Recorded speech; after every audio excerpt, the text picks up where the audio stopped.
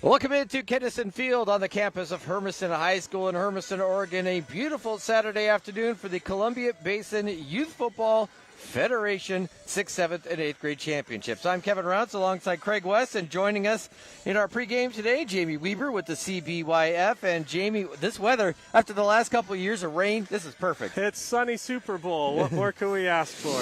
First off, we want to send a big thank you. I know Jamie is always very thankful to the great folks at Hermiston, the Hermiston School District, the high school itself, and all of those folks in the community that help us put this on. Yes.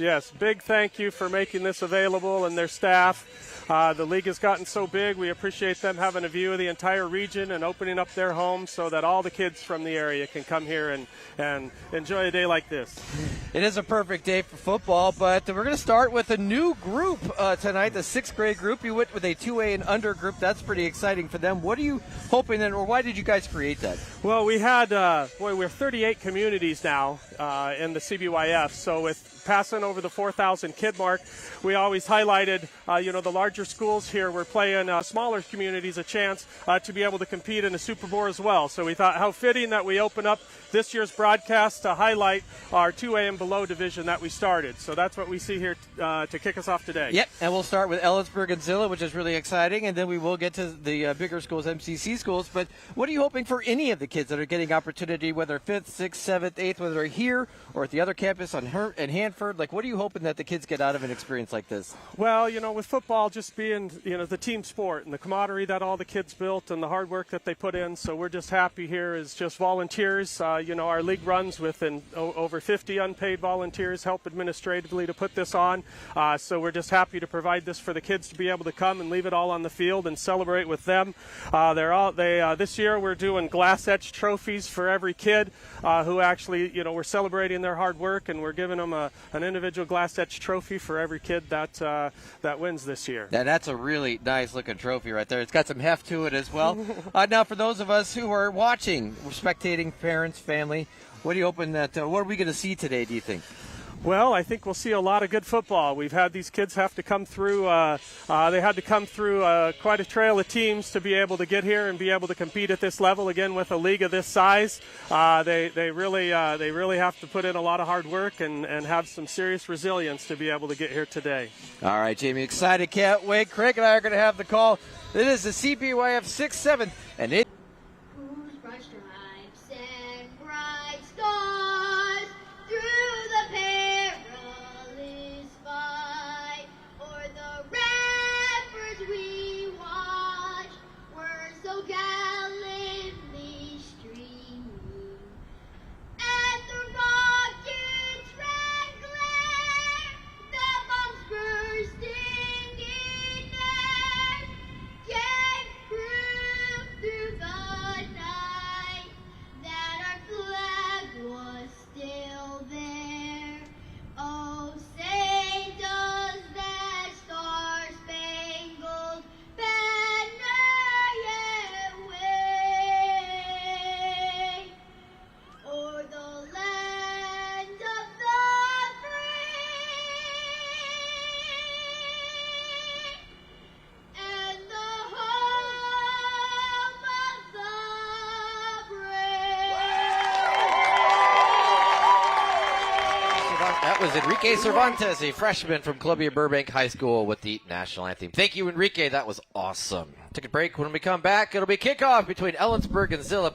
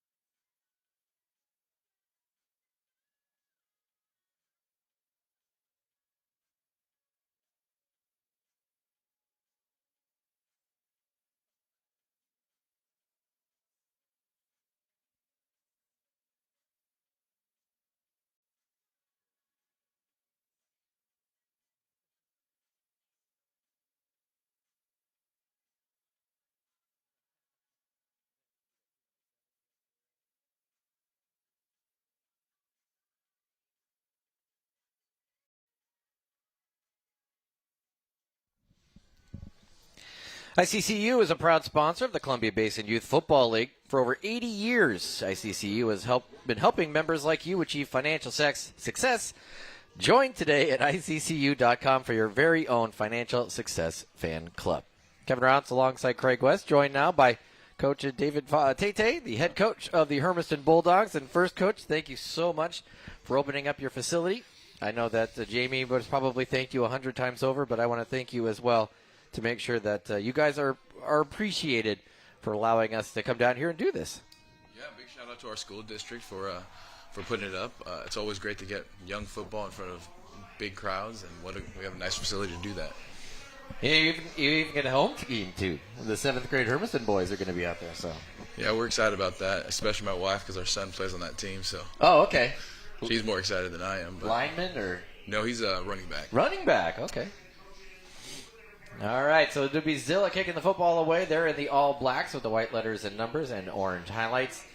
Ellensburg will receive in the all whites with the red helmets and the combination of red and blue, especially nowadays with the nine game and all MCC schedule.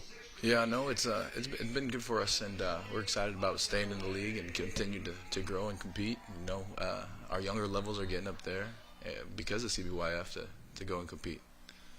That is effectively a too short onside kick, so it'll be Ellensburg football on the Zilla side of the field. That earned our first flag of the game, so it went about 7-8 yards. Got to get it 10 yards for it to be a onside kick, but I'm not sure that was the intent to be an onside kick. The way the kicker responded, it did feel a little bit like, it was kind of oops. Yeah. Shoot, that was not what I was trying to accomplish there. Well, they're nervous. This is fun. This may be for football the farthest they've ever traveled. I can't imagine they come down this far all that much. So back at quarterback. And a run out. Nice block on the left-hand side. Lots of space down the left-hand side. 30 down to the 20. 15 breaks a tackle. All the way. Touchdown. Ellensburg to start. Took 14 seconds for our first touchdown. Yeah, that did not take long at all. Finley Zepp, the quarterback, he takes it on the keeper. And boy, if you have a quarterback, David, that can run, that's so helpful for you guys. Oh, absolutely. And, you know, I think the 7th grader's got a quarterback that can up the left side. What really happened was that running back turned around, picked up that blitzer off the edge, and sealed it inside. And our quarterback was able to bust it outside and go to yard. There was was it number 4 that did the great block? Number 4. Yeah. I'm going to try to, this is a single point, extra points, incomplete on the pass. Hey, you get 2 points if you kick it through. Yes. 1 point if you run it or pass it, and that's usually the safer bet at 6th, 7th, and 8th grade levels. The 8th grade, you're probably getting to that point. Is that about where you start kicking?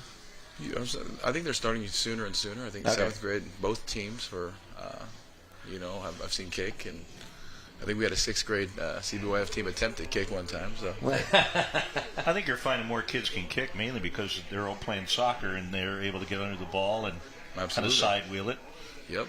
And it's everybody's dream to be a kicker, so, you know. Okay. Tremendous pressure, too. Well, everybody, thinks they can kick, so they all love trying out. Yeah, wait till that ball gets snapped down and you see everybody coming at you. The holder's got the hardest job. Oh, yeah. You see your light flash before you as all the guys are rushing in.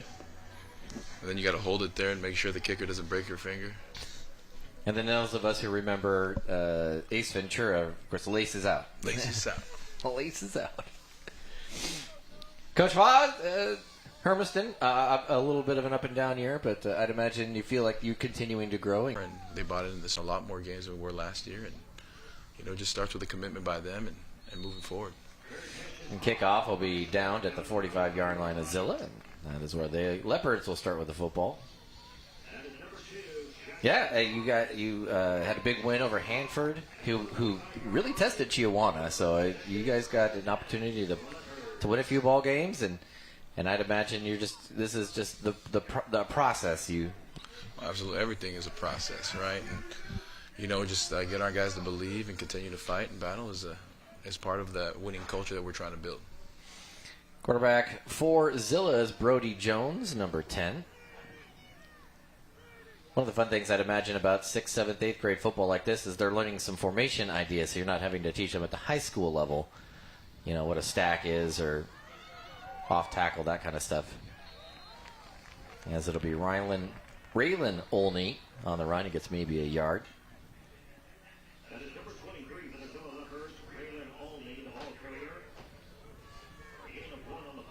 So what's next for her? I'd imagine outside of playing basketball or baseball or whatever other sports, wrestling and stuff, what's next for Hermiston football in terms of the process that you guys going through? We'll clean up, reevaluate, evaluations of players and coaches, and wrap up our season with our team banquet. Celebrate our kids one more time. You like to see them go into that helps them? Every sport. I think the more kids play, the more they develop their athletic abilities. And every sport builds on every sport. And, you know, in the winter, whether it's basketball, wrestling, whichever, or swim, it's going to make them better athletes. And also, getting them in a culture of competition is the biggest thing for me, right? Compete, compete, compete. Always compete. I think the biggest argument that some people make is that they start too young where they focus on one sport. Is it better to have them play as much and find out what they really like? Absolutely. Play everything. I tell my kids, play it whatever you want. And my oldest son even joined chess club one year because he wanted to play, he wanted to learn. But if you're competing, you're always growing, not only your network, but also your competitive spirit. And that's what we want to see with our kids. A third down pass goes incomplete, so Zilla going to punt the football away. Jones also the punter on the day. How do you see the kids develop from 6th, 7th, 8th grade to where you start to see them in high school? You know, I think we got to start with the fundamentals. You know. Also, kids are always growing. I think back in the day, our starting quarterback was a center when he was playing youth football, right? So kids are always developing. So you never want to just, you know, ear tag them one spot when they could have a 7-inch growth spurt and lose 20 pounds and become a skill guy. And so or shift to 20 pounds of muscle. Yeah, that's the hope, right? Brady Snell on the return. Finley Zepp will go out. He's able to get about 6 on the play. And that'll bring up 2nd and 4. One of the things I feel like is middle school is that area where kids have grown at different rates, and they start to even out a little bit in high school. You're going to have kids in 6th, 7th, and 8th grade that are just bigger kids. How to play in their new frames, because, you know, I think I've had 3 or 4 guys I've seen, because I've coached youth sports here in Hermiston, grow 4 or 5 inches in a year. Yeah. And so they're still learning their body, and so, you know, any youth athletic event like this or any youth sports at all is going to be great for them to just learn who they are and how to play. And off to number 11, who is Isaiah Jones. He's tackled for a yard loss. And that'll bring up 3rd down and 5. I believe, if I remember correctly, this is about what, the 3rd year Hermiston's been involved in CBYF? 2nd or 3rd year? Year 3, yeah. Year 3, yeah. I'd imagine you're starting to see some of the benefits of that. Slowly but surely, you know, progress is progress. Moving forward, and, you know, the goal is to try to get as many kids out playing as possible, and then also make, eventually, try in Hermiston anyways, make CBYF free for all our kids. That handoff was to Cade. And kind of teach them so that they're not overwhelmed when they come in 9th grade. Absolutely. And, you know, as a high school program, we try to host a team camp every year, and we give our players who have played this go out here and, you know, train our young guys. And so we're going to try to have 2 or 3 of them this year and continue to grow our CBYF program as well as our youth programs. Hand off to Snell, trying to find space on the outside. Not going to. Great defense by Zilla. Few different players out there. Ozzie Scott out there. Jackson Thomas out there. And so that'll be a turnover on downs. Yeah, great pursuit by Prieto. Yeah, I think they had a different quarterback in there. Matthew Lyons was in at quarterback for Ellensburg for that particular play.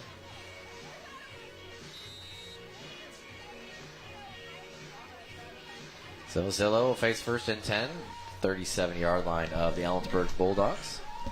Any affinity for Ellensburg just because they are the Bulldogs? It's a Bulldog forever. Like, you know, they got a great college up there too, right? Yeah, they do. Central Washington. They're having a fantastic season, the Wildcats up there. That should be a lot of fun to be around there. Toss right side. Little hesitation. Cut back outside. Up, down past the 35 to the 33 for Tucker Ritchie.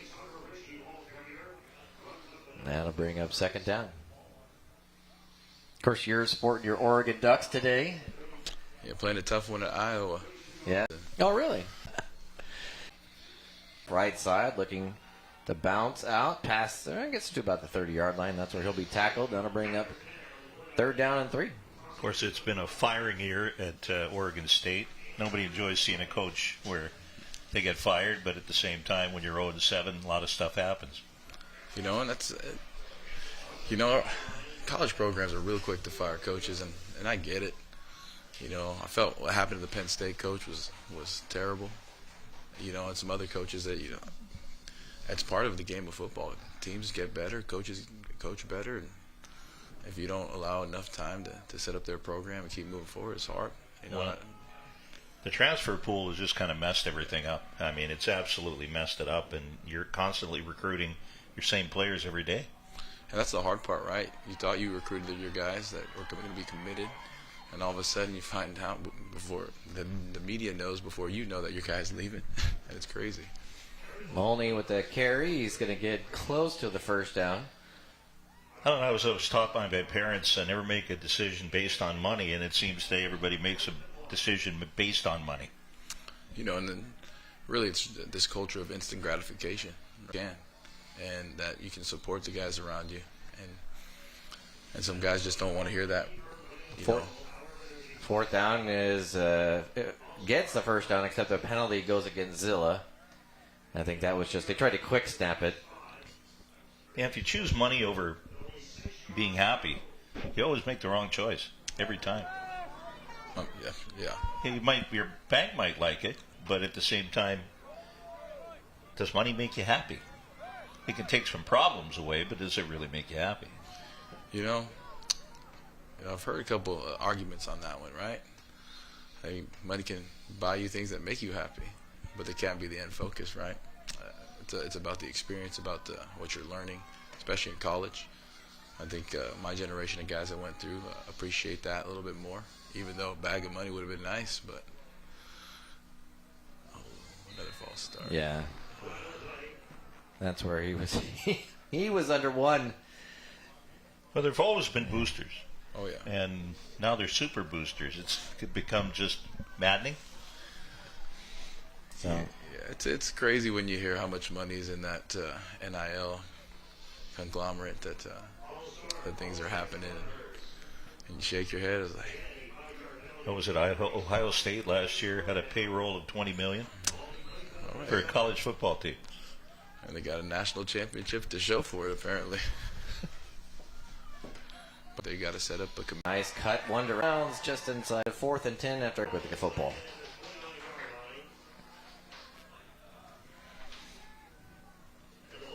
Talk a little bit about the importance of the community in Hermiston. We've already thanked the school district and everybody involved with the Hermiston High School, but this community around here is always super supportive as well. You know, in Hermiston, we love our sports, and the community shows it. They show up to our games. They pass bonds to build new schools. You know, we wouldn't do it. We wouldn't be allowed to do the things that we're able to do without our community, and you know, we're super grateful for that. And you know, we're excited to continue to grow athletics. Fumble, and Zilla on the recovery. That is Tucker Ritchie. Some misdirection offensively as they faked a pitch, and then hand it off up the middle, and it gets loose. Zilla, after missing that 4th down, hits the ball right back about where they were, and a whole new set of downs. You've had some real nice growth over here, too. Oh, yeah. You know, we're still around 21,000, you know, but the surrounding areas contributing that. You know, our schools continue to grow. I can't remember who I was talking with the other day and about how much they loved Hermiston and thought Hermiston was a great place. Somebody up in the Tri-Cities area. That's it. Handoff goes for nothing. They lead the league in watermelons, that's for sure. And some of the best ones in the world. The world. There's Idaho potatoes and there's Hermiston watermelons. You know it. Oh, we go with some good potatoes out here as well. Yeah. So. At least if you eat at McDonald's, that's where your potatoes are coming from. You had some Lay's chips or McDonald's fries. You're getting Washington and Oregon potatoes, that's for sure. 2.5 to go here in the first quarter. Jones, kind of a... In 6th grade even, they're like, what? Looking at the officials like, what's going on? What are you talking about?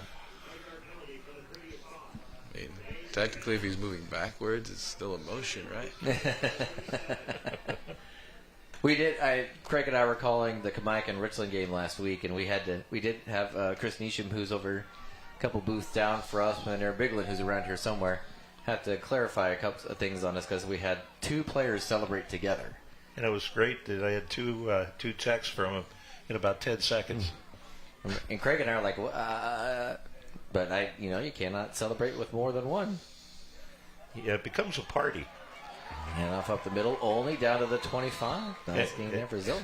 And we had him working the game last night. We all were able to talk. Choreographed celebration probably deserves some creative penalty skills too, Yeah, if they're going to be creative with the celebration, be creative with the penalty. Yeah, was it Caban said if we have that again, I'll look up and salute you in the booth and I'll spike the flag.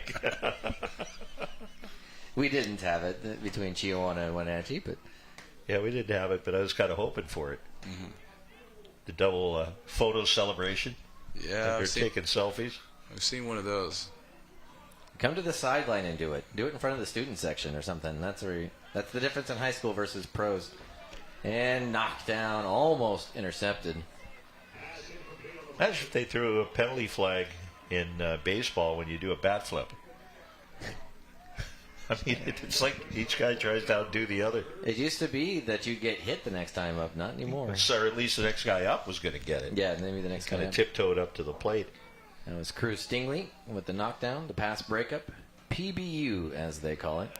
What's it been like having Sageview in another 3A school? It's actually great for us. We got to, I think Wally got the benefit from that. They got to go up to play University on Tuesday. Even though they lost, they had a chance of getting into the playoffs, and so we get to compete for that 3rd or that 5th playoffs position for the GSL and MCC combined. So that's always nice for us. So we're pretty excited about it. And 4th down attempt will go short. To the front. Yeah, we'll have Don Hoke come in here a little bit later, and first years of high school programs with no seniors are always a challenge. No, yeah, for sure. Not having, and then just trying to bring that culture from Chihuahua, where he comes from, over to Sageview. He'll get there eventually. He's a good coach, and he's did a really good job at Chihuahua and Pasco before that. So, sure, slowly but surely, and then as they finally get set in those borders of what they're doing over there in the Tri-Cities, we ask ourselves that every day. I know. I swear the line moves every week. Zep with the handoff, take it, and maybe a couple. That's where you'd like to be able to import some seniors, But I guess the advantage is you're playing the young guys, and by the time they're juniors and seniors, they're really good. They've taken their beatings and they'll get their experience. Learn, so they've got a really, really promising group. Coming through. That running back they had this year was phenomenal. Yeah, shifty, explosive. Whoa. Yeah, Eli's really, really good. Former Pasco running back. Pasco didn't miss a beat, though, with Jaden Williams. He was really good, too. So, it's a lot of good running backs that coming out of that way. Chihuahua has several. And they got a big win last night. Yep. So, up in, they're moving on up, I guess when you're in one of the biggest school districts in the state of Washington, you have the most kids, you should find them. Yeah, two of the largest schools in the state now. I was actually talking with one of the kids, and I'm like, how is the school part of it now that Sageview's open? Well, second quarter, you're watching CBOI football on SWX.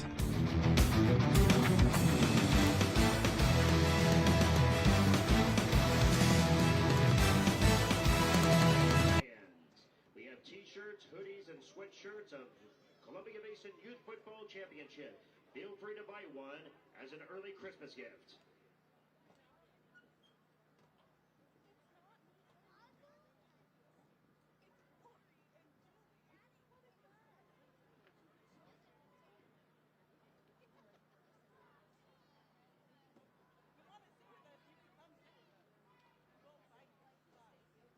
Again, ladies Ladies and gentlemen, this game is live here on SWX.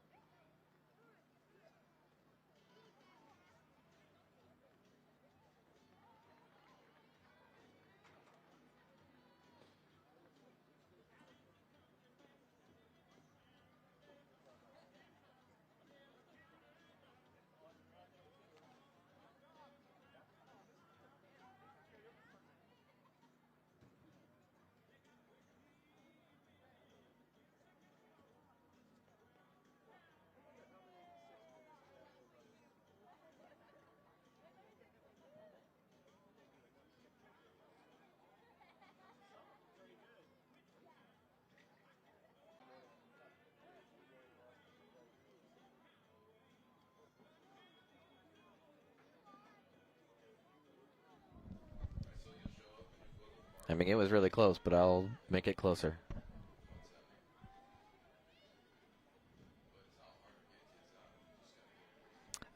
Yeah. I mean, right now it's touching my lips, so I cannot get it any closer. So we'll see how that goes.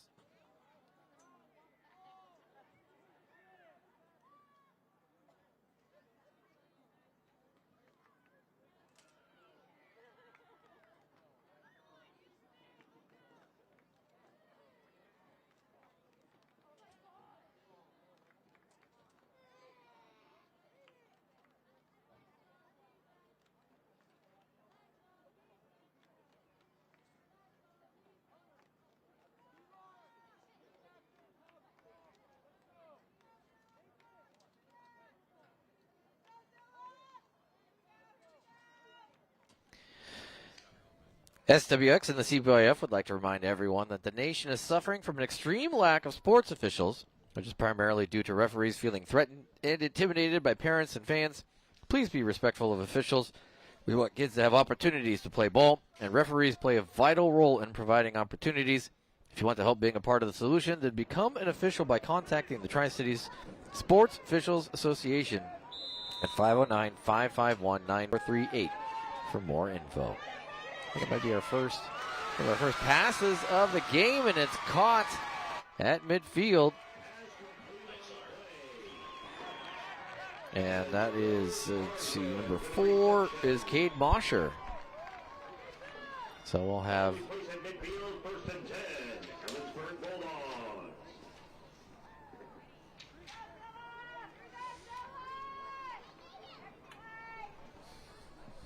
So it'll be first down and 10 at the midfield stripe for Ellensburg. After that great pass, that was Carson Hilderman. Showed a really good arm there. Yeah, rotating through a few different options at quarterback. Pitch up front. Zillow, though, right on top of it. Great tackle there by taking down Brady Snell.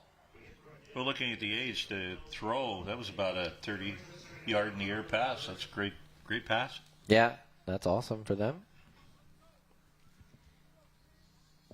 These two schools actually met on the high school level about 3 weeks ago down at Zilla.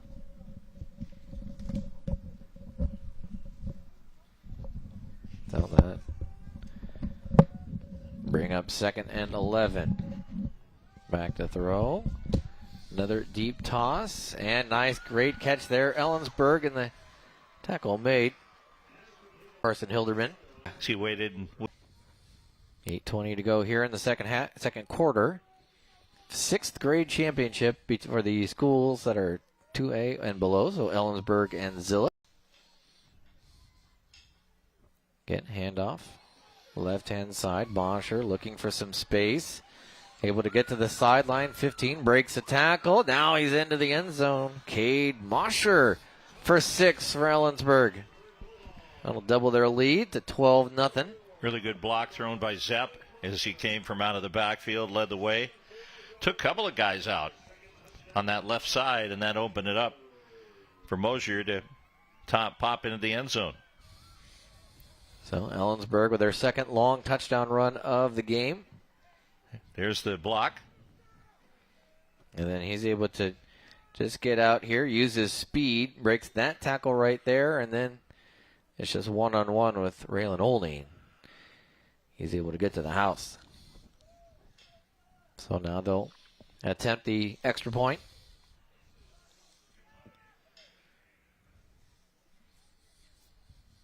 Let's see if they run or pass it. Handoff. Zepp, right side, finds a hole. Berg the lead. Just a few minutes into this second quarter. Good second effort by Zepp. Didn't give up there at the line when he took the hit. Just kept the legs churning and I'm going to grind his way in, break the plane of the end zone, and turns into the extra point. We'd like to thank proud sponsor of CBYF, Perfection Glass. They celebrate 50 years strong, 50 years local. Perfection Glass brings you the best in Milgard windows and doors. With 5 decades of craftsmanship and a passion for supporting Tri-Cities youth, Perfection Glass is here for you.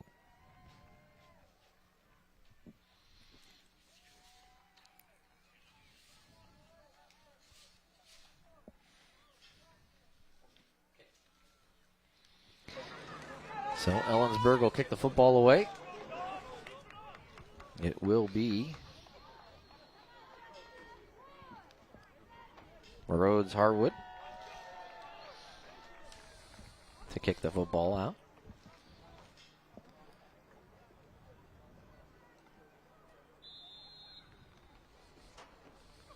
His boot finds Raylan Olney at 31. Looking for some space. Down the left sideline. He's got a couple guys to beat, and he gets all the way down to the Ellensburg 40-yard line. And that's where Zilla's going to start with the football. 30-yard return. Pretty nice kick, but Olney did some good work there. Able to plant. Picks up the ball. The longest we've get it down the field. Zilla huddle about who is in and who is out, but we've got that resolved. So it'll be Leopard football at the plus side of the field, 40-yard line. Brody Jones at quarterback will go under center. Little toss pitch. And trying to find any sort of space he can is Tucker Ritchie, and there's not much there. I know you were asking about people. There's always the need for officials, and I know that's what I did for many years on Saturday afternoons. I'd work as many as 6 games a day. Yeah. You can believe that. A lot more money than working at fast food, I could tell you that. I always had more money than everybody else, and to be like, well, where'd you get all this money? I officiate. Yeah. You're in making fries, and I'm running up and down a field or a court. It's fun to do. And you know what? You learn the rules, you learn the game. It's actually a fun way to really learn a lot about the game. Olney gets a toss, and he's going to get tackled for a huge loss. Zepp on the tackle. And that'll set up 3rd and long. Finley Zepp's been all over the place for this Ellensburg squad. And then seems like every time there's a swarm on the field, he's near that football. He has a good sense for football. So 3rd down and 16 to go. They've got to get down to the 30-yard line. And playing at that linebacker position. And that's where you'll often see a lot of the most athletic, smartest parts of your defense. You need every defender to be smart, but gonna fake the handoff, and Jones gonna throw it. He's got Zeb running down his back, but he's gonna try to just throw it out of bounds, and that's gonna be intentional grounding. Yeah, the nearest receiver was the coach. And the thing is he got hit anyway, so I don't know what you know. Kind of and Zepp, going back to you were talking about, smart, and he cheated up from that outside linebacker position, cheated up right to the line. You could see the blitz was coming. And nobody touched him, came around, and quarterback's running for his life and chucks it out of bounds and takes a grounding penalty. So the ball will be placed at the Zilla 44-yard line and makes it 4th and 26. That's what you call football sense. Football IQ, however you want to term it, but I think you read that really well. No, Ellensburg for a long time under Randy Affolter had a wildly Affolter went down to The 7th grade team, or 6th grade team, makes it feel like maybe they're going in the right direction. The punt will roll down to the 35, right inside the 35. That's where Ellensburg will start with the football. 5:47 to go here in the second quarter. That one nets about 36. That's a heck of a punt. That was a nice little punt. Not a bad little punt, though, for Zilla. But they've got to figure out a way to stop this Ellensburg attack, who's been equally balanced. His run, pass, either have been effective for the Bulldogs. Couldn't ask for better weather Yeah. for a day of football. Just a bit of breeze, not enough to affect the game. Keep thinking, remembering the last time we were at Hermiston for CBYF, and it was just misery. Zepp again back in at quarterback. But mostly so he could do this. The quarterback keeper, right-hand side. Cut back in and gets up to about the 40-yard line. That's where he'll be just short, tackled just short of the 40. That'll bring up 2nd down and 5.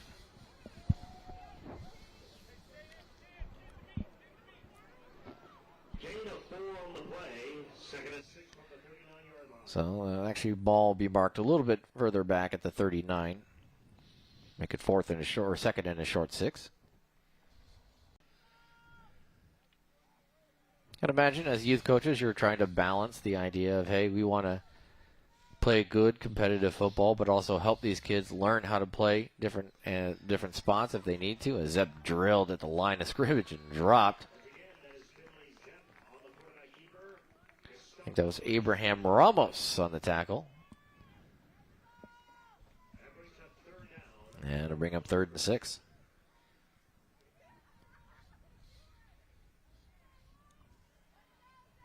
But yeah, I'm going to see, again, the change at quarterback. Zepp in there mostly as a direct snap kind of idea.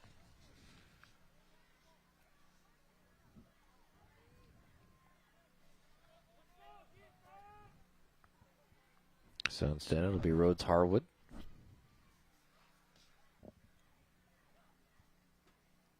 Now good discipline by Zilla as Ellensburg trying to get them to jump off with a hard count. Harwood, that's a quick snap on the ground, and Zilla might have jumped on top of it. No, there was some confusion there, some miscommunication as they lose a yard.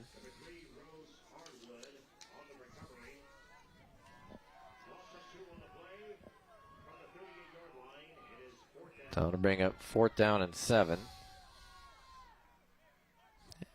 7.5. First half. Deep in a shotgun. He is going to punt the football away. It'll bounce it just outside the 40. Take a Ellensburg hop. Roll all the way down to the 30-yard line. That is where it'll stop. Be touchdown there by Brady Snell, and that's where Zilla will start with the football. Potentially looking at maybe the last drive of this first half. Certainly a real possibility it's the last drive for Zilla in the first half.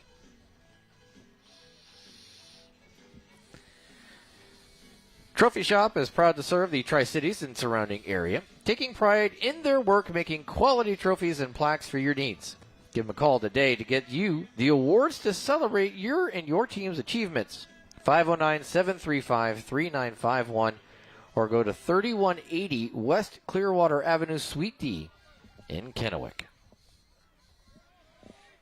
Just over 3 minutes to go here in the second quarter. Jones going to keep it. The flag comes out. Another flag comes out as Jones will get about 3, maybe 4 on the play. Yeah, I think they're going to have motion on the play.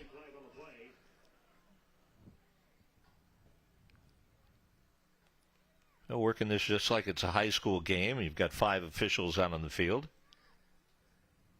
Everybody gets through with the youth. Now the illegal procedure penalty will be declined, but the holding penalty will be accepted, so that'll take him back 10 from the spot of the foul, put him just at the 20-yard line, and brings up 1st and 20.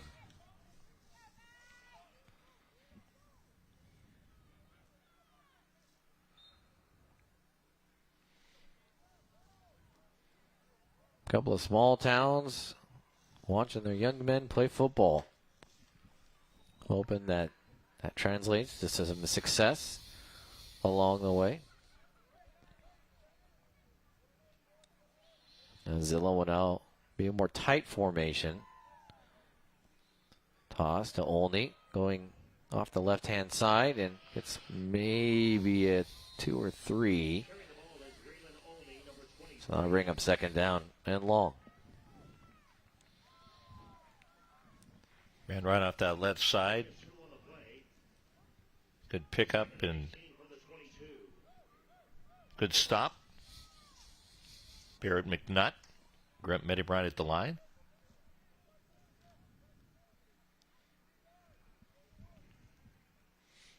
Well, second down. We'll call it 17.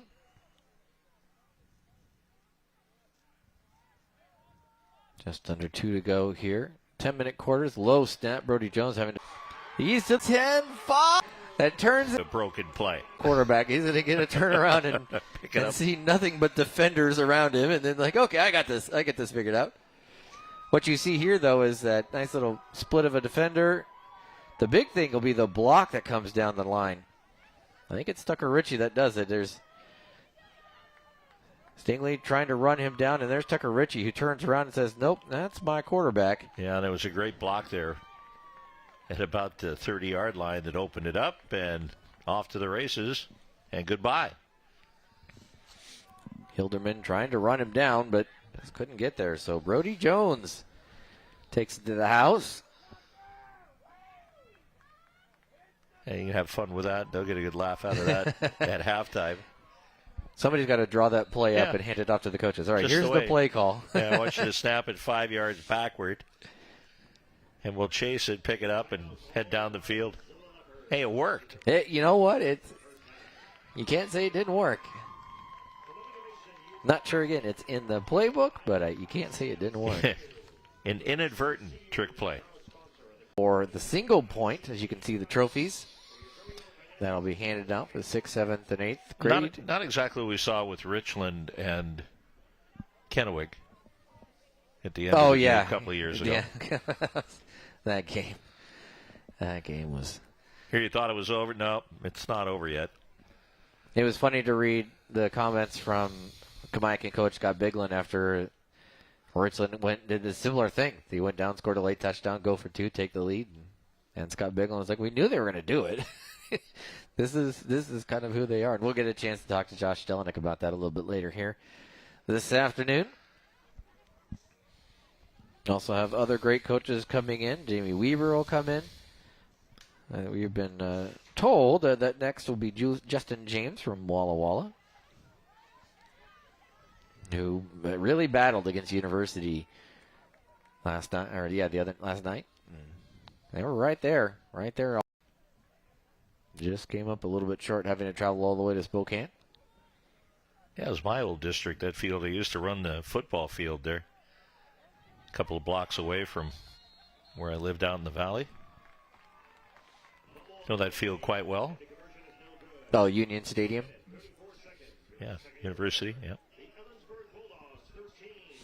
The extra point is no good, so that'll be now 13-6 is how it'll be. I know what it looks like when I run because it doesn't take very long. It's usually about 10 seconds, and then... Yeah, my legs have taken enough beating. I don't think they need any more with that pounding. I did a lot of laps out there at U-High.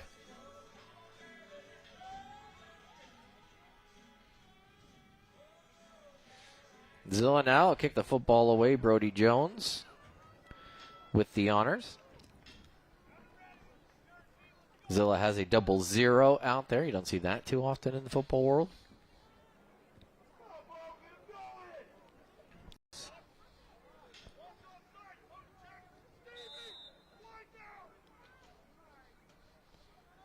Down there is the kick. It'll go off an Ellensburg player and picked up, I believe, by Zilla. That is a successful onside kick. So the Zilla Leopards will get the football on the Ellensburg side of the field with about a minute and a half to go. That may have been the plan. That one, I think, may have been a plan right there. Yeah. We're going to kick it and make it go 10 yards. And it hit an Ellensburg player as well. Yep. So That was a perfect onside kick. Where it's touched. There it is, right off the head, right off the lid. Tucker Ritchie right there. It was beyond 10 yards at that point. Yep. But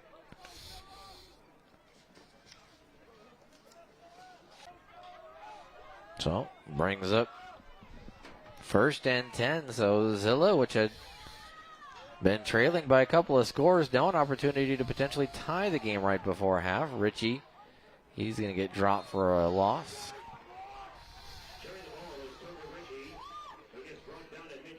Zilla still has 2 timeouts if they wish to utilize. So 2nd and 11 for the Leopards. Brody Jones will come over and get the play call.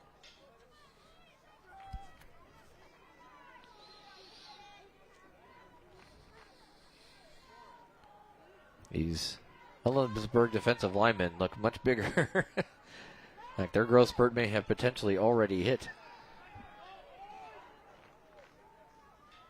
Coming up after the completion of this game, we'll have the Hermiston 7th graders versus the Clamacan 7th graders.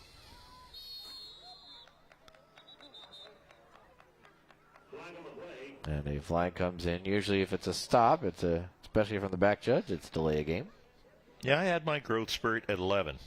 Okay. And one summer, grew 6 inches, and I'm the size I am today and didn't grow again. That was it. At 11? Yeah, I turned in. I had Bermuda shorts by the time I was done because the, pants legs were up 6 inches. And I'm going up practically to your knees. It just wear a lot of shorts. Yeah, anyways. you just cut them off. That's what Mom did. Cut them off and turned them into shorts. First, they're board shorts all the way down to your knee, and then they turn into Bermudas. Yeah, they come in. Remember those Bermuda shorts? Yeah. Pass caught. Down inside the 45-yard line. That's Hunter Comer. And a timeout called by Zilla. Yeah, Comer went right to the spot, right at the 42-yard line. Waits for that ball to come down. So we get a second look at it. Nice throw by Brody Jones. Nice catch. And turn trying to run. He's got a lineman's numbers, but he's got a tight end's hands. Makes a nice catch there. Conley to Brits with the coverage.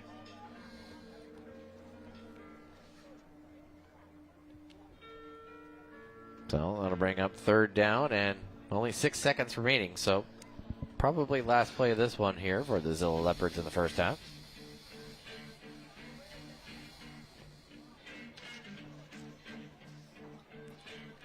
Halftime will be 10 minutes, and then we'll get going on the 3rd quarter after that. Trophy presentation will happen afterwards. And then we'll get a few minutes before we head off to game number 3 of the day, 2 of our broadcasts. Yeah, they keep it pretty tight. They'll do the awards, and it's about 10 minutes. And Type option and Ellen.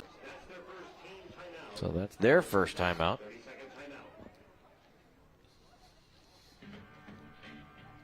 As the music comes on. Good folks coming down from Ellensburg. Quite a little drive. Probably close to 3 hours to get down here. Seen several of them in the stands supporting their kids. Great folks from Zilla as well, also down here. Lots of orange and black as I was walking around. They're right underneath us.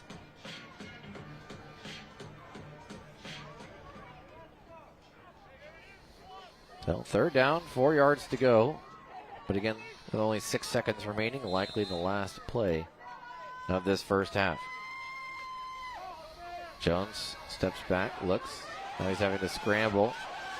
He's going to throw one deep as he can. Has a receiver down there railing Olney, and it'll be incomplete. The clock did run initially. yeah, Olney, let's see, made the catch. Never had possession of the ball. Was trying to get a foot in bounds and finally was able to corral it, but he was well out of bounds by the time he did. And that'll be halftime. So your score at half, it's Ellensburg 13, Zilla 6. The 6th grade CBYF Super Bowl championships. You're watching all of it right here on S.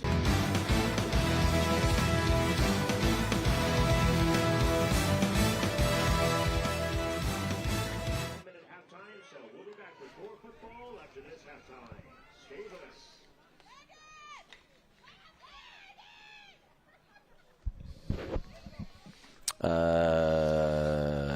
I don't see it here. I don't think so. Yeah, I don't see it.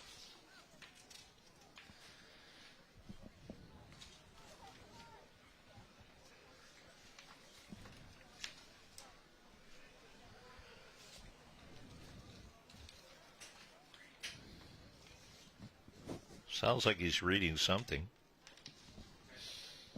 Yeah. So you heard, Craig, this is your guys' snacks too. Oh, okay.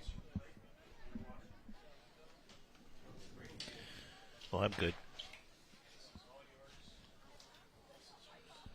Thanks. I don't know. Thanks.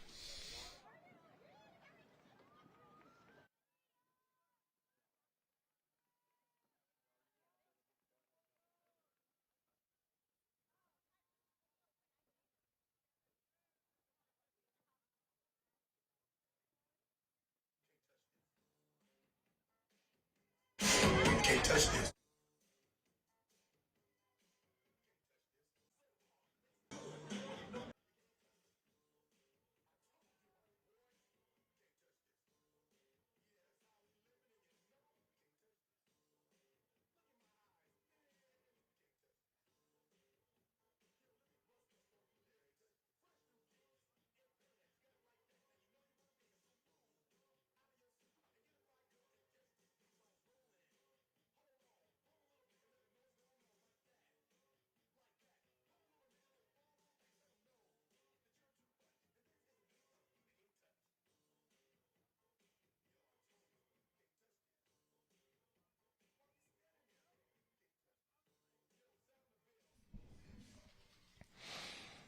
CBYF Regional Championships are brought to you by Cecilia Malseth, your South State Farm good neighbor. Cecilia knows how important it is for kids to have positive, healthy programs to participate in.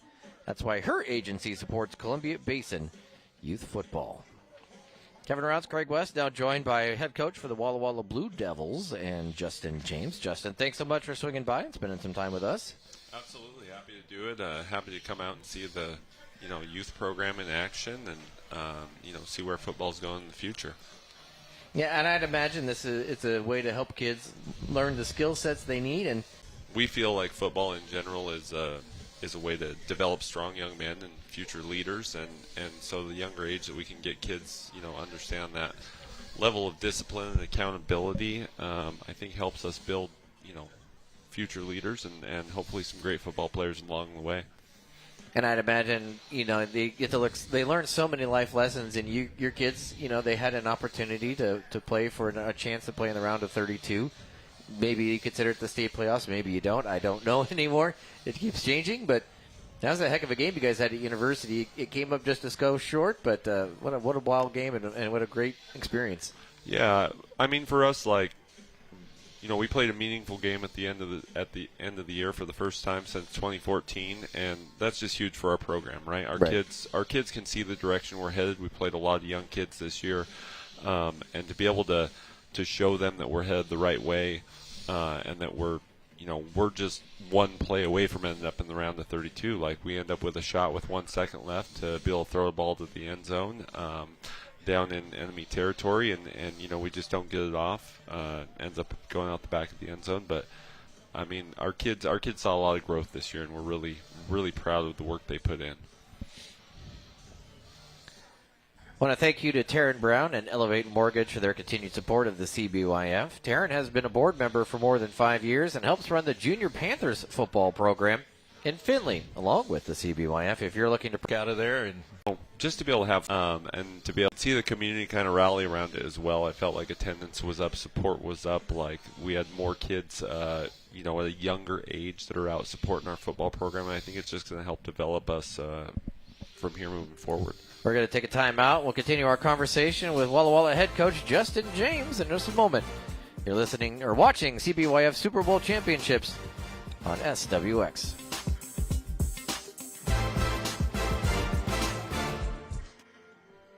Saying something in my ear, I misheard what they said in my ear.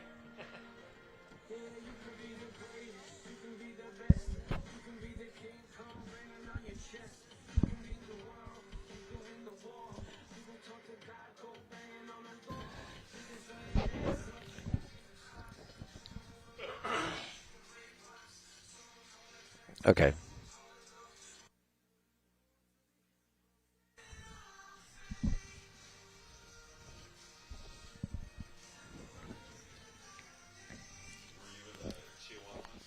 Yeah.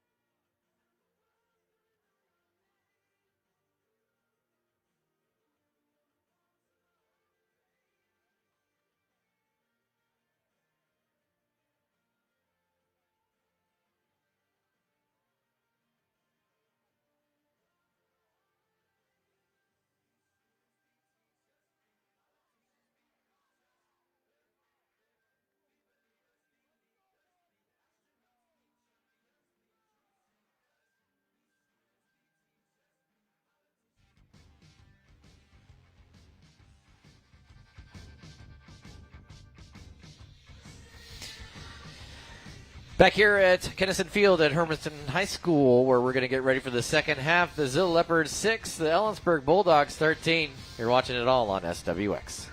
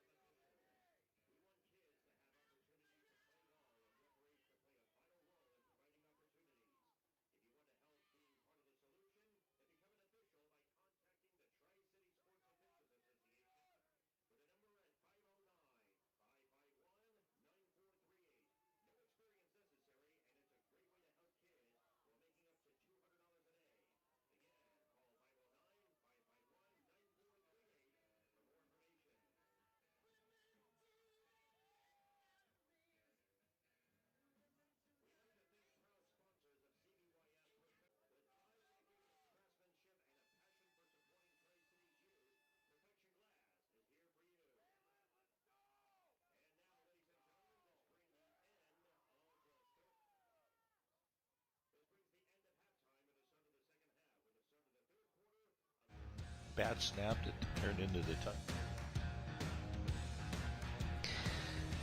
Columbia River Transport is a family-owned business in Hermiston and in Pasco.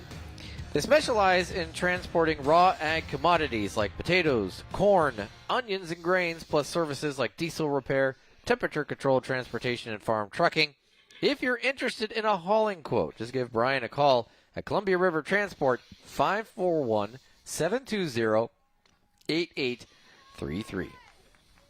Kevin Rounce, Craig West, and now Justin James along the way. Ellensburg will kick the football off in this 6th grade championship for CBYF. Tucker Ritchie trying to collect it down there, gets it about the 21-yard line, and then splits a couple of defenders. And just like the Brody Jones touchdown run, finding all kinds of space out there, gets up past the 50 to the 49-yard line.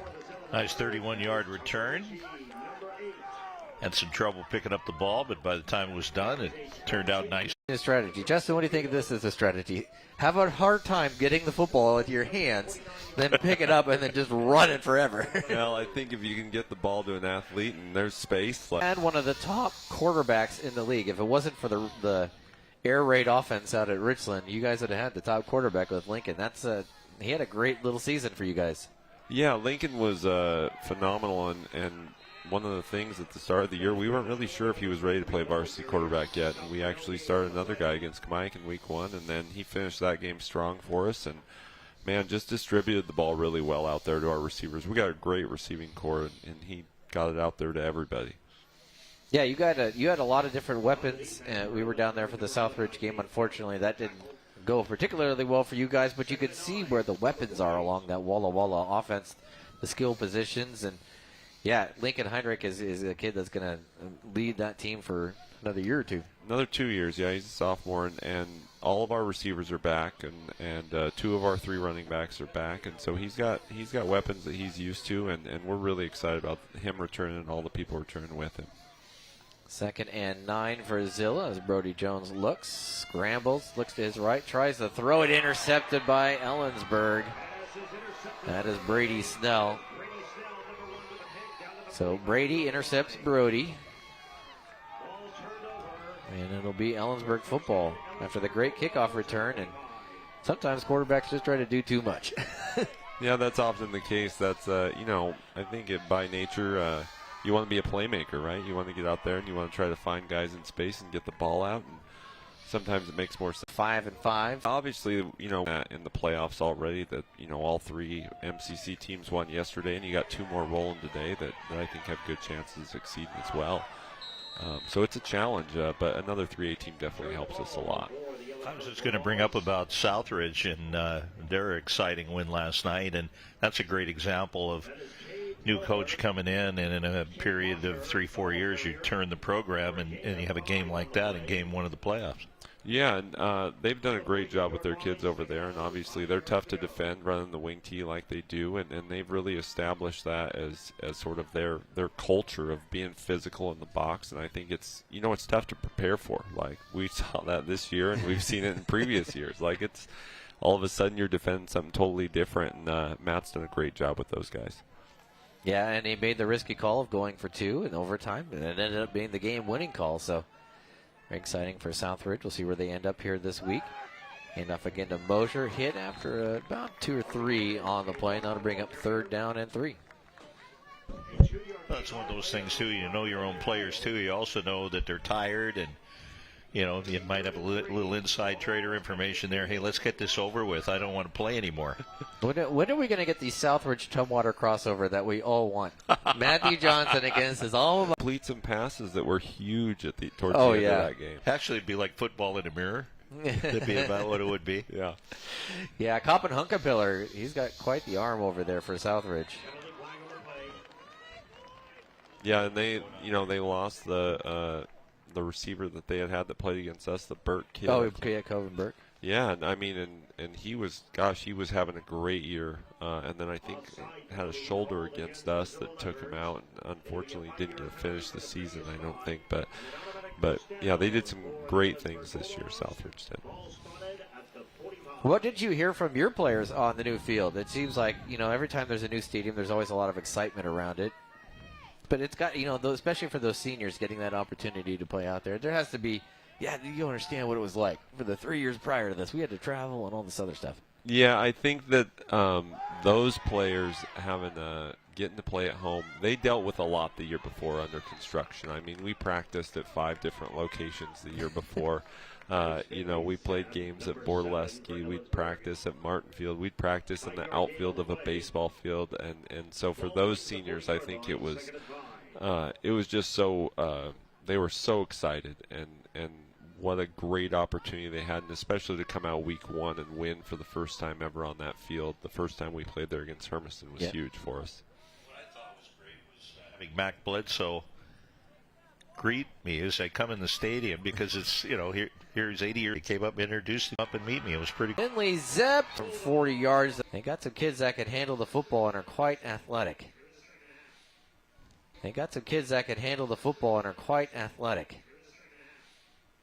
Yeah, Zepp, it doesn't matter whether it's on offense or defense. He's everywhere. This kid's a good athlete. Justin, do you feel like at this point, the 6th, 7th, 8th grade, that's where the size disparity is the greatest, and then you get back to high school and everybody kind of starts to even out a little bit more? Yeah, freshmen are smaller, but sophomores and juniors and seniors all tend to be about where they're going to end up. Yeah, we tend to, I have a son who's a freshman this year, and a nice play by that kid there. Raylan only with the sack. But, yeah, I remember him being a 7th, 8th grader, and all of a sudden his friends were a foot taller than him, and then it took a minute for him to catch up, and now, he fits right in. But, yeah, those middle school years, it looks like you've got some men and some boys all trying to play the same sport together. Yeah, it really is kind of wild to see. And then, you get to high school and everything generally will balance out a little bit. And the kids are going to be about the size they're going to be until they get to be old farts like us, and then the size changes a little bit more. But it was I'd imagine you talked about first meaningful game at Walla Walla since 2014, so that has to feel like this year was a pretty much an unqualified success for the Blue Devils. Well, we're always going to look at it and not be satisfied. I mean, we look back at games that we were in and were competitive in, and didn't quite finish the way we wanted to, and so there was successes, but we're already back on the board, and we're already back in the room meeting with coaches and figuring out how we can do it better next year. We're just we're not satisfied. That's sort of the way we tell it to our kids and the way we talk about it as a staff. Yeah, and I'd imagine the kids, now that they've gotten the taste of a little bit of success, it's only going to feed the desire for even more. As only will take it out to the 47. 100%. We've already got kids, that are asking when we're going to get back in the weight room, which we'll do here starting in December, and when we're going to start, what they can do in the off season to get better. I've gotten those text messages, phone calls, conversations with kids, and so there's a lot of young kids that are inspired to continue playing in this program and continue growing it the right way. And do they start to think hey, how can basketball help me? How can wrestling help me? How can whatever the sport might be? We want all of our kids first and foremost to play another sport.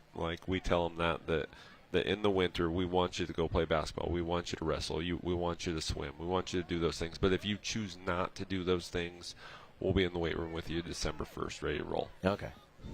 You were part of that, I think. Yeah. So go into the Tri-City football camp. Mm-hmm. Yeah, Tri-City football camp was great for us. I mean, it was an opportunity to get so many good reps against quality opponents in the off season, and do it at an affordable cost, right? We were able to just bus over each day, didn't have to pay for hotels, and got to face high quality opponents running different stuff from all different parts of the state. It was a great opportunity for us. You got to see Brady J in action. He had the 50 touchdowns this season in 9 games. Yeah, I've been watching a little bit of Brady, and seeing kind of what they do, and I mean, gosh, he's a great player, and I've always enjoyed his dad. Brett and I have had countless conversations, and does a great job with those kids. 2nd and 7 for Zilla. Toss only again. Hesitation, then trying to cut back up the middle. He's going to get maybe a yard and a half. That'll bring up 3rd down. There's a lot of Kellen Moore records that I think that Brady J is going after this year. I did see that the 8 touchdowns he had in Week 9 tied a Kellen Moore record of 8 in a game. I'm not sure how close he is on the yards for the season, but he's close to 3,000. That's what he's got now. Yeah, he had 2,900 heading into, and they're playing today. I think they're playing today. The Big Nine did not have a good day yesterday. No, it wasn't. It wasn't their best day. But I think Moses. All of them, if you were to look just by pure numbers. Yeah, and I didn't see the final of the Sunnyside Gonzaga Prep. 68-20. Yeah, I watched the start of the game, and Gonzaga Prep, obviously, they're really good, and they've been doing it well for a number of years, and we had some tape of them against U High, and so we got to see them kind of firsthand, and went, well, those guys would be tough to stop. Yeah, they're one of the favorites, I think, in the 4A. I think you got to put Chihuahua up there, too. Just if nothing else, if their defense plays the way that defense can play. And they're trying to figure it out. They switched to their new young quarterback, their sophomore quarterback as well. Got a lot of young quarterbacks, it feels like, in the MCC. Yeah, there are a good amount of them. We're very fortunate to have one of them, I'll tell you that. Scrambling, looking, finding a wide open receiver. Tucker Ritchie breaks the tackle. Now it's a race down the sideline, and he's got one man to beat. We'll take care of it. Kind of like when you least expected. Yeah, sorry, Cruz Stingley. I was rainbowed as a 45 from last night's game. That I'm confusing. Looked like a young Fran Tarkenton there scrambling around. I'm not done yet. Hold on. You just probably mean that nobody under our age is going to know who that is. Fran Tarkenton. I'm even too young to have watched Fran Tarkenton play. I just know the name. Oh, yeah. He'd run all over the football field. Problem is now, what is he, 85? Okay. He's got to be in his 80s, right? I'm not sure how old Fran is, but you're absolutely right. That did look like a little Fran highlight there. You'll see some of those coming to. Looks like an old fractured flickers, where they're coming out of little silent films practically. Run there goes for a loss, so it'll be second and long.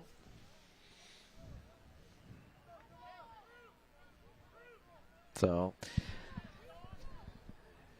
Walla Walla, I know that coming up here the basketball season, there was a lot of excitement, I think, off of last basketball season for the boys with Truman Bullington, who has since gone on to, I know his dad. I've known his dad a long time, and it was kind of fun to see, but it's great to see his success. But I'd imagine not just to get you all ready to go.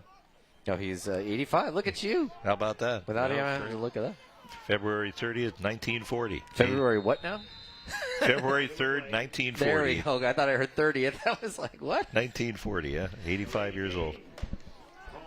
Yeah, our basketball program's got, obviously they have to move forward from Truman, who is a phenomenal young man. I mean, I got to know him a little bit at the high school and was just fascinating as a leader for that program. But, they got a new head coach this year, Coach Hessler, and I think he's going to do a great job with our boys. And, you get the scene doing this job. Ben at. Oh, okay. I do some basketball refereeing in the off season. They asked me to do that, and I obviously want to support that. And yeah, our students do a phenomenal job of supporting our unified sports, and it's so fun to see that environment for our kids, right? Oh, it was a blast. It was an absolute blast to see, and the kids and the players are very much enjoying it. That pass will go incomplete, intended for Jackson Thomas.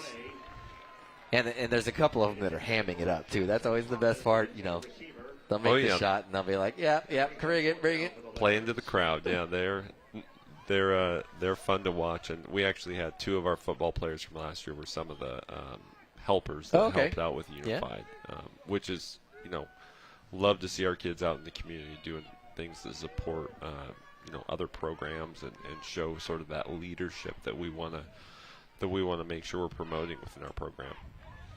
Fourth down for Zilla. Long way to go. 21 yards. They have to get down inside the 5. Jones will have a couple of backs in the backfield as he steps, looks, going to throw right side, and that'll be incomplete. Intended for Hunter Culver, but that'll be a turnover on downs. Justin, this was your second year in the Walla Walla program? Correct, yeah. Second year as a head coach. Second year as a head coach. Do you feel like you've been able to put your stamp on it and see the growth and improvements that you've been hoping for? I think that we've made a good amount of growth, and we look a lot at that. We look a lot at player retention. We look at data in terms of game scores, in terms of how we're competing against the top teams in the league, and and I continue to tell people we're making steps in the right direction, but we got a lot of steps to take. I mean, took over a program that didn't win a league game. And so to win a few again this year and win 3 league games this year, up from 2 last year, we just keep, chopping wood, right? Taking the step in the next direction. Finley Zepp on the carry gets 9, but he's a little banged up here, so hopefully he's okay. Yeah, and it's nice to have those tangible results because you'd like to see, hey, we're competitive, or maybe a little more competitive, but now you're like, we went from 0 wins. Your seniors will be like, you remember sophomore year, and then the junior year we got a couple in there. Then your senior year, you got to play at the new field, and I got to think that's going to be a huge recruiting tool for you guys. And we came out and game 1 we opened up against Kamaikan, and it's a 26-21 game. Yeah. And with an opportunity to try to get the ball back at the end to go down and score. And that was honestly really interesting for our kids because it was like they didn't know what to do when we were in a game and we give up a Hail Mary to the 40 feel that difference. The 3A team that, as they build, Sage's going to build, and the 3A ranks can just start to improve. Southridge already pretty darn good, and we'll get to see all 5 of you guys maybe being a little more even. Yeah, and I mean that's I think that's the direction it's headed. We look at the things Kennewick has done, and they're obviously the measuring stick, right? And again against them this year, it's it's not a 40-point game. It's a 28-0 game, and yeah, they do some things to move the ball, but we do a great job standing up a number of times on defense. We're looking at how we can improve offensively, specifically at the offensive line position, to make sure that we're protecting our quarterback and giving us opportunities to move the ball down the field. Yeah, it's interesting that just listening to you talk, it's hard to learn how to win.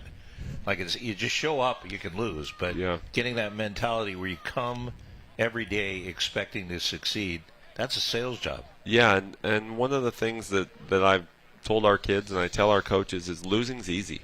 Losing is really easy. Winning is hard, and trying to win every rep in the weight room, and that's the challenge. Is how do you come out and you get kids to understand that every single day is about winning or losing, and if we don't go out and we win on Monday, then our chance to win on Friday are way down, and so.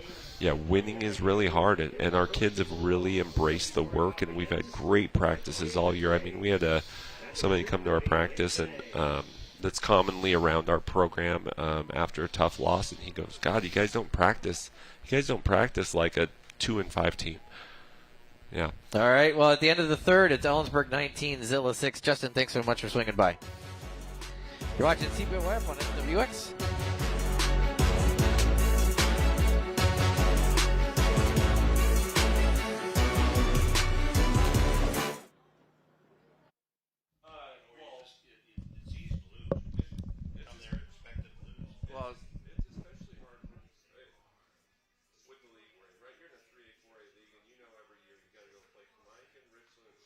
Yeah, and Kennewick, yeah. It's one to have a 3A team that you know is going to be good every year, but to go play 3 teams that's not even in your classification that you know are going to be in the state tournament every year, like, that's a tough place to be. So, I think our kids, as we've made, like I said, we play hard against Mike, close game. Richland, it's a close game at half, right? And then Tijuana, we had to rest kids because we're playing. Yeah. Tuesday. Did you? At Southridge, the Southridge game? I don't know. Well, Southridge, we were just garbage. But you were in the game, yes. and your key guy got hurt. Yeah, and then it just went south. Well, we had a lineman injury.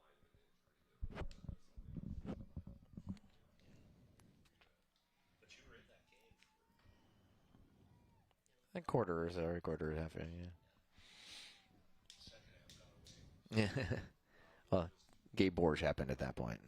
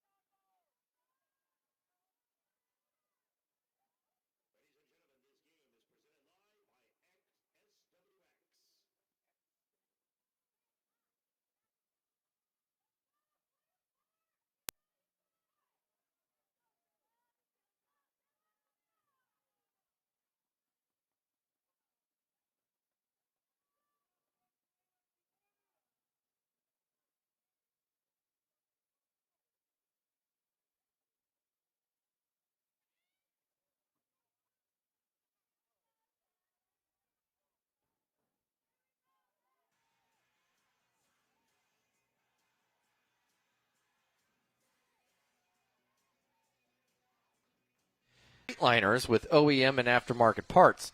With more than $2 million worth in stock, you can trust Tri-City Truck Auto Parts will have your part delivering in the local area. Call them now. Make sure you don't pay dealer pricing, 509-316-3013. Ball comes out again, recovered by Zilla. Another fumble recovery by the Zilla Leopards as we start the fourth quarter. So it will be Leopard football. They trail by a couple of scores. Able to force that turnover. Mosier was off and running, and good job. Zilla will take over. Pretty good field position. Still in this game, down by 13. You see the ball just pop out of there. And picked up. Zilla hoping to find a little bit of magic here in the fourth quarter.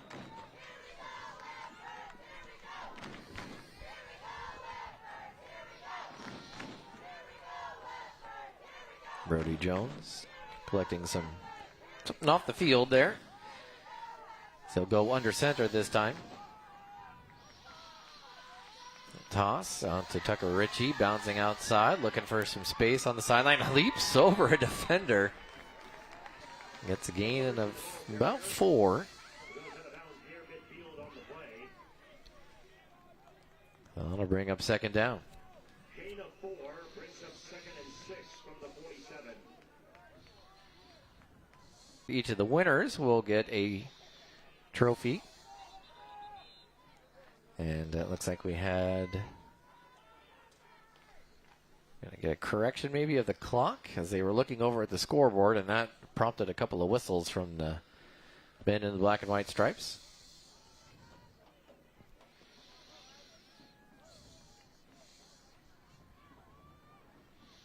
So they're gonna come over and have a quick correction. I think they're asking for 10 more on the clock, so make it 9:25. Is, I believe, what the request is. Yeah, the white had been waving that he was stopping the clock. They didn't pick up on it.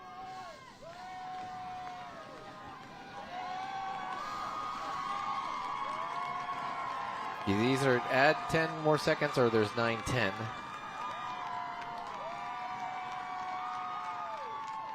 I think it's add 10. Yeah, 25. Yep, so that's the call. Players are out there, like, not sure exactly what to do, so they're going to go ahead and try to get the crowd pumped up. Long way to shout out to the clock up here. Great facility at Kinnison Field. You don't see too many players on the offense trying to get their crowd pumped up and loud. Bazilla with a 2nd and 6. Now that we got the clock straightened out. Jones turns, top. So the ball will be placed right at the 49-yard line in the CBYF 6th grade championships.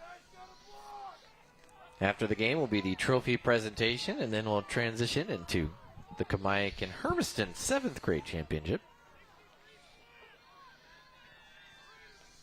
Jones tosses, Tucker Ritchie right side, cuts it in, gets up past the 50. He's going to be close. I think he's going to be just a hair short.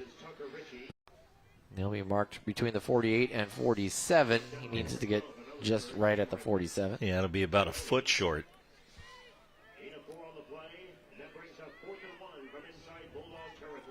Not a full yard, but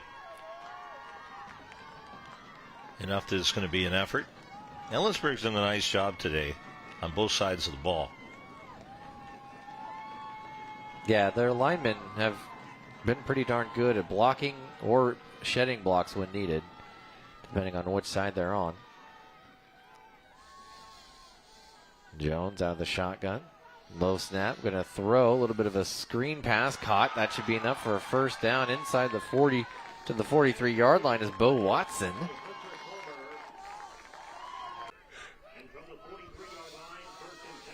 You just run the little screen pass. Make it seem like you're going to block, that you got beat. Then you turn around, and all of a sudden there's not a ton of defenders behind you.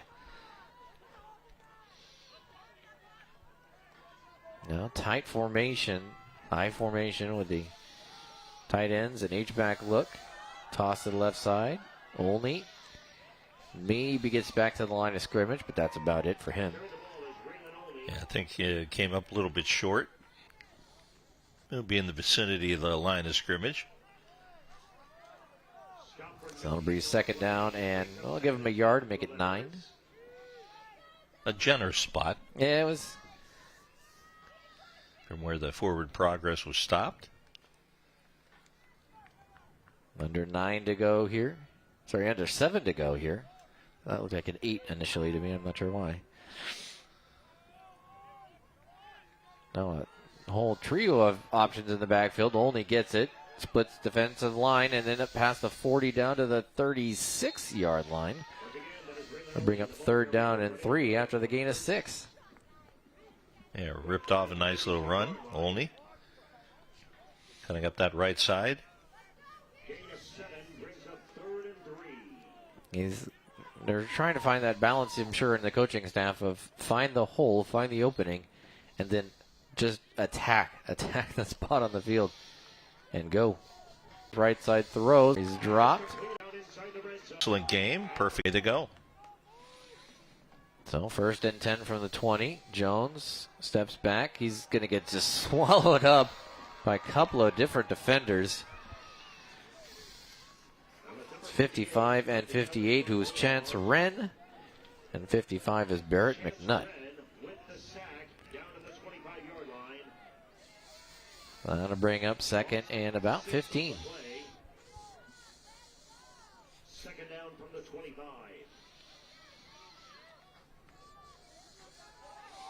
So it's at the 25-yard line. Zilla needs a touchdown.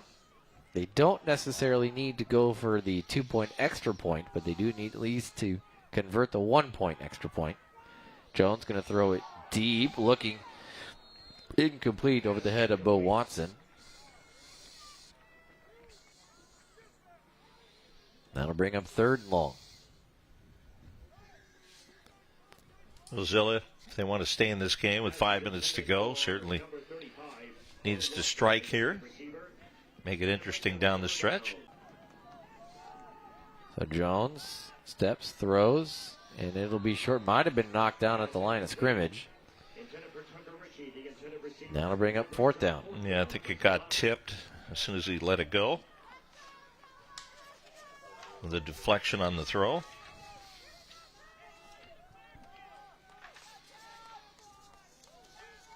So 4th and 15 now for Zilla. Ellensburg players trying to get their crowd going on the visitors' side. Jones steps back. He's got to find a way to get 15, and he's now having to find a way to not get sacked, and he can't. The tackle in the backfield, Chance Wren. That'll be a turnover on downs. Great defensive stand by the Ellensburg Bulldogs.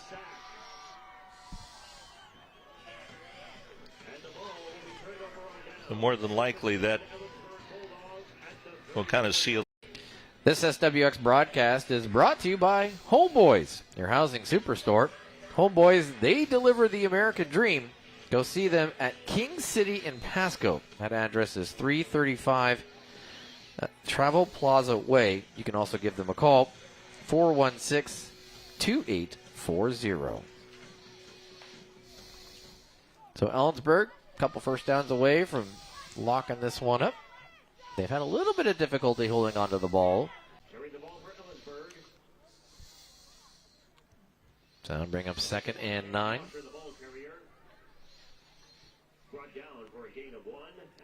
So Zilla, the defense needs to step up. Zilla has 3 timeouts if they wish to utilize them. And you know that Ellensburg's going to take as long as they can before getting a snap off.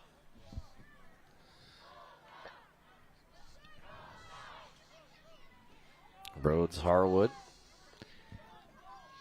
in that shotgun. They're going to keep an eye on that back judge. Hand goes up, which means there's 5 seconds left on the play clock. He'll hand it off to Zepp. Zepp cuts up, gets up past the 40 to the 42-yard line. That'll bring up 3rd and 2.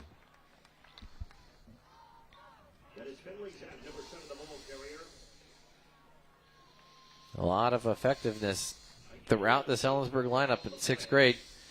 Be fun to watch them develop as Zilla calls a timeout.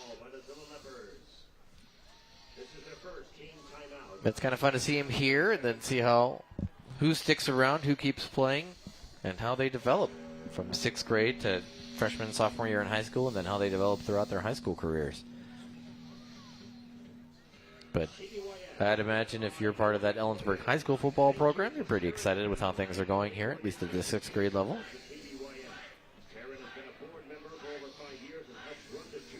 Those are pretty sweet uniform team, and now you're getting a little bit older than maybe you are, as so many 12, 13, and 14-year-olds want to do. Of course, the favorites, you always want to emulate who your favorite is. Yeah. Who's always your favorite? Who do you want to emulate? When I was a kid, Steve Largent. That's why I never spiked the ball when I scored a touchdown. Just hand it to the ref and act like you've done it before. Like it's not that big a deal. It's exciting, but I do it all the time. I don't. That was one guy that every catch seemed to be better than the last one. Made it look easy. 3rd and 2, handoff to Zepp. He's going to try to outrun Richie to the left side. Does. Gets up past the first down marker. Cuts back inside past the midfield stripe. Well enough for a first down for Ellensburg. Yeah, good football smarts right there. And notice he went to the sideline. He didn't want to go out. He wanted to stay in bounds and immediately cut back in to avoid stopping that clock. Smart football. Learning it the right way at an early age. So 1st and 10 now from the Zilla 47-yard line, and you can watch the run here. First, it's the speed to get to the corner, and then it's the strength to break a tackle, then the smarts to stay in bounds and make a nice cut. And it's Zepp again. And then cover the ball so you don't lose it. 3 to go in this one. Sure looks like Ellensburg Bulldogs going to be one collecting the big trophy for the coach and the individual trophies for the players. As Zepp this time going to lose about 3 on that play. That'll bring up 2nd and long. Yes, Zilla was ready for that. Had a pretty good idea what was going to happen with that single setback.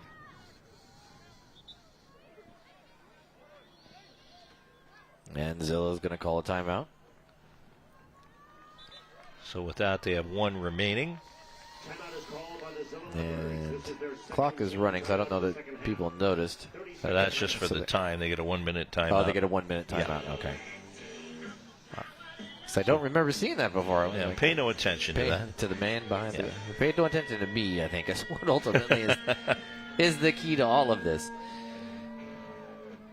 You and I calling about 9 hours of football in the 13-hour period or the 18-hour period. Are you getting slap happy yet? Yeah, I'm almost. It's getting close.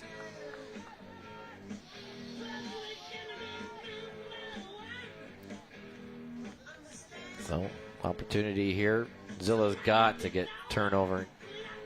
Try to get the ball back quickly. Should be able, by the time this is done, to make it for the 2nd period of the Americans game. Yeah. Prince Albert's in. They haven't lost a game of regulation time this year. No. Jive gets in. Being a 3rd and a yard. Yeah, it's bobblehead night tonight. No, is it? Who is it? Cash tonight? Cash Cook? Cash Cook. Is he going to, which is funny because Cash was, of course, involved in the fisticuffs. Yeah, they had a little action in the first period last night. Late first period. They were a slight disagreement on how plays should happen. Yeah, the Vancouver players ejected from the game, and just reading he was not suspended by the league. And there was a little discipline in the league last night. But that was not one.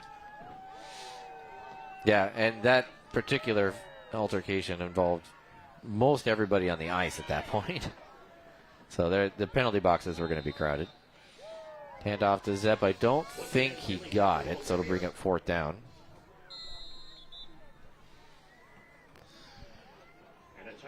We got Josh Jelinek ready to come in. Yeah, he was standing by, ready to go. But yeah, no, the Ams, then they stepped on the pedal in the 3rd and got an empty netter late. So next Saturday, the 15th. It was the Burger Ranch goal. It was the empty net burger ranch goal. 1.5 seconds left. Everybody was excited. And actually, Josh, we'll let you get settled, but we also want to let this game finish, and we'll get you in between the two games. So, Josh Jelinek glowing today, just absolutely glowing today, or maybe exhausted today. I'm not sure.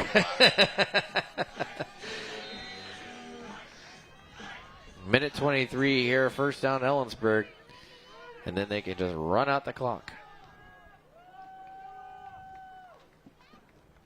And, well, there was some miscommunication there by Rhodes Harwood as he turned around looking for somebody, and there was nobody there. Able to make a completed pass, and that is going to be close.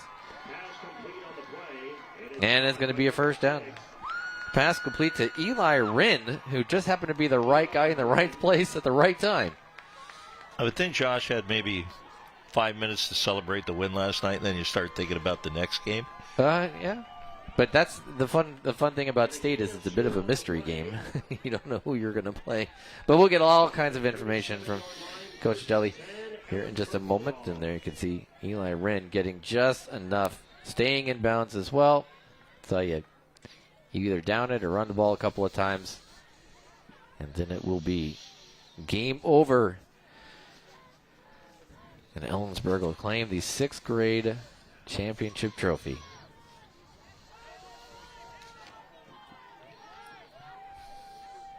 That wasn't a real grace. You know, when they were done, and Michael, don't give up.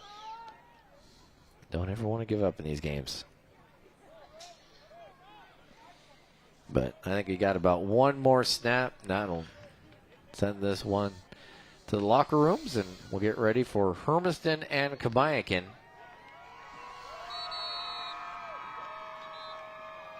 And then the whistle blows, and I think it's going to be a delay. oh, are they sending somebody off? Too many? Yeah, they are sending Rhodes Harwood off.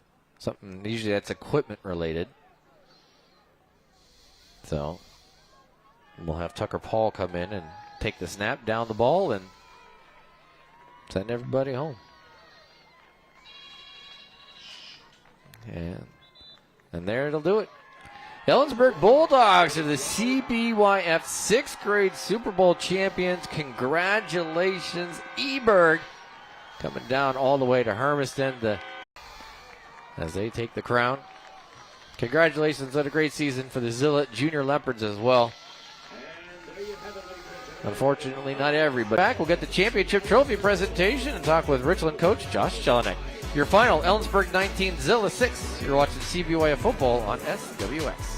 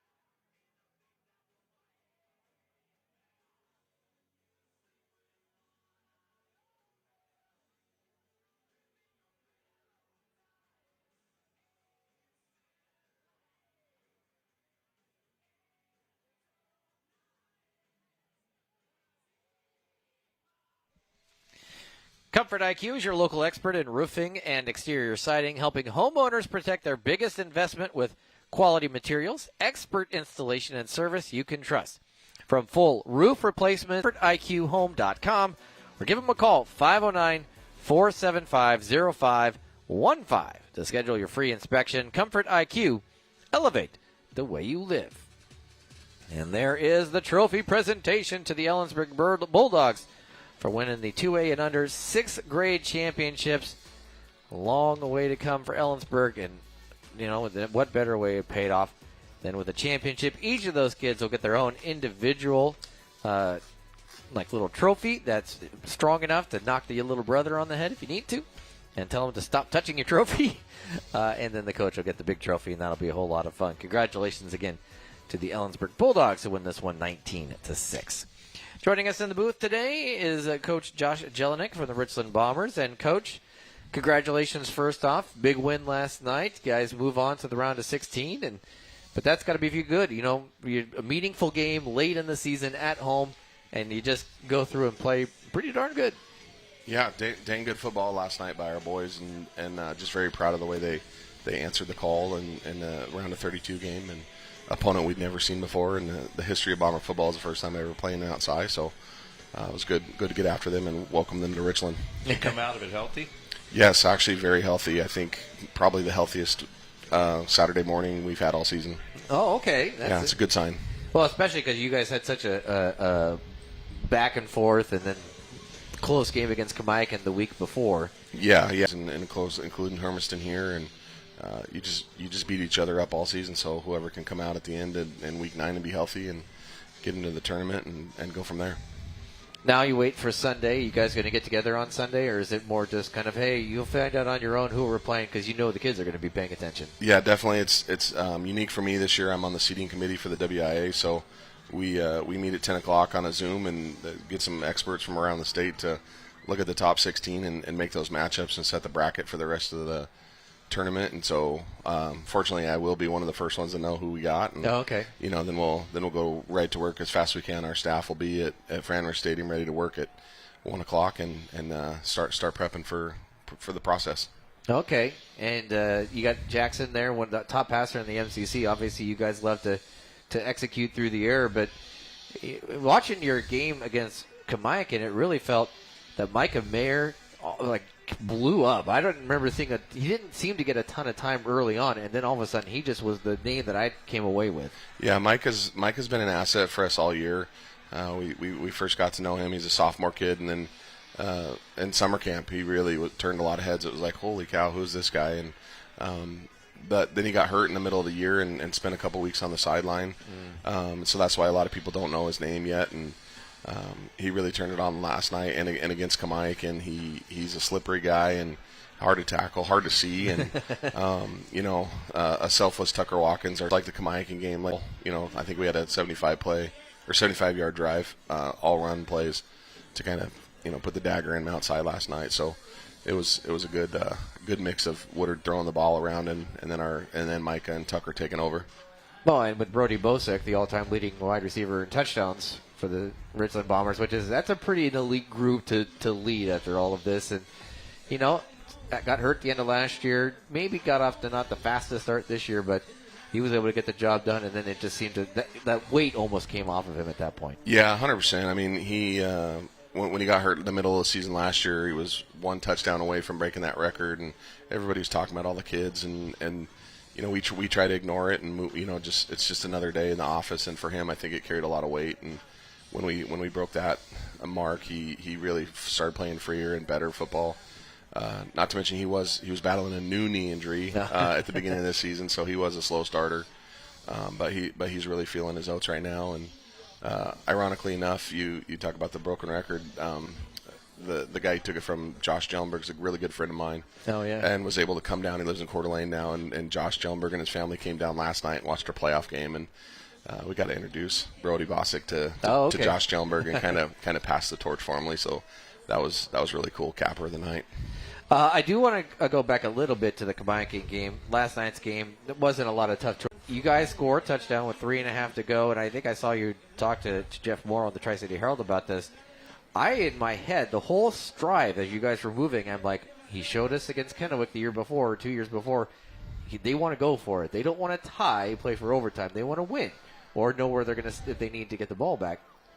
And so I'm sitting there, and then for just a second, it looked like you changed your mind. You were like, I think maybe I'll just tie this game. Yeah, definitely. I think, when we got the ball back that last drive, I told our kids as we call them that play, I said, hey, you guys are going to drive the ball down the field and score a touchdown, and then I'm going to call a 2-point play, and we're going to go win it. And the boys were just flatlined. It made me nervous. I was like, uh-oh, I don't know how they took that. So, they did their job, went down, scored the touchdown, and I almost chickened out. I kind of signaled, nope, let's go for one. Let's play it safe and conservative. And that wasn't in my heart, and I knew our boys wanted it, and I'd already told them this is what we're going to do, and they usually help me do what I ask them to do. So they went out and executed. You always hear in the pro game the discussion that we only had 3 days to prepare. We played on Sunday, and now we're playing on Thursday. You're playing on Tuesday, and now you're playing on Friday, and with some of these playoff situations, that's a tough turnaround. Yeah, and beating Kamiakin allowed us to stay out of that situation and put them in that situation. And unfortunately, that is hard, and they don't know who they're going to play, and then they have an opponent who's prepping for them while they're still trying to focus on represent the MC. You have to have the respect enough to. It's been us and Kamiakin in that situation. 3 years ago, we played on the Tuesday, then again on Friday, and then the last 2 years we've been able to edge them out at the end and put Kamiakin in that situation. Interesting. So, how do you prepare for the unknown then for Sunday? What are the kids doing today as they try to get ready for? Well, we don't know who. Yeah, so hopefully they're having a big meal with their family right now and taking naps.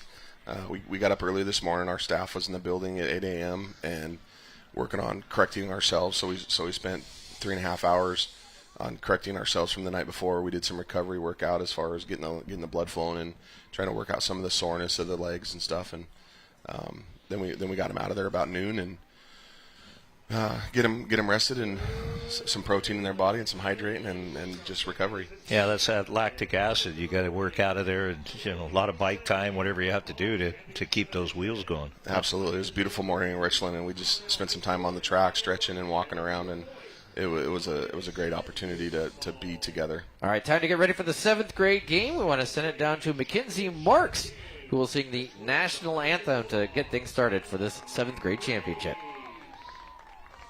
Good sportsmanship throughout the entire event. Your cooperation is greatly appreciated to coaches, players, spectators, and officials. Now, ladies and gentlemen, before we kick off, in honor of the United States of America, please rise and remove your hats as we honor our country with a special performance of our national anthem. This afternoon's performance of the national anthem at midfield will be sung by Ms. Mackenzie Marks. Oh, say, can you see by the dawn's early light what so proudly we hailed at the twilight's last gleaming, whose broad stripes and bright stars through the perilous fight o'er the ramparts we watched were so gallantly streamed. The bombs bursting in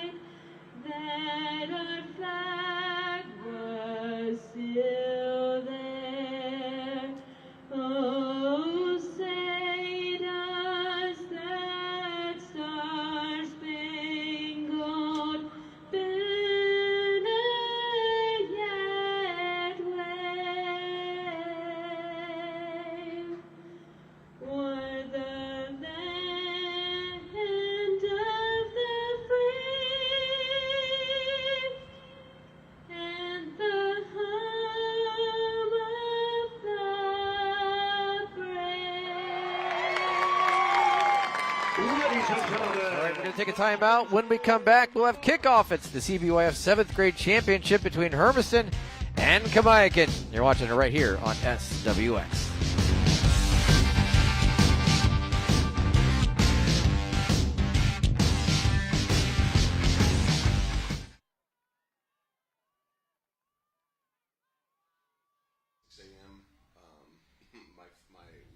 My family has a farm, so we raise about 150, 180 boar goats all the time.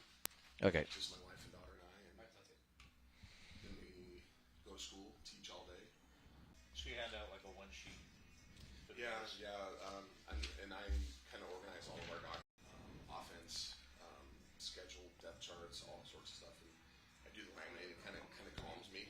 Done it for a long time, even with.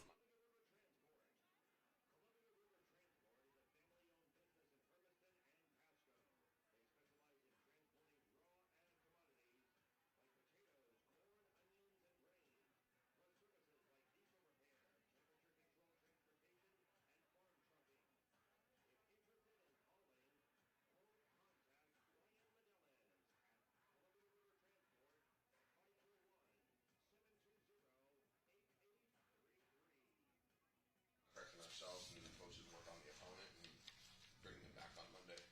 Take Sunday off. Yeah, you put up the Tri-City Truck Parts logo. No, yeah, I did. I did do Homeboys. I tried to indicate to you. I sent a couple notes down to talk back a couple of times, and you just didn't hear me. I guess I didn't. I thought I was. Oh, okay.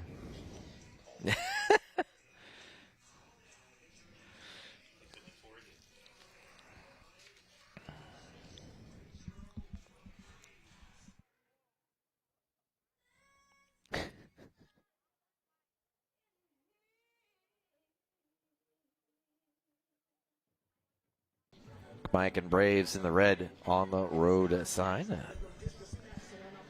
So very distinct colors, which is always good news for me and my eyesight, which is starting to dwindle as I approach 50. Josh Jelinek, coach, joins us with for the Richland Bombers. You've probably been doing a lot of youth football stuff, maybe not as directly as the coaches that are with these teams, but what do you see when you watch them grow from 6th to 7th to 8th to then you're starting to see them try out for high school football?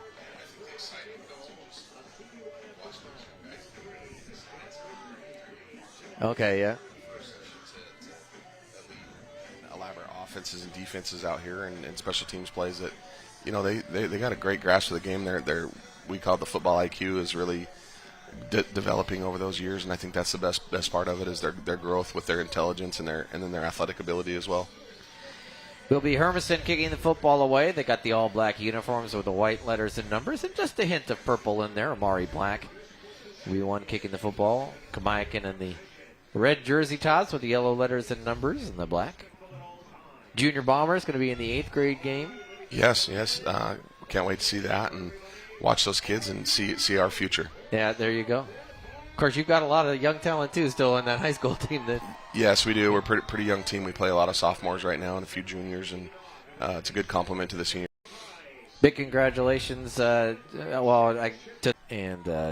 homes. All right, collected just outside the 30-yard line and eventually dropped out by the 44.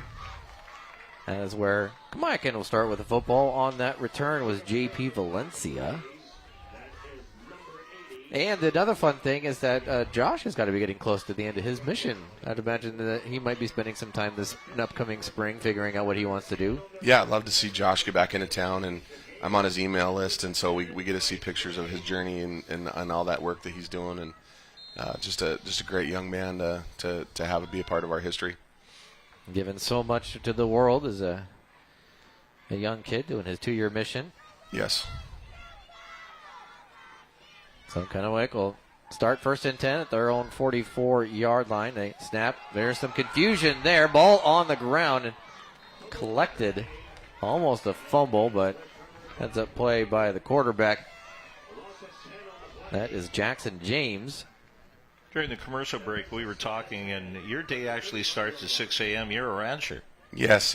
My wife and daughter have a couple hundred boar goats that we raise, and love to do that. It's one of my daughter's biggest passions, and my wife too. So get started with feeding the animals and end the day with feeding the animals. And it's a holiday, and they don't know it's a holiday. No, sir. In fact, yesterday we had a half day of school, and it's in the middle of the day yesterday too. So never stops. I was joking with Scott Bond yesterday, as before we called the game. I go, how different is the 7 o'clock game versus the 6 o'clock game? And he goes, I don't get my nap. Yeah. That you get about 45 minutes of downtime in the afternoon on a Friday, and boy, they start messing with that kickoff time, and it's tough. Yeah, you always hear the NFL, and during the season, a lot of coaches, they don't get home. They sleep in their office. Yeah, definitely. My college coaches slept in the office all the time. The pressure to win and perform is huge. Second and long, handoff going over on the right-hand side, looking for some space. Spins out at the 35-yard line. That is Catch McMullen. I'd like to think with the name Catch, his future is at the wide receiver position, but he got the handoff on that one. Is that or fishing? Or fishing. Could be fishing. Yeah. Nice catch. Yeah. I was, giving my colleague Xander Adams a bad time only because he was going to go out with the fishing with the Brave folks this morning, and he didn't realize that he was going to have to be at Umatilla at 7 in the morning. The fish eat early, yeah. You guys, you're all day. That's an all-day adventure. Left side, space, breaking a tackle before he gets dropped is, again, JP Valencia. Now to bring up fourth down at about 10. And raising goats milk's good. Yeah. We specialize in meat goats and for other people. Horrible job. I love to brag, be a goat rancher, and so she loves the science behind it and the extremely high competitive nature of it across the country, and kind of thriving in it. That's awesome. The fourth down attempt is short, so it'll be Hermiston football. They'll get their first opportunity with the rock. There's I was going to say, it looks like there might be about 20 kids on either side. And the Kamaikan, well, you know all about that Kamaikan defense that hand the ball off and just hope. No doubt. Football in a phone booth right now out there, it looks like. So. Yeah, you're going to spend a lot of time on the field in this game because short benches. Yeah, you're going to get opportunities to play. The officials for today's 7th grade championship are out of the Accomack Association. Salvador Cobar Jr. is your referee. Todd Taylor, Jason Ornelas, Gerardo Mungia is the linesman, and then Frank Navarro is the back judge. Big shout out to all of the coaches associations for coming down, helping out with this. Yeah, Hermiston, talk about a short bench, 8 on the sideline. Yeah, so that means 19 on the roster. Quarterback keeper next on my sheet. And there it is, Jackson Neighbors. That is true Ironman football, right? Yeah, short benches is a tough situation to get into. Well, I always feel bad watching the B schools. So like Liberty Christian play teams that have just enough to maybe have a starter and a backup.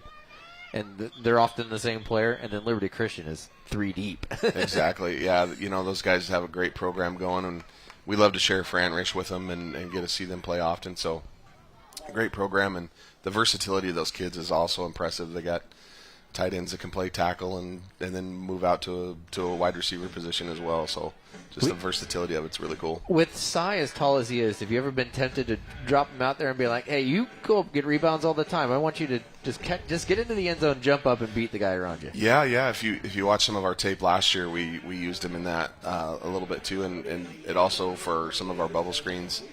He makes a great blocker too. Oh, so yeah. It split him out a little bit, and I think he's just been hampered a little bit this year with injuries, and he's a special defender, and we made sure to focus on that to protect his health for the long run a little bit, and let him lead our defense. He's definitely the heart and soul of that thing.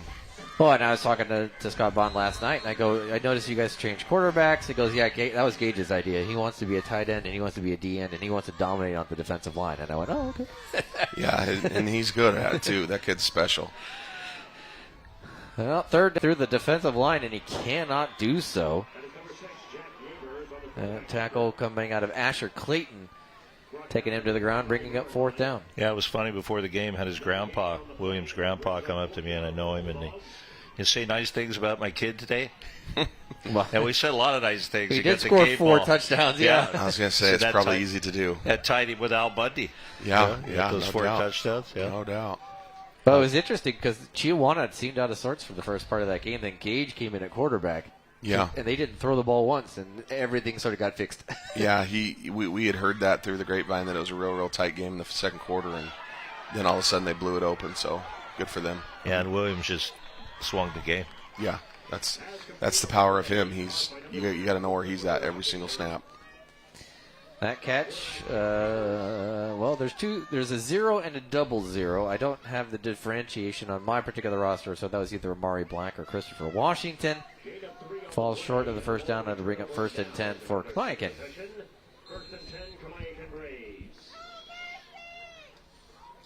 Now, because you guys were all league this year, does that put you at a disadvantage playing non-league opponents since you don't have any sort of common opponents that you can? Yeah, definitely. That was the hard part in the seating committee last week was, comparing ourselves to one another, and the question from the West Side representatives are, well, who have you played? Well, we play each other, and we're all just really good, and so we can say that all we today. Yep. Throw left side, intercepted Hermiston. What a play! Nice job stepping in front of the receiver. Now trying to get up to about the 48-yard line. Well, the PA calling 00 Christopher Washington, so I'm going to call 00 Christopher Washington. Now it'll be a quick turnover. And Washington with the size advantage and then cut in front with a nice intercept. Well, and we saw against Kamaikan and your team 4 interceptions in that game. And the last one led to the game winner. Yeah, definitely. We've done a nice job with our defensive staff, and they've really got our kids playing and disguising things and confusing offenses and taking the ball away, giving us more chances to play some offense. Neighbors looks to throw. Rolls to his right, tosses, incomplete. Just maybe a little behind his receiver, but in the end, will go to the turf and be incomplete. Bring up 2nd and 10. Great pocket movement by that quarterback right there. Yeah, I'd imagine, boy, if you could see that in 7th grade, that would make you really excited for what they could potentially do. It is exciting. You kind of wish you could keep track of these kids more from out of town a little better, but it is neat to see that and wonder what they're going to be like in 4 or 5 years. Well, and anymore, it's you never know. Jobs change per parents, and they maybe want to do something different. And Hermiston, unfortunately, experienced that a couple of years ago when Isaac Corey left to go to O'Day. Every once in a while, these kids, so it's probably helpful to know what's going on around. You don't necessarily love the idea that kids are moving schools for this, but yeah, definitely. There was a kid from Benton City playing from outside last night. And he came over and introduced himself, and said he was happy to be around home again. So it was kind of interesting. These kids, life happens to them too. Yeah. 3rd and 10 now for Hermiston.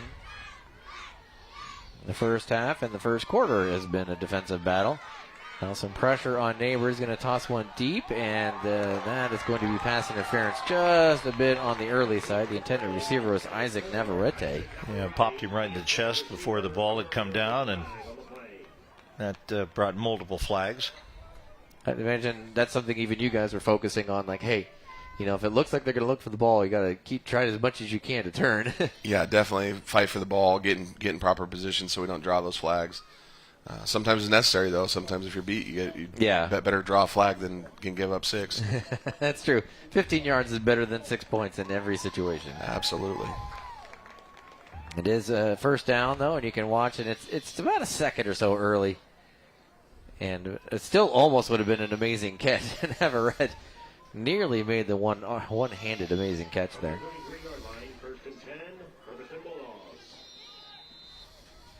So it'll bring up 1st and 10 from the 33-yard line. Just under 5 to go. About the 5. Yeah, he didn't volunteer to go down either. That was a great run. I tell you, that Hermiston left tackle, number 70, he's a good-looking kid. He's out there leading the way. Of course, you're as a lineman, yourself. Yeah. Gotta love those tackles that look like that at that age. Holy cow, that's awesome. Well, as we've talked about with some of the coaches beforehand, this is the time of year where it's hard to know where they're going to end up being because some kids have had their growth sport and some kids have just not had it yet. Or maybe they won't ever have it. Yeah, you might want to remember the name Henry Barnett. Yeah. I'm going to write that one down. Yeah. Sideline interference on the defense. Well, sideline interference. First down. Well, half the distance to the goal.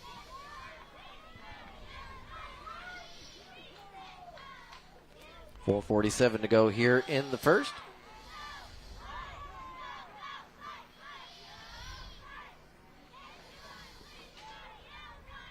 Neighbors will hand the football off, left-hand side, and just met and dropped at the line of scrimmage. So I'll bring up second and goal. Yeah, Barnett, he's an imposing figure on that line, isn't he? Yeah, doesn't he look great? And it's a funny thing. Some of the teams provide rosters with pictures, and so you get to look at the picture of him, and you're like, oh, that's what he. Yeah, 6 days before my birthday. Second and goal from the 3. And that's a touchdown for Jackson Neighbors. So Hermiston strikes first. They take the early 6-0 lead. That is Jack Neighbors on the quarterback keeper. 2 yards to put the first points on the board here this afternoon. Unfortunately, Dong Hogue has not been able to make it today, so they're not going to have. We'll have Jeff Kinney come over at some point. Here we go. But for you guys, and it's always kind of funny to watch coaches interact with officials because there's a lot of passion in the moment, but you also have to be able to get together with them and have a conversation about what happened. Yeah, definitely. It's a challenge at times, especially in the tight ball games in the heat of the moment. In fact, we were at that Kamiakin game. Craig and I, as the extra point is blocked, we were a little confused, and then it turns out that we were the only ones apparently confused with the celebration touchdown penalty that got called after Mason Severson had caught the touchdown and had brought somebody over to do just a 2-person selfie celebration, and the flag came out. And I was like, well, Craig and I were like, I didn't think that would be a problem. Yeah, the choreographed stuff or the planned stuff is a little tough. It's all got to be impromptu and toward your own sideline. So yeah, well, 2 becomes a party. If it had been 1, it would have been okay. Yeah, and yeah. The back judge made it clear. He worked the crew yesterday, and we talked about it. I let up, so. And 15. That Richland Kamiakin's already a big enough rivalry. Then you stick on the lose and you go home, or at least you play on Tuesday, and there's so much more up for grabs at that point. Yeah, it's so hard to play 3 games in 9 days and come out of that with any kind of momentum into the bracket of 16. So, we'll just wish them the luck. Once we all get in the bracket, we're all rooting for each other, and everybody, a bunch of us exchanged text messages yesterday before the games, wishing everybody good luck, and we just want to go represent our communities and our region as best we can. Show the state of Washington the good quality of football that comes out of this area. Yeah, and it tells you how good the league is when you go and you win.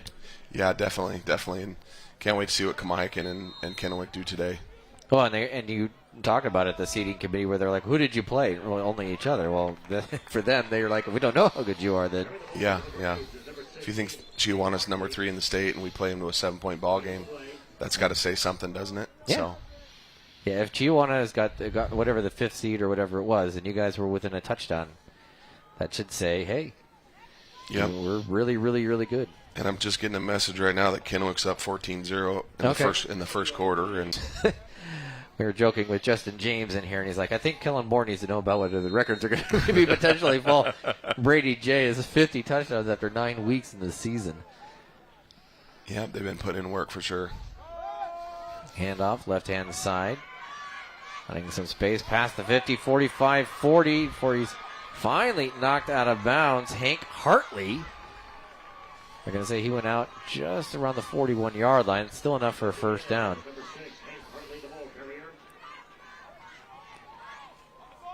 Looks like they're going to go quick here. Yeah, Kamiakin go hurrying up. Tempo. Another handoff to Hartley. He's hit in the backfield, though, and driven backwards. Good crowd from Kamiakin, despite the fact that the varsity team is playing in about half an hour over at Bethel. In Spanaway. Brings us second down at the 41-yard line. Shorter trip to Hermiston. Yeah, it's a slightly shorter trip Than from going to Spanaway. I'm going to go out on a limb and say better weather, too. Yeah, a lot better weather. Yeah, I don't know. We got so much sunshine. Usually they get it the day before we do, so they might have sunshine over there at Bethel. Yeah.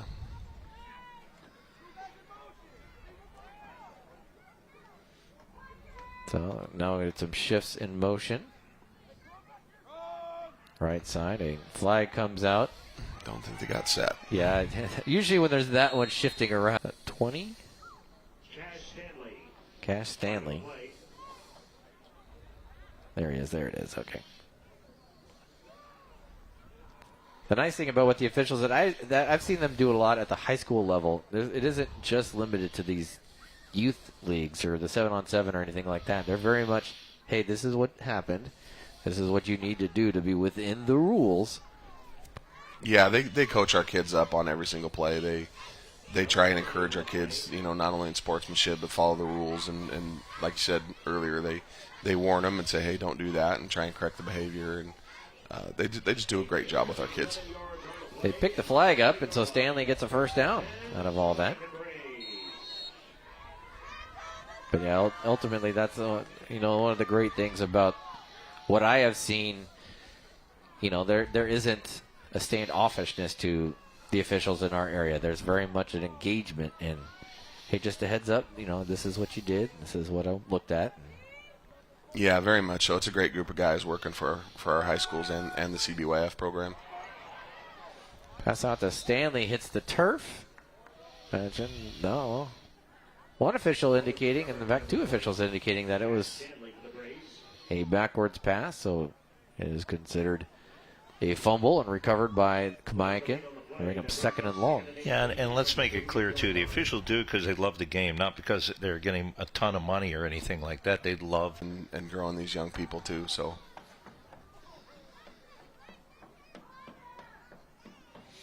Hartley in motion. Get up in that H-back position. Hand off. Valencia, left-hand side. He's going to get hit and drop. Great job.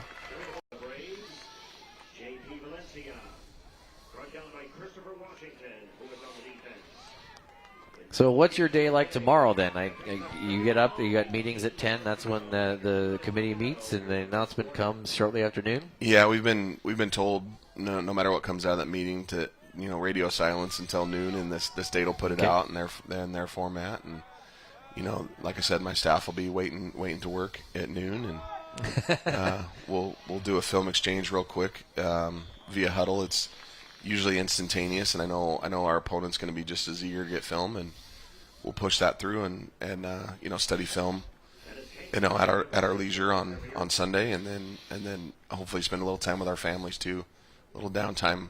It's the only day away from our programs that we can spend with our wives and kids. And I know I got some fathers out here with the CBYF Super Bowls today too. I got a few guys that missed this morning to go be dads, and love to encourage that piece too. Yeah, I'd imagine that's a whole lot of fun because it keeps your love of the game.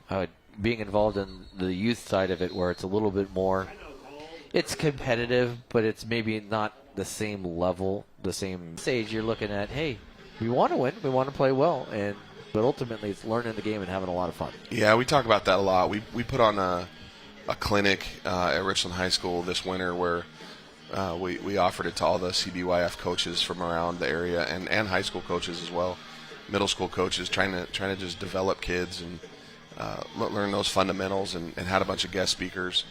And it was a great day to kind of focus on the non-competitive nature and just develop coaches to be better coaches to then trickle that down to the youth. I think it was a great show of sportsmanship to have most of the MCC coaches participating in that, and some from up the valley too, with Prosser and Zilla, Moses Lake, all coming to contribute to that clinic to make our young kids better. Oh, and Prosser won yesterday. They won their play-in game to the round of 16. East Valley's with 14-0 in their game. That SWX has got a lot of good coaches, a lot of good teams playing. Moses Lake, obviously, we've talked enough about how good they are. We're going to toss one, a little bit of a A heave goes incomplete, and that'll be a turnover on downs. Yeah, it's great to see Corey Ingleson and Prosser, my alma mater, having success and winning big playoff games. And got a chance to talk to Corey last night too before the game, and just wish him luck and wish the old Mustangs a good one. Yeah, I know that our own weatherman Ziggy Zaroka was paying a lot of attention, I think, to see how that all turned out. As a former Mustang football player himself, turned things around. Programs like Walla Walla won 3 games this year. That was something that was, seemed like a huge feat just a couple years ago.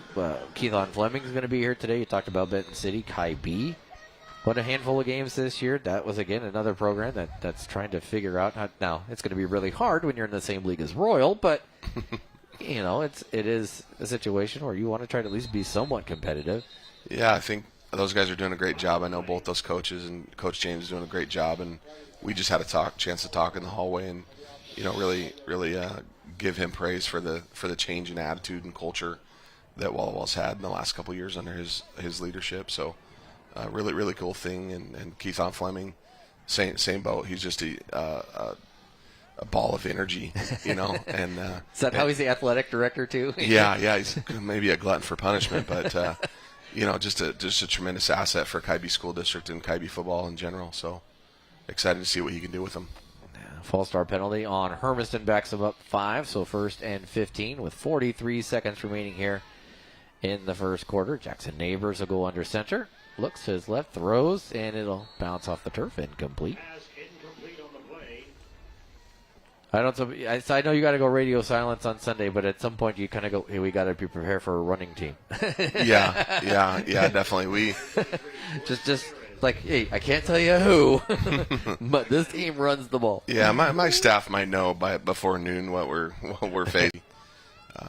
Follow the rules to a point, but yeah, let's shoot out a little staff text message. Well, yeah, and you get, you only get to see so much. Hopefully. Some people like Matt Evans in our area, Todd Mills, who is now started his own thing, Gerald Swenning. A lot of these guys are able to help out by having seen more than that. And, it'll be guys on the west side have too seen a lot of teams. So, I think that's crucial, and it was great listening to some of the people on the committee who are retired roles, or retired head coaches, or retired athletic directors, and they travel and watch games full time, and they just get to go see the game of the week wherever they are in their region, and they get to see the best competition throughout the state. So they have a great frame of reference when we're comparing each other to set the brackets.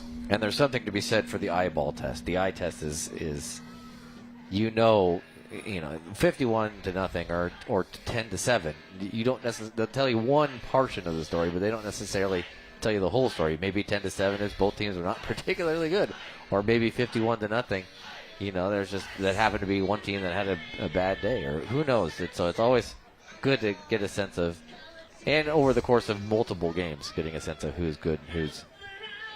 Yeah, no doubt. And also, the injury bug is a big deal, like who played in those games and who didn't play in those games. And, there's a chance we'll end up playing Chihuahua again at some point through this process. So, we were down a couple starters that night, so it's exciting to possibly get the opportunity to play them. But one. Oh, yeah.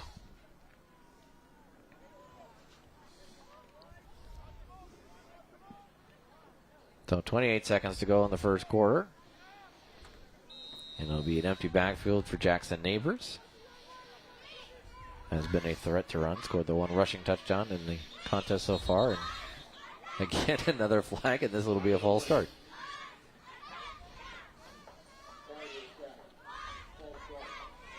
It's hard to get a rhythm sometimes, and I'd imagine with that Kamaikan game it was harder to get a rhythm because it felt like there was so much intensity. The players were a little bit more overhyped than they needed to be, and just making a little bit more mental mistakes than they normally would. Yeah, completely. I think they get hyper-focused on the details, and then they forget the big picture, snap counts and, timing of things, and every inch counts in a game like that. So if it works and clicks, you're going to go fast, and if it doesn't, it's just going to feel like the world's collapsing on you. Neighbor's going to keep it himself. He's tackled for not really anything right there. That'll bring up 4th down, and I think that might bring up the end of the first quarter. Brought down to the 20-yard line with no gain on the play, and that brings up 4th down. So clock going to run down. I don't think Hermiston's going to be in any real hurry on 4th and long. All right, we'll be back with the second quarter. You're watching CBOF football on SWX.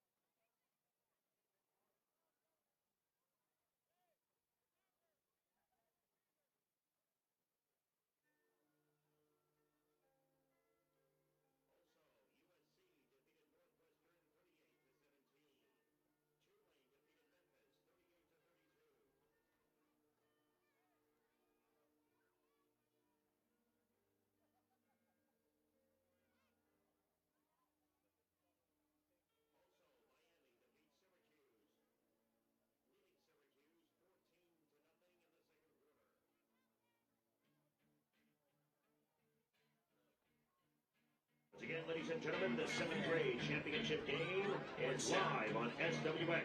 One opportunity.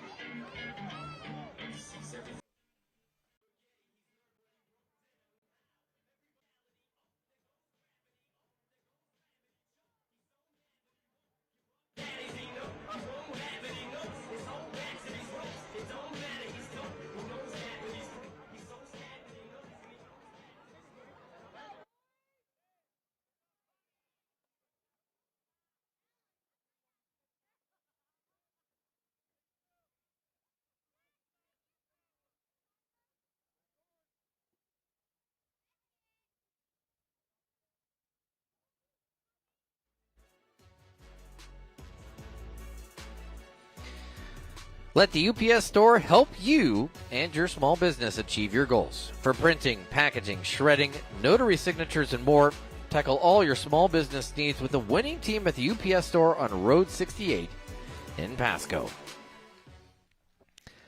4th and a lot for Hermiston. Big thanks as well again to Josh Jelinek, who swung by.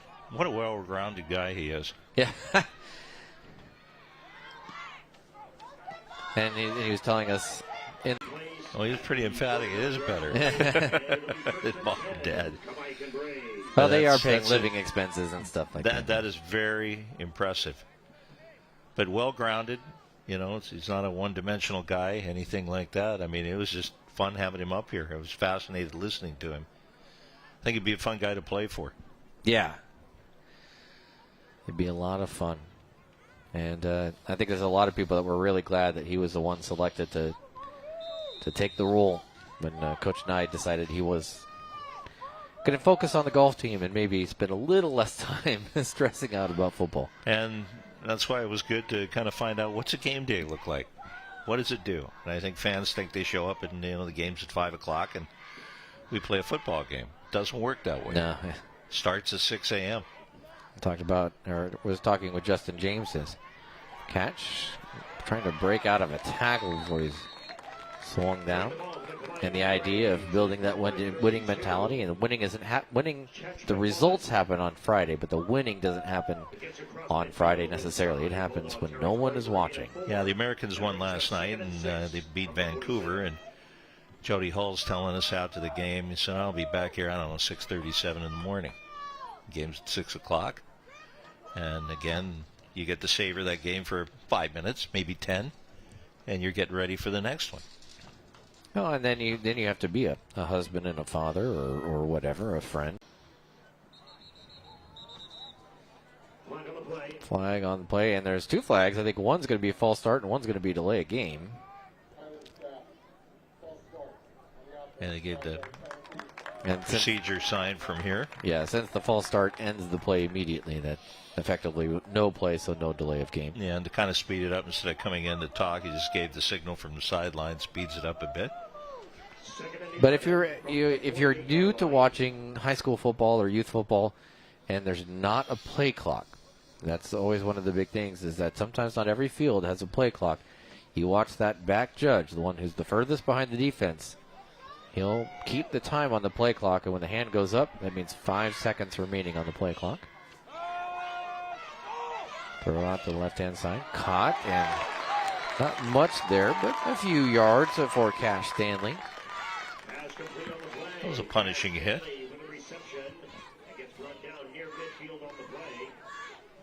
So that'll bring up 3rd down and 10. Tackle made by, go through the roster real quick. 00. No, was it Christopher Washington? I thought it was 28. No, that was Christopher Washington. Because I was looking for 28, didn't see a 28 on here. 00. He's stacked over here on the near side. They're going to send Stanley in motion. A little jet sweep. Trying to almost hide behind the defenders, and offensively or defensively. Usually that's on the defense. A lot of flags in this game. Not in the first game we didn't have, and you'd like to think as you get a little older you don't have as many, especially this late in the year. Early in the year, you expect a lot of penalties. Yeah. That was one of the things about that Chihuahua game last night, was it just felt like there was more than you're expecting, or more than you used to. And so the face mask penalty will be good call. Enough for the 1st down.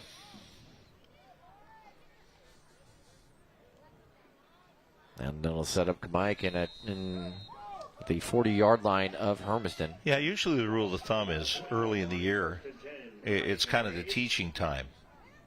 Then the middle of the season, you're kind of backing off a bit, and by the last quarter, you expect everybody knows.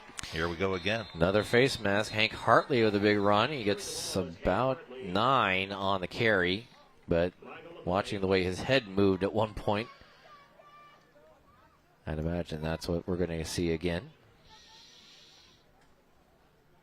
Part of that will happen too, the size difference, where you're coming in. You have a smaller body and a larger body, and where you grab. So it's another 16-yard line set up in the red zone.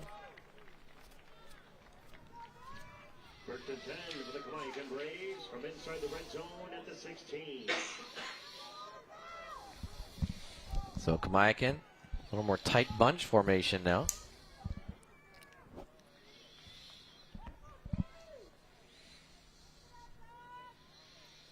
As waiting for the officials to signal. And there it is.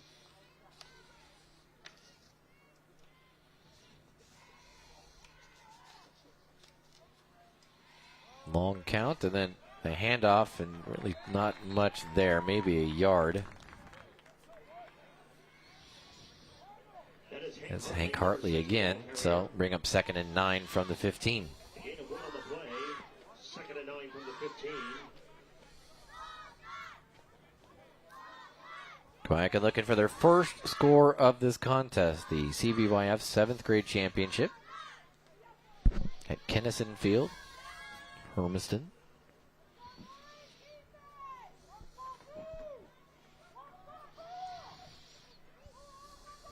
Now they're going to spread everyone out. 2 receivers to either side. I'll send Valencia in motion. And then a little bit early on the defensive line. That'll back him up 5. Yeah, just a bit. So free 5 down to the 10. So I'll bring up 2nd play, whatever they had called. Around the line of scrimmage. That is Hank Hartley, the ball carrier. Hank Hartley with the ball carry, and just unfortunately, I think that might end up going against Kamayakin. And it is. Holding. So that'll back him up to the 20. So after looking at 2nd and 4 from the 10, they have to go all the way back to the 20 and look at 2nd and 14.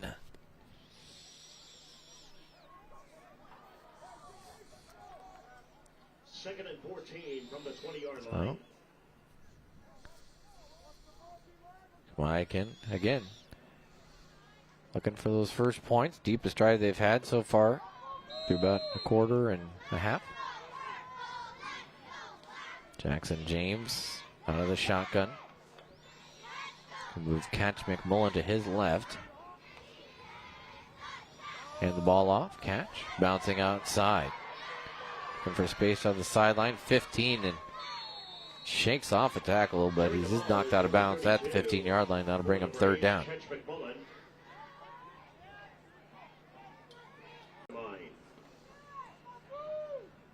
Well, both these teams, and we talked about it earlier, were short benches with 19 and 20 players between the two teams. You start getting tired. Yeah. And that probably leads to the penalties, too.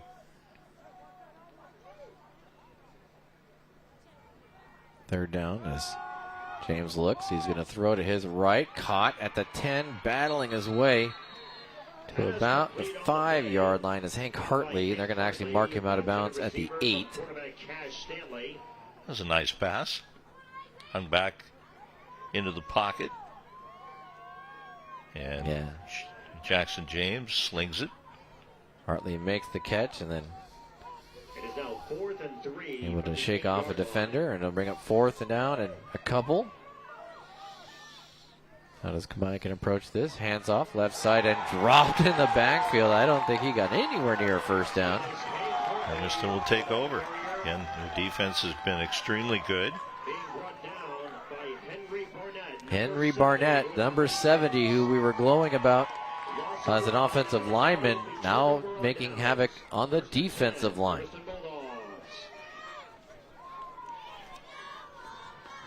So I'll bring up first down inside their own 10-yard line, though, for Hermiston. 6:21 remaining in the half. Going to the right fault. We've got 3, maybe 4. And I'd imagine just about any offensive penalty you're going to decline if you're Wyken, because you got a loss of 4.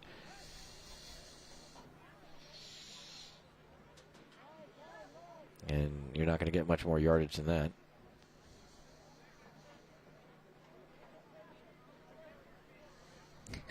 Now we're just getting some communication. Yeah, they will decline it. So that'll bring up second down and about 13, 14 yards. You just see the ball pop out right there.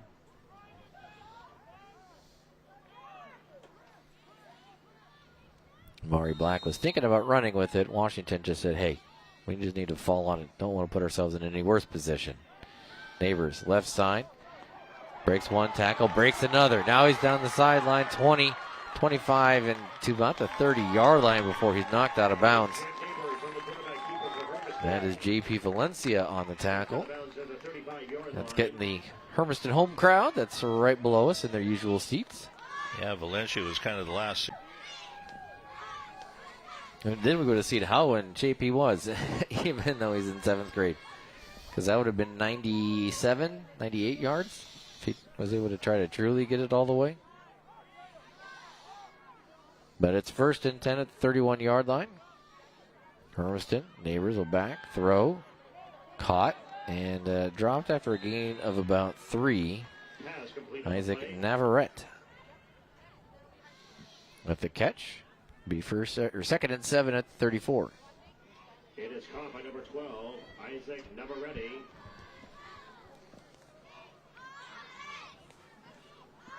Gain of 3. So 2nd and 7 for the team in the black shirts, the black pants, white helmets, white numbers.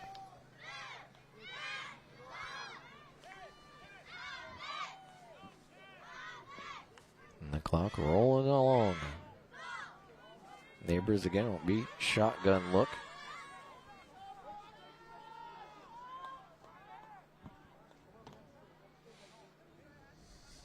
Matai Tate in the backfield with him.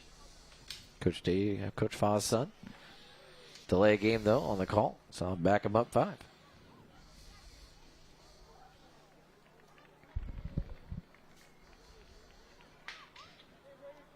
Second and 12 from the 29. So second and 12, 40, 45. And it's again Valencia who's last one there. Ball came out, and they're going to say he was down. But it isn't up for Hermiston. First down at the 47 of Kamiakin. Another good job by Jackson Neighbors. Cutting up that right side and take a look at this cut.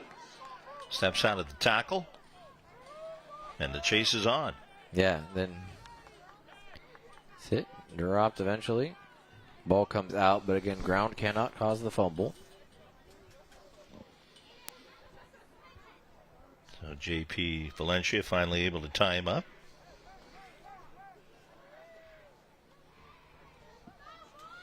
First and 10 at the Kamiakin 47-yard line. Bulldogs lead this one 6-0. Just past the halfway mark of the second quarter. Neighbors looks to his left, throws, caught by Washington. Trying to split some defenders and gets a few, gets maybe even 5, 6 yards on that play. Number 0 from quarterback Jack Neighbors. And that'll bring up second down and about 5. 8 of 5 on the play. Second and 5.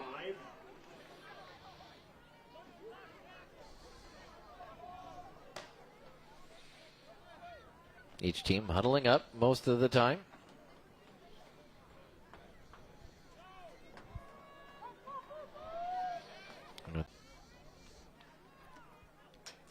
Neighbors going to keep it again. Right side. Lots of space. Gets up inside the 30 down to about the 27-yard line. That is where Hermiston will start their next set of downs, first and 10. 18 on the play. First and 10. Hermiston Bulldogs. So Jackson Neighbors proving a threat with his legs beyond what he threatens with his arm.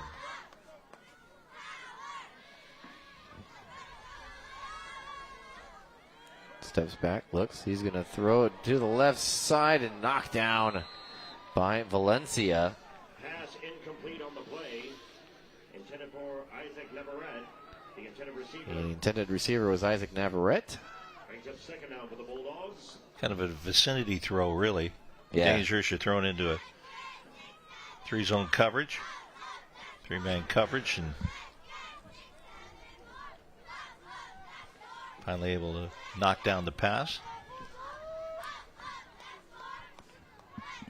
One of the fun things is each of these CBYF programs has also junior cheerleaders, so I believe we're going to get a Hermiston junior cheerleader performance at half. Yeah, we'll be able to pick up some of that.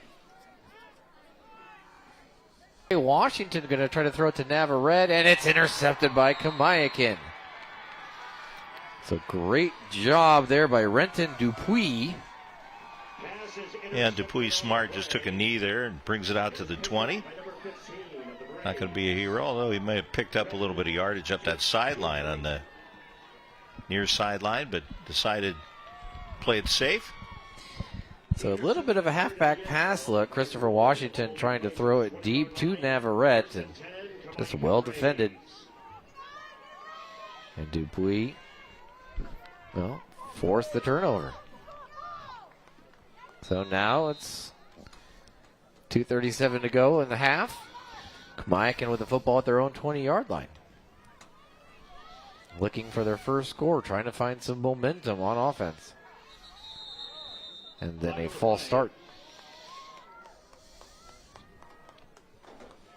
Let it back them up 5. First and 15 from the 15.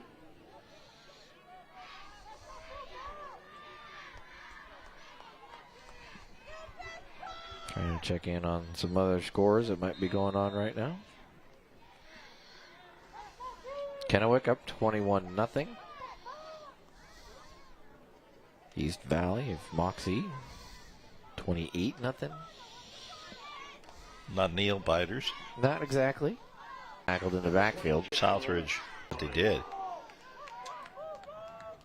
They're going for 2. Yeah, no. We're done playing. One way or another, this is going to be it. This is the last play. I like that.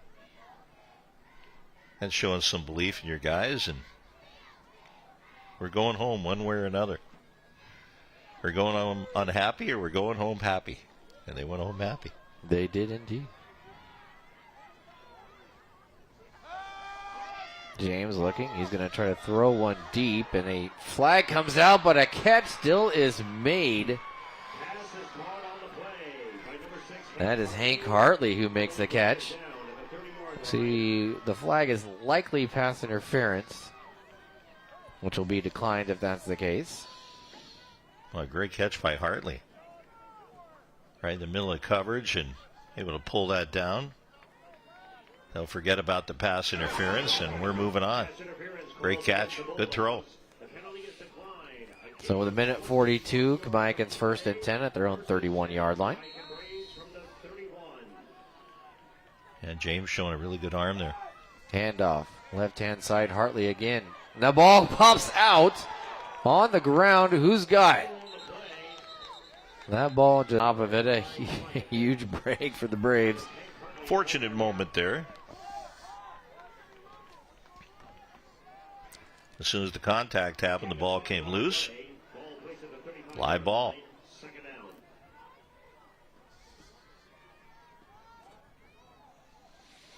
90 seconds to go in the second. Get that clock started.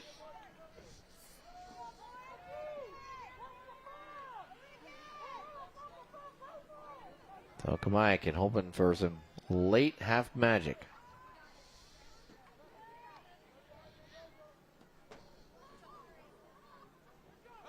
James, step back. He's going to throw deep again. That is going to be, well defended by the Kamiakin Braves of JP Valencia.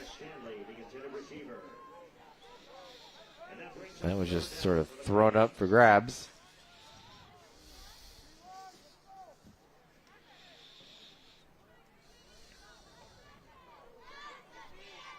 Now to bring up 3rd down and 6.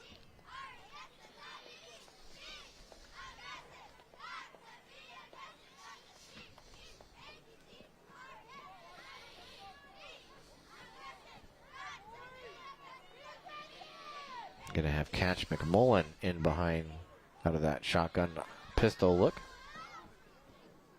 Trying to hard count Hermiston for pass interference. Gordon. Another situation where they stop the catch.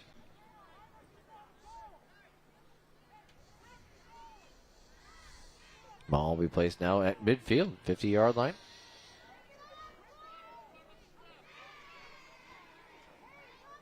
Yeah, that's one, you just kind of an acquired science getting back there. It's a 50-50 ball when you throw it up there and getting the good position. Didn't have it on it and ended up taking that penalty. McMullen stepping back, looking. Now he's got a whole host of black around him and goes to the turf for the sack.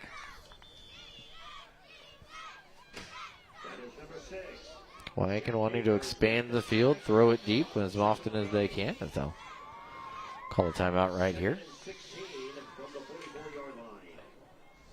I think that's their final timeout. Maybe. Might be. It does allow us to thank another of the great people that are helping put on our broadcast today and helping being part of the Columbia Basin title and Escrow Company. Ticor Escrow. I can get those differentiated in my brain. See, they're talking about 50-year mortgages now. I can't fathom a 50-year mortgage. Well, it's funny. My parents like to talk about, and other people like to talk about, in the 70s and 80s, your mortgage rates were 30%. Your interest rates were 30%. Now we're like 8%. Oh, my gosh, what are we paying? Well, it's a lot better than that, but you might get a second at that. But, you know, pretty much they're under 6% now. And you go back to 2000, and that was pretty normal, what you were going to pay. It's just that we just went through a period of rates that we'll never see again and we'd never seen before. McMullen runs out to his right, looking. He's going to throw deep again. Intended for Valencia, I believe. And can't quite get to that one. Yeah, and right there, Neverett. Good job. One of the cool things is you're watching players from the opposite teams helping each other up. That's something you'll always see on a football field. So, bring 3rd down and 16.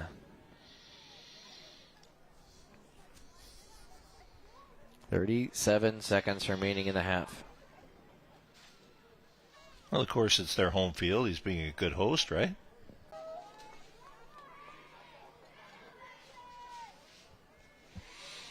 So 3rd, 16.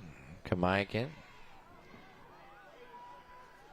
trying to identify the blitz, and then a delay of game penalty. Yeah, that right arm went up.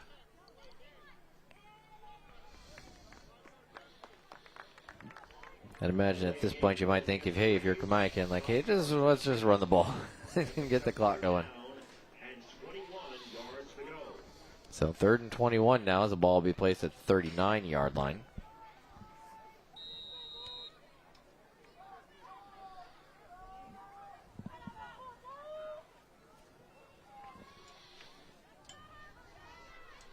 Lots of great folks and family out here celebrating these kids, supporting these kids.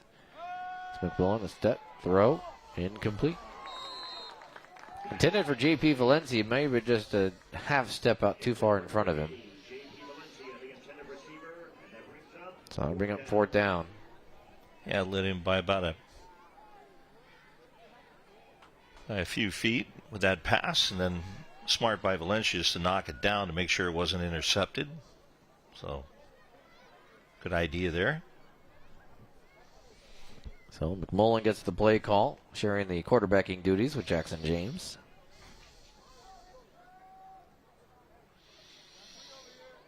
And turned the wrong direction.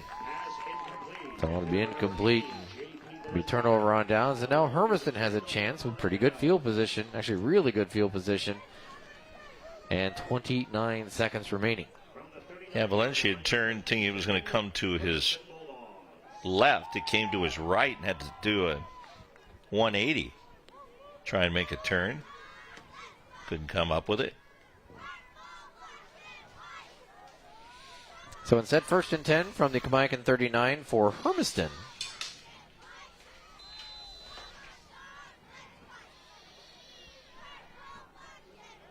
Jackson Neighbors will be out there. So I've heard him called Jack Neighbors by the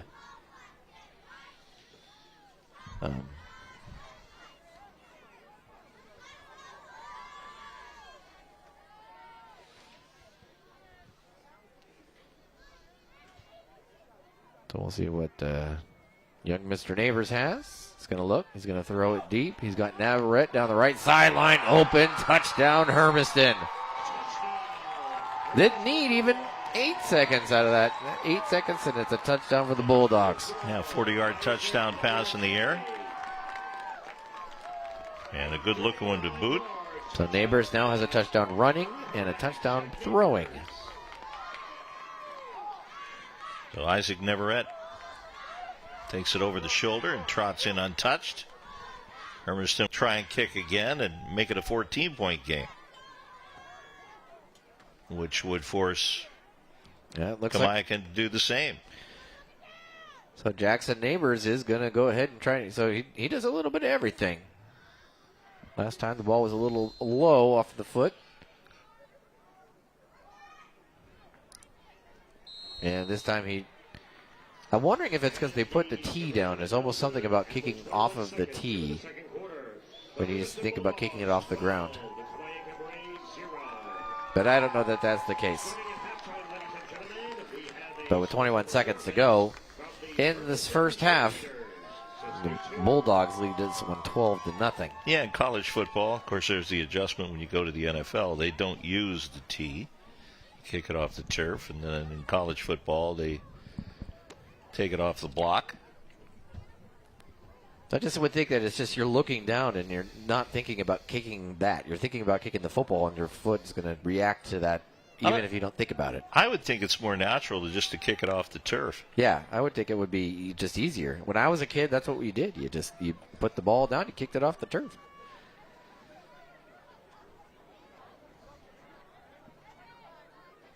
Kind of like using the correct wood when you're out in the fairway. You can't tee it up. Don't do it that often, so I don't know. I was playing with a lawyer one time in Palm Springs, and he did that, and I go, gosh, that's inside the 20 now. Rob, and no, not quite yet. Not down yet. 41-yard line is about where he ends up. He's still not down. Yeah, he never did technically get tackled. No. Yeah, Valencia said, forget it, I'm not going down. So that'll be first and 10 at the 41-yard line, but only 10 seconds remaining in the second quarter. What do you have, 5 guys tagging on to him there? Yeah, and still didn't get him down.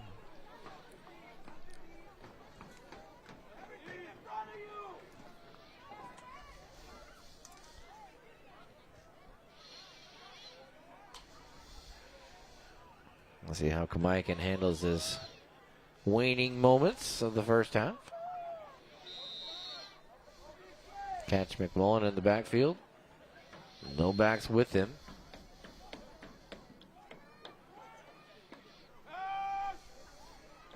Going to throw to his right. Up in the air for Valencia. Intercepted. Navarrete. Got really one man to beat down the sideline, and he's knocked out of bounds. And that is the end of the half. After the first half, it's Hermiston 12, Kamaikan nothing. You're watching CBOIF football on SWX.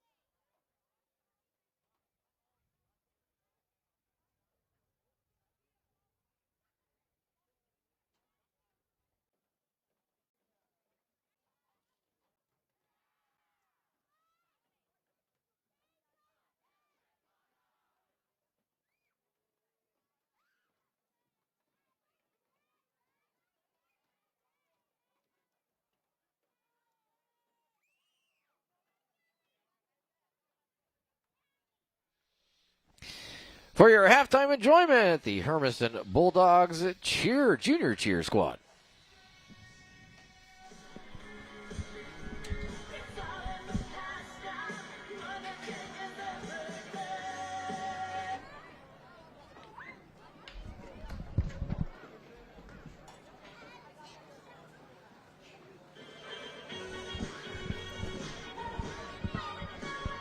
I think we're trying to figure out the music for the Hermiston Junior Cheer Squad.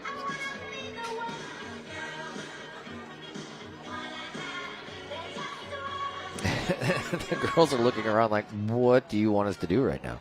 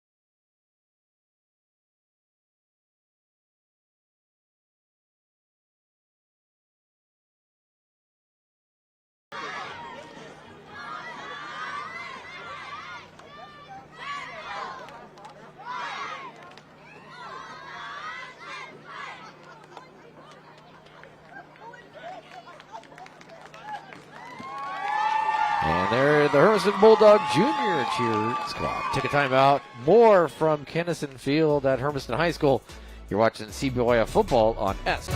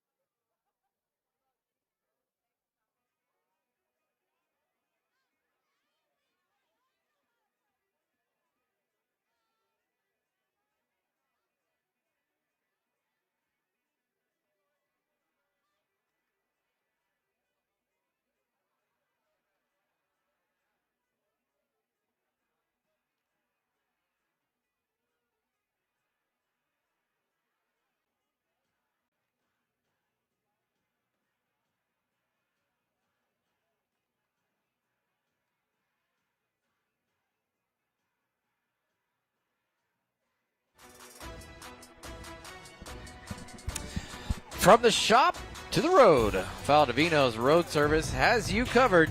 Whether it's diesel or gasoline, commercial fleet or personal ride, they keep you moving. On-site repairs and in-shop service available. Give them a call, 509-610-8190.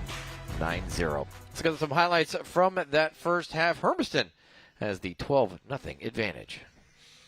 And Christopher Washington there making some nice plays and eventually getting dropped. And the touchdowns would be a running touchdown there by Jackson Neighbors. He'd also have a throwing touchdown. Neighbors really a big part of this Hermiston offense through the first half. They did try a little trickery. Didn't go so well. But how about that great catch there by Hank Hartley. And then that's the other touchdown to Isaac Navarrete. He gets an interception here as well. A lot of good things going on for Hermiston. Kamiakin trying to respond when we return. You're watching CBYF football on SWX.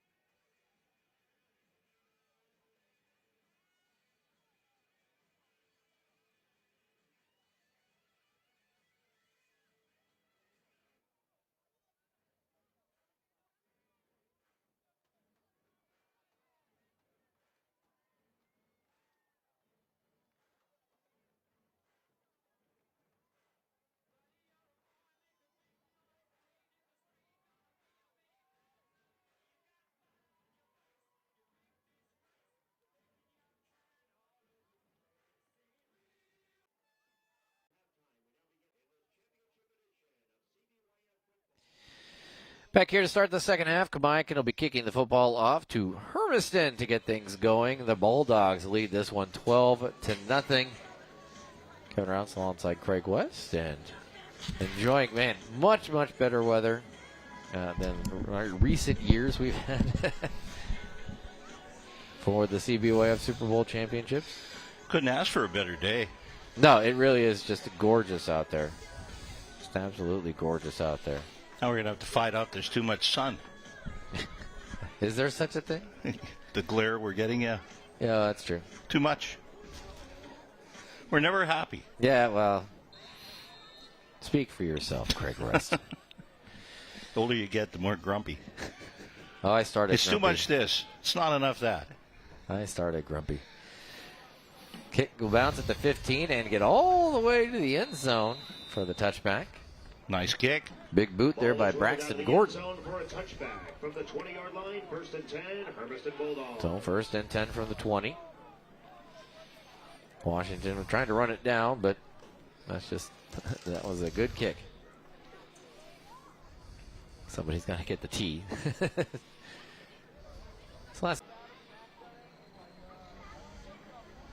That'll do a number on your foot and ankle and all kinds of stuff.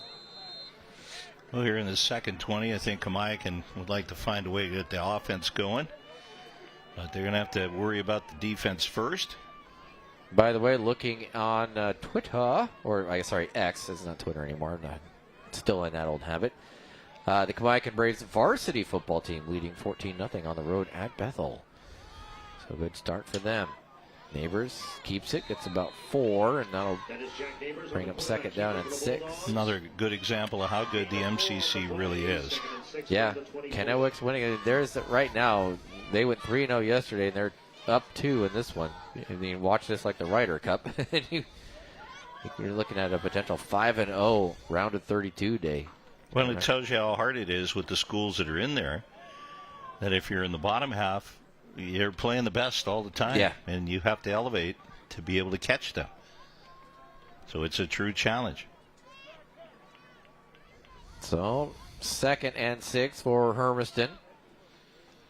One deep safety for Kamaikan. His neighbor is going to look, throw short out to Navarrete. Going to get up, tackled, knocked out of bounds around the 17. Actually, mark him at the 16 or 26-yard line. And that'll bring up 3rd and 4. Well, Navarrete has been very reliable in this game. I think on both ends. Sun has been really sharp. Neighbor's going to keep it himself. Up the middle, past the 30 to the 33. Enough for a first down. Gain of 7. Jack Neighbors on the quarterback keeper, running up the middle for the Bulldogs. So they come out, use the air, and then immediately right to the ground. 1st and 10, Hermiston Bulldogs at the 37.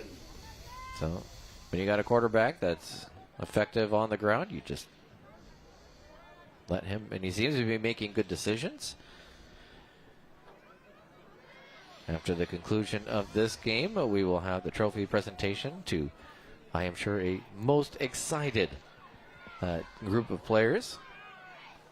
Whether it's Hermiston in front of the home crowd or Kamaikan making the big comeback. 1st and 10 at the 33. Neighbors rolling left. I think he was looking at running, and then his pass incomplete. He's trying to find. Let's see if I can. I think he was trying to find Fa'atete. Matai Fa'atete. I'm going to guess 28.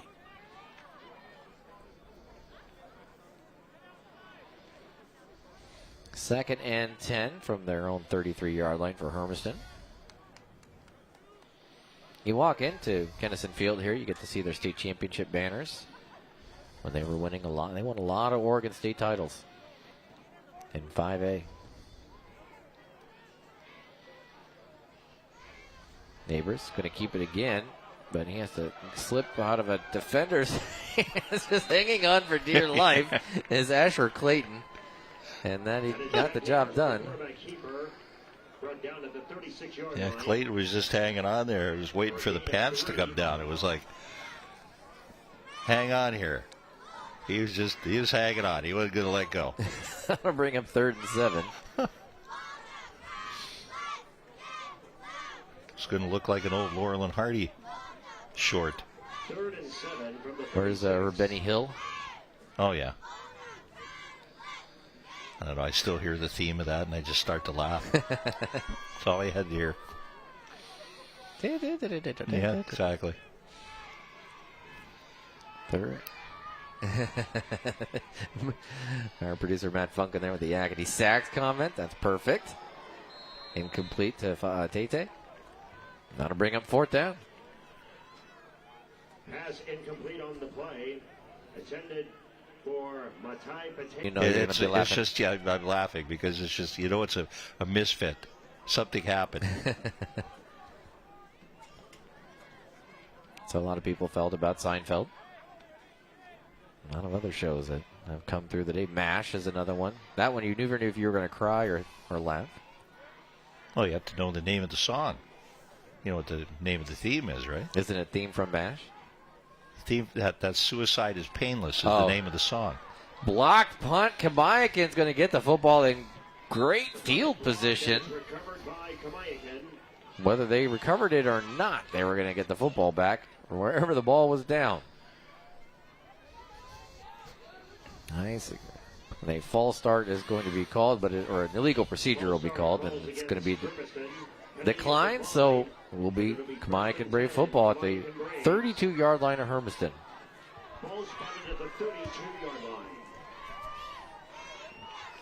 No, I watched the very, very last MASH because everybody watched the very, very last MASH. Like I watched the last episode of Cheers, but I was still too young to really process and appreciate that. You know that when it started rerunning, they were getting $1 million in major markets, New York, Los Angeles, a show. Asher Clayton on the block punt right there. It almost hit him, I think, in the armpit. So 1st and 10, Kamayakin at the 32-yard line of Hermiston. Low snap, but James collects it. He's going to have to scramble to his yard line. Just in case. Just in case you're going to get hit. Again, we've talked a little bit here and there about the size differential between a lot of these kids. Oh, yeah, especially at this age. And unfortunately for Jackson James, he's still waiting for that growth spurt to hit. Yeah, at this age, this is where you get the most disparity. Where you'll have somebody 5'1" playing against somebody 6'2", and you feel like you're, half the guys have beards, right? That was always the joke we would have when we would show highlights on a Friday night. There's a couple of our anchors who would see football players and be like, that person has a mortgage and 2 kids. They just matured faster sometimes. That is true.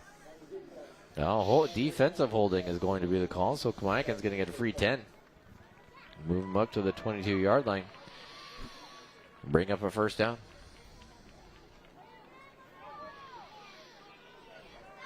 Ball spotted at the 21-yard line. Definitely on this drive, Kamayakin would like to get some points up on the board. Very important drive.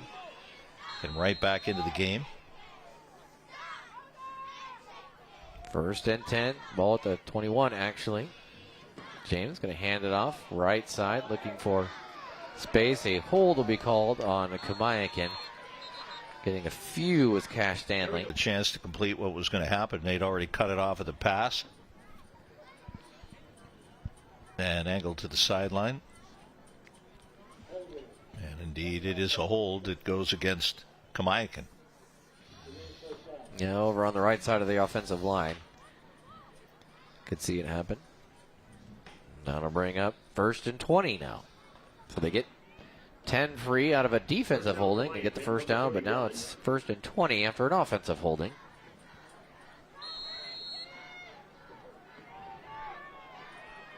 Just under 7 minutes to go in the 3rd. James, empty backfield. Now he'll get Valencia to join him. And then just trying to stop yourself from moving, and unfortunately unable to do so. This will be on Kamayakin. So after the blocked punt leads to great field position, and then the defensive holding gives them 1st and 10 right outside the red zone. Things taking a little bit of a different direction at this point for the Braves offense. Transmission stuck in reverse right now. So here they were knocking on the door. They were down around the 20-yard line. Now they're at the 36 of Hermiston. 1st and 25. James turns, hands the football off to Valencia. There's 4 Hermiston defenders around him. He gets a yard. Sharp red and yellow jerseys, helmets for Kamayakan. It's got to be pretty fun as a 6th, 7th, and 8th grader to put on the high school jersey.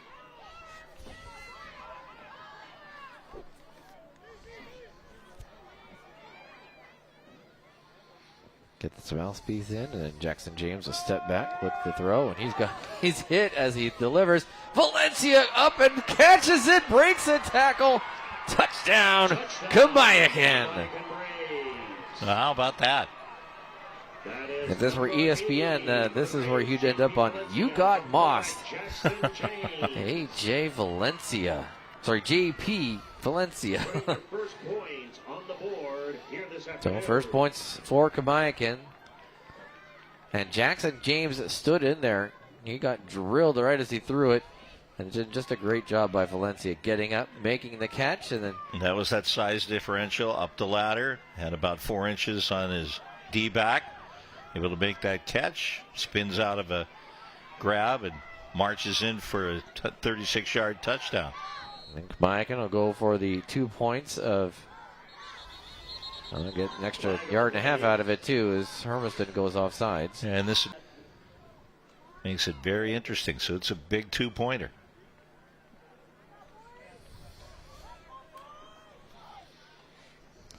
Move them up, make it a 17-yard extra point. Braxton Gordon lining up. And then another offsides.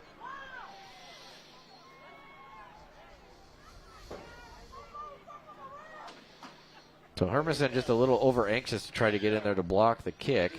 This time it'll move the ball up to the half-yard line. I don't know that they're going to change the position of the No, I don't think you tee need to do at that that. point. No. Kind of funny because if this were varsity college pros, as that kick is blocked, that situation would lead you to think about maybe going for 2 then. But that is going for 2, is kicking the extra point. As to get enough loft. That one basically kicked in straight into the line coming in with hands up. This SWX broadcast is brought to you by So 12-6 is our score. Hermiston will get the football back. Kamayakan and Bethel just got tied up at 14 apiece. So Bethel, the Braves, responding after going down 14-0. Went yesterday, and that's quite interesting. Never taken a comfortable ride on a school bus. I mean, ideally, yeah, you'd be able to travel early, but find the school district that's made of money, and then maybe that's what they're doing. And Washington on the return will be hit. Breaks out of 1 tackle. It passed the 30 to about the 30.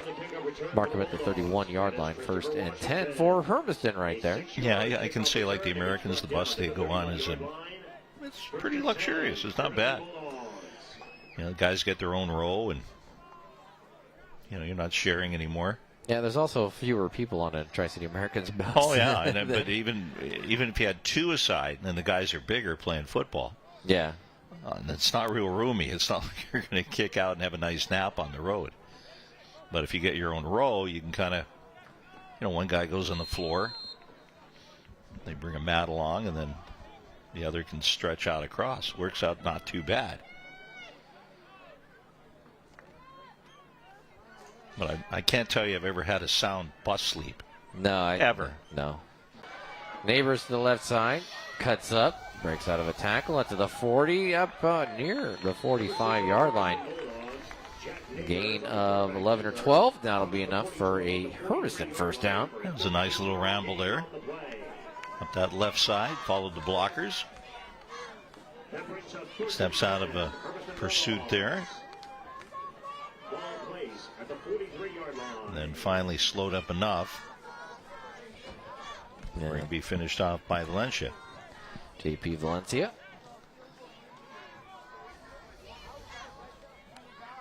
So 1st and 10 now from their own 43-yard line.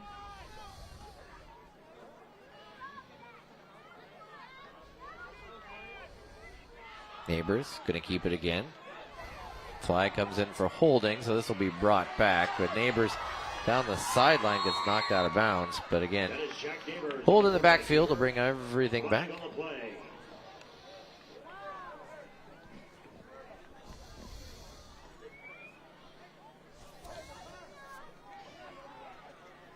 So nice run, wiped out.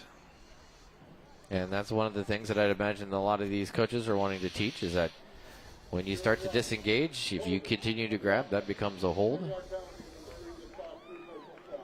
So bring up 1st and 20.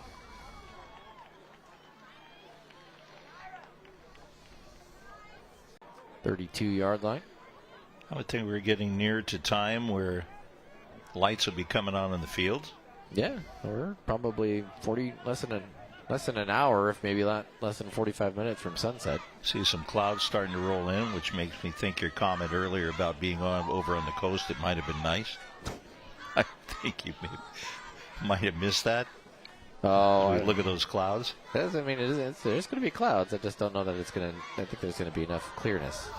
The Neighbors keeps it up past the 45 to about the 47-yard line. Nice run there by Jack Neighbors. Jack Neighbors on the quarterback keeper. I'll mark him down at just right at the 48, actually. I don't know. I think the most miserable I ever was at a football game was in Corvallis, Oregon State and UCLA. And the wind was blowing 35, 40 miles an hour. Okay. And it was maybe 40 at kickoff. Oh, no.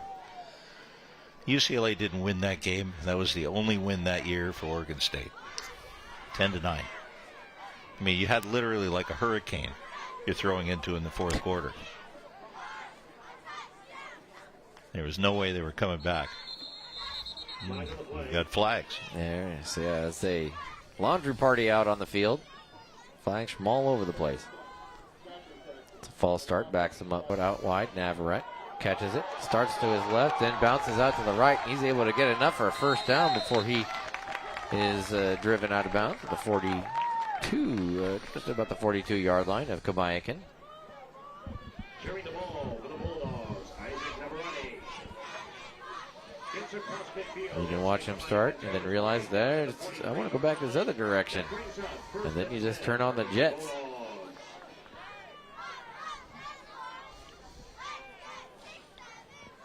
Martin avoids the contact, heads straight out of bounds, stops the clock. Still anybody's game right now. Yeah, this is a one-score game with 3.5 to go in the third.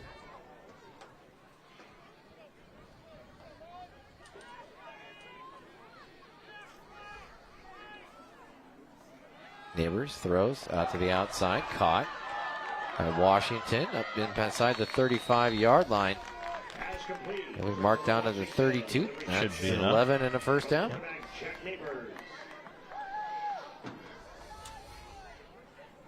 gain of 12, and that brings up 1st and 10. Hermiston Bulldogs. At the completion of this game, we'll have. What was the other team in that? I've got it around here somewhere. Southridge. Wonder if they're going to run the wing tee. Are they allowed to do anything else? I don't know.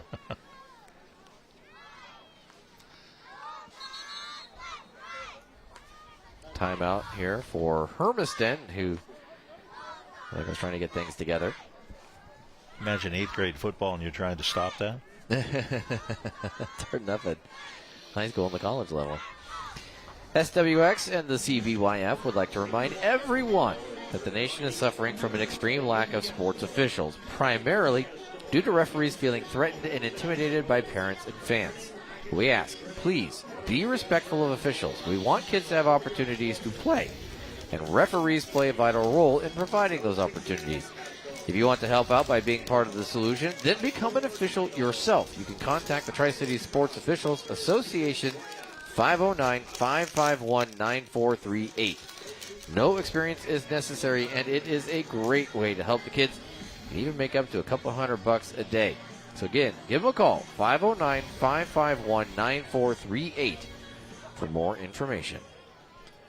Yeah, I worked a playoff game. You got me into that last year for a radio station over on the other side of the state. Oh, yeah. And the athletic director was going to collect the gear from me, and he was a little bit late after. And it was a player. Keeps it. Maybe it's me. I just can't see getting that excited at any point, playing or coaching or watching, that I'd want to go down and chase the officials down at the end of a game. I just can't fathom that. Well, you and I have been around sports a long time. I've seen a lot of stupid stuff. And I had a parent one time, and it was USSSA softball. Chased me to the car. And you know who stopped? Her mom was the catcher, and we had a good relationship. This is the best umpire. I like this guy. Leave him alone. That was the end of the discussion. Neighbors rolls to his left, scrambles around, and caught at about the 22-yard line. Flag comes in on one end, and then a flag comes in late as well. Yeah, from the white cap. From our referee. This game has come into a screeching slowdown with a lot of penalties.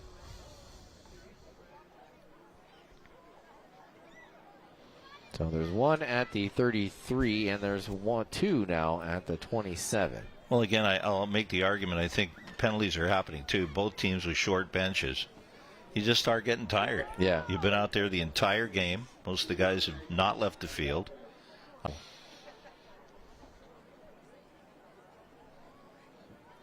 And everyone, I didn't see what they're. Different leagues have different rules, so the ball, it should just be an offsetting penalties. Ball placed at the 27-yard line, and we go from there.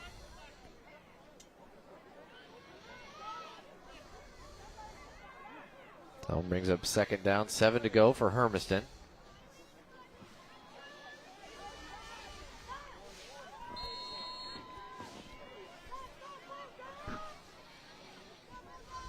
Bulldogs shift around a little bit. Neighbors will be out of the shotgun look.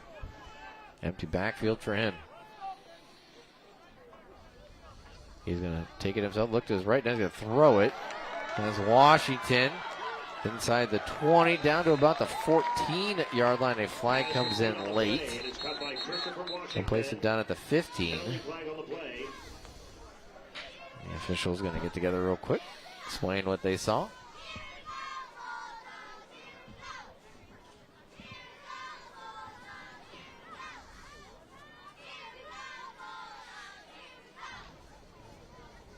So officials going to have a quick conversation. Personal foul. It's helmet-to-helmet contact.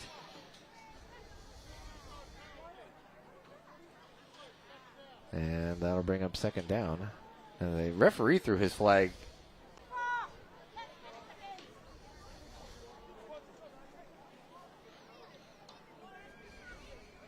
Sideline brought in on Hermiston. That is their first one. Yeah, so displeasure with the coaches. We are joined right now by the man, the myth, the legend. That is Jamie Weber. Huge part of the CBYF, though you have almost a Captain America shield about you because you're deflecting all the time. All the compliments come your way, and you're just deflection. It takes a gigantic team for something this size to be able to execute how it does. Just a lot of amazing people. I think we've got, just in the administrative staff, it takes over 50 of us. So. Jackson Neighbors finds his way, battles into the end zone, touchdown, Hermiston Bulldogs. Wow. Gotta like what you're seeing if you're a Hermiston Bulldog fan right now. So Jack Neighbors with the touchdown. So you were telling us earlier, 4,000 kids involved in CBYF in 38 more different communities, so a lot to go there. This is just growing, and you're always looking to find new ways to add. You've got this new girls flag football division that's out there. Yeah. When the WIA, we try to follow lead of what the high schools do, of course. So they brought that in. So we thought we would, even though it's put together a 5th, 6th, and 7th, 8th, and had about 50 some girls that came out to be able to participate. So it was great fun. It's good to see the girls. So we're anxious to have that grow as well. The extra point is good. So the 2-point conversion happens. Jack Neighbors does a little bit of everything as he's kicks it, throws it, runs it. Cleared it by quite a bit. So nice job out of that. Yeah, these two teams played during the season. I was talking to the Junior Braves president, who said it was a battle to the end. It was almost a 4-hour game. Oh, jeez. During the season. We might not be too far off of that tonight with all the penalties that have been called. It's a lot of laundry out there today. But it's really interesting to see in the 7th grade the difference in sizes. It's just such a dramatic change.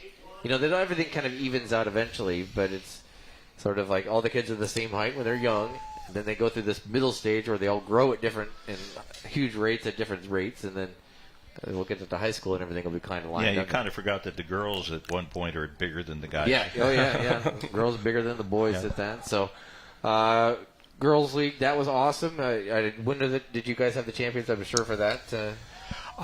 We just did something in the valley. It was just a limited participation, so we just had kind of a jamboree type of event for them that we put together for them. But we've also had our Cash Stanley to the house. But what is the whistle? He's.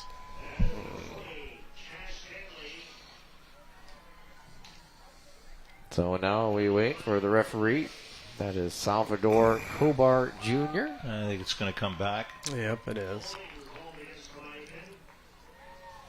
So heartbreaking for Kamiakin. A big play brought back.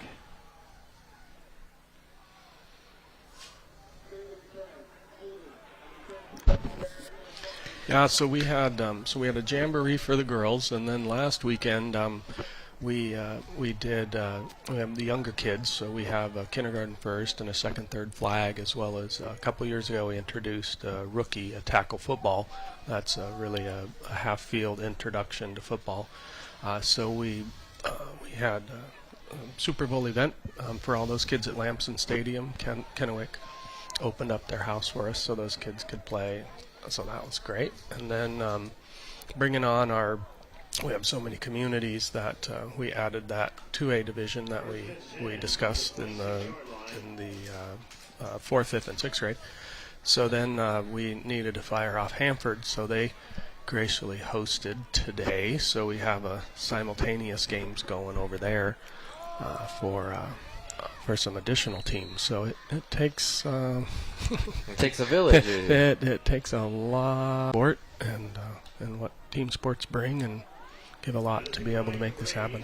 You also have a non-tackling league that's become wildly successful. Oh my goodness, we like to dream that we actually have a little bit of time off between the two, but it's like a big blow there out of Hermiston. Standing up, Maxwell Carter with the shot. Wow. Got up. That was a big hit. That's the end of the third. Our score, Hermiston 20, Kamiakin 6. Fourth quarter action when we come back. You're watching CBOF football on SWX.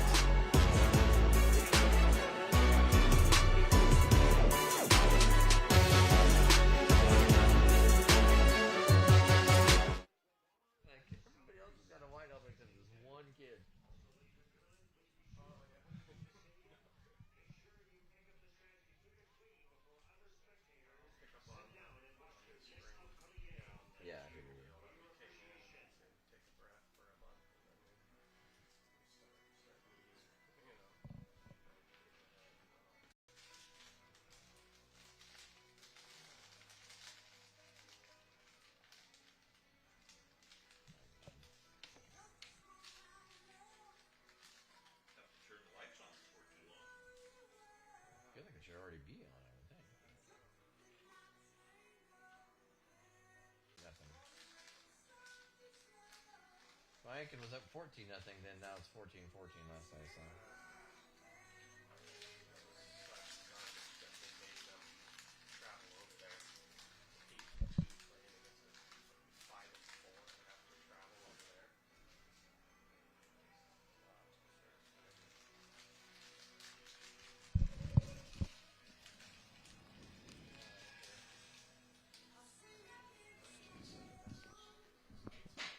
saw. Okay.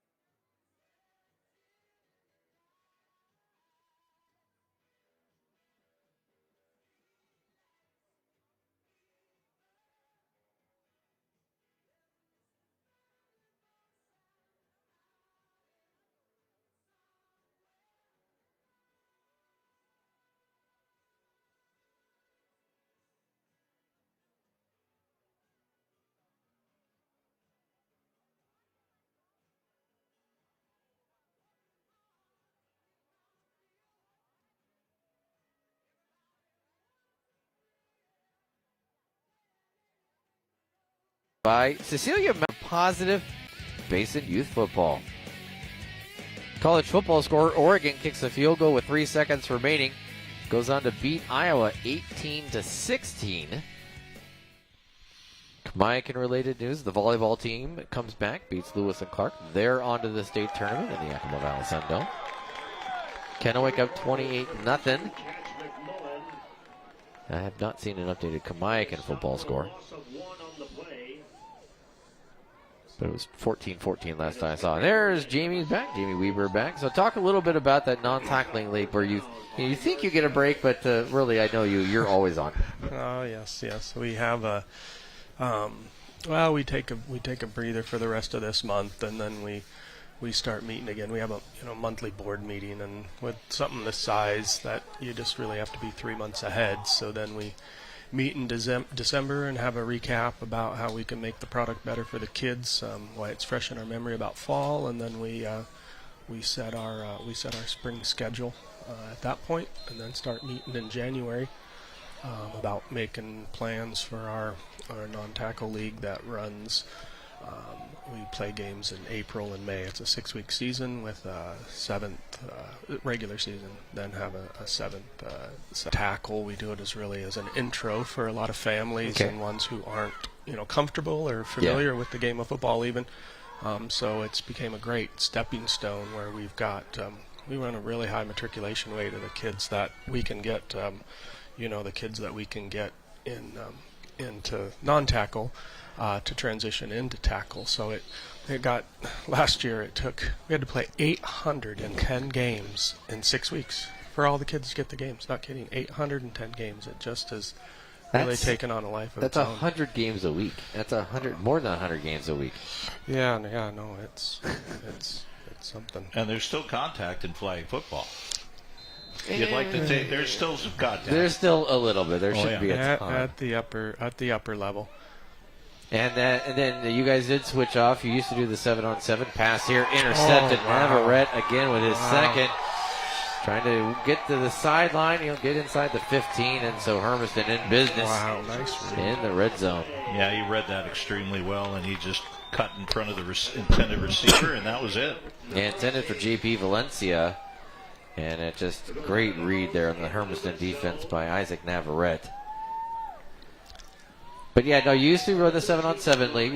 We would often have the 7-on-7 Kings of the Columbia tournament, and but that got replaced as you coordinated with the Tri-Cities based coaches and essentially did just a huge Tri-Cities coaching clinic, which allows you to do. Yeah, we for coaching clinics. So we nice run. And Jackson Neighbors inside the 5, continuing to battle. The ball comes out. Oh, it did. Catch McBullen with the fumble recovery. Nice. Or the steal. A flag comes in. Yeah, he just ripped it out of his hands. Or was that the beanbag to indicate the fumble? So what was a golden opportunity for the Bulldogs turns into a turnover. So yes, I sit down with some of the high school head coaches, and we have a dinner and just discuss. Say, hey, we've got these resources. We want to support you guys. You guys do so much for the kids. So we're happy to put on a tournament in the spring to kind of help with their spring, add some flair to their spring football, and that's what we were doing with the Kings of the Columbia. And the discussion was, part of it was how last year's calendar dropped as well, but we'll see what they want to do this year. But yeah, it was just to coordinate, getting a camp put together, a regional camp. So we helped out with that. Well, it must have worked because Moses Lake is Brady J through 50 touchdown passes. So JP Valencia with the catch. A flag comes out in the area of pass interference. The weather is. Oh, they're going to call it on the defense. Yeah, he gave him a bump right before he caught the ball. might have knocked him forward to help him to catch it. Okay. Yeah. The old running back pass. You see it right there, and he had the hands on him, yeah. Great catch, though, by JP Valencia. No, it is a lot of fun, and I think that a lot of people love what you guys can offer and get the CBYF going and hopefully allow football in the area to continue to grow. We've certainly seen a certain amount of success when 3 different teams won last night, one on the road in the round of 32. Kennewick was already up on last I saw. I haven't seen an update on Kamayakin, but there's a real opportunity. But it goes beyond that. Prosser, which is part of the CBYF, won yesterday. East Valley, which is that's a team in the Yakima Valley. That's another team that won. And I'd imagine some of the kids that you're training go on to play for Tri-Cities Prep or Liberty Christian. 2 teams that have really had a lot of success this season. Absolutely. We also in the spring, a big part of what we were able to do is, and we'll have the president of the Officials Association. I'll send him up, Jeff Kinney, to put the headset on and talk about that. But him and I have really been working side by side for quite a few years to. Jackson James will slide down at the 26-yard line. I mean, we know it's a national problem that I think a lot of it is just really this over-the-top parent behavior, just scaring away ones where it's. Yeah, low snap. James able to collect it, but his pass finds JP Valencia, but he hit the turf, so. Yeah, I would think the greatest place that you can start to recruit really would be in high school to get them to do youth, and they can do it while they're going to high school, make some money, and start to work it that way. That's what I did, and it was a great way to avoid working. Yeah, we've got Jeff and I. We worked with the former, the longest serving executive director of the WIA. So we spent some time with him, and we got a copy of the whole the class, basically the whole itinerary for teaching an officials class. So we've been talking to some high schools about adopting about adding this class for these kids to actually take it as an elective, and they get paid and learn how to officiate. So Hermiston is one of them. It's just been an incredible success there. And then we provide our youth games, so our partnership with the Officials Association makes it so we can they bring 2 adult officials, and then we have 2 that are officials being trained up. So a lot of the high school kids, that's when we get them. I think we had over 100 youth officials that we were able to get in, and it's it's a shakedown, but we're starting to see some of those matriculate in to the Officials Association as well. So then that going to help us get what our goal is let's get back to all our high schools playing on Friday nights. Personal foul called on Hermiston. This game is turning out to, I feel like, we're 5 years away from Kamayakin and Hermiston being one of the best rivalries in the NCC, the way these 2 are going at it. As McMullen will get tackled at the 6th. Really getting officials, it's no different than walking down the hall and recruiting players. But I would think it'd be a little easier just to walk in locker rooms and talk to guys and, hey, I've got something for you, and this would be a a great way for you to learn, and you become a better player, learn the rules. Yeah. Several of the high school coaches have mentioned that just is great. The kids learn the game better. They become a student of the game, just learning it from the officiating. Really help with even some of the relationships when a couple of the kids that are playing out on Friday nights, keeping the rest of their team, hey, because they have relationships with the adults that are there. I was talking with Greg Mitchell at a softball game last year, one of the fast pitch games, and one of the girls was one of those players that's learning how to be an official and trying to do that. So he and her were having a fun time kind of bantering at each other. Nice. All right, gentlemen. Well, we got a trophy ceremony coming up, and I've seen my for a little bit, but sure appreciate you guys spending your Saturday coming down here to support the kids. So. All right, Jamie, thanks so much. Best of luck to you. Thank you, guys. And so it'll be Kamiakin football inside the 10. 4th down, though. 4th and goal, and now a timeout is called by Hermiston. Big play here. You score, you can start dreaming about maybe getting that tying score, but you don't. And Hermiston just starts to run the football and run the clock. I know, it always amazed me. Some of the best players really didn't know the rules. They just weren't aware because they played the games, but they never thought of learning what makes the game happen. Well, and it makes you that much better. I mean, especially as a captain, eventually you become a coach, do all that. You learn how the game works. Yeah. What makes it work.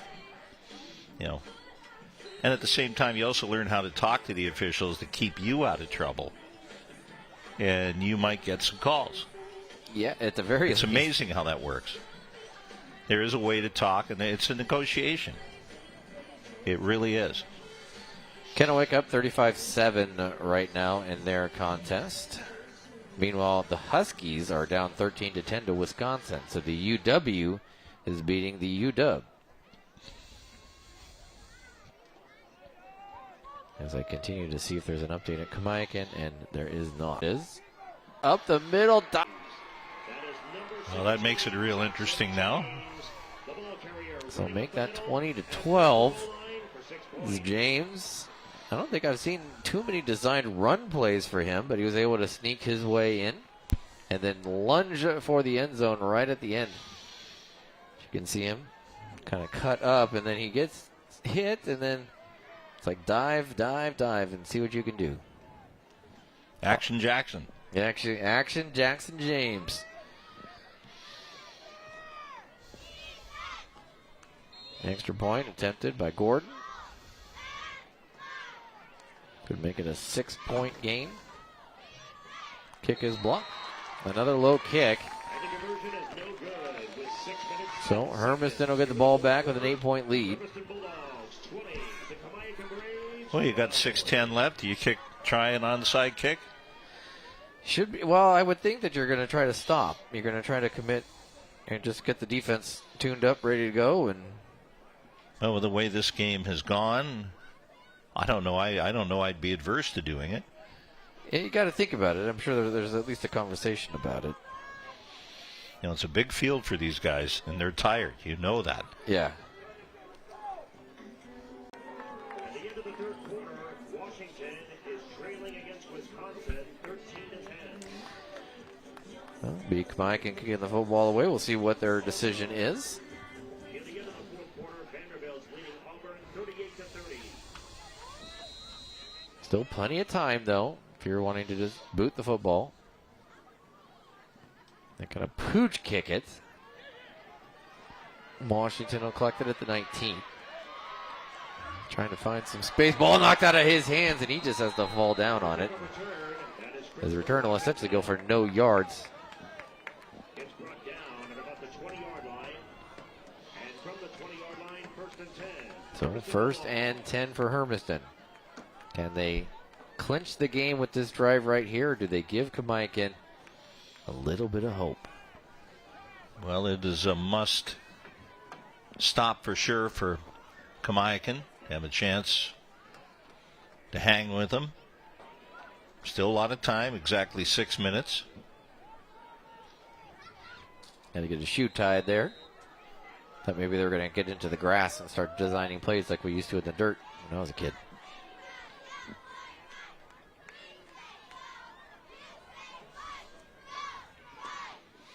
Neighbors going to keep it.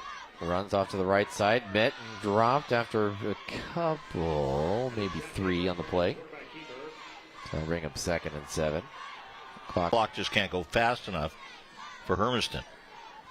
When you're heading a game like this by 1 score, and it goes way too fast for Kamaikan. 2 different perspectives from players in the same game. So 2nd, 7 to go for the Bulldogs. Trying to win right in front of the home crowd here. Neighbors going to keep it. He's met in the backfield, and eventually he's dropped for a loss to the original line of scrimmage back at the 20. That'll bring up 3rd and 10. That is number 14 of the Kamaikan Braves. You know, Kamaikan having good defensive series right when they need it. Tightening up. And that opportunity to try and keep Hermiston deep in its own end and perhaps take over in really good field position. Well, they have blocked a punt today, so. But they will need to try to kick the extra point, which is worth 2 points in the CBYF. And that they're over 2 on. Neighbors looks to throw. Tosses. Tipped and knocked down. A PBU pass breakup from J.P. Valencia. Yeah, Valencia got that right hand on the ball, knocks it down. And 4th down, punting situation. So Kamaikan did exactly what it needed to do and did it well. Forced the 3 and out with 4.5 to go. Neighbors boots that one away. Valencia going to let it go. If I'm Hermiston, I'm just going to let it roll and stop and not do a thing about it. That is a really nice punt.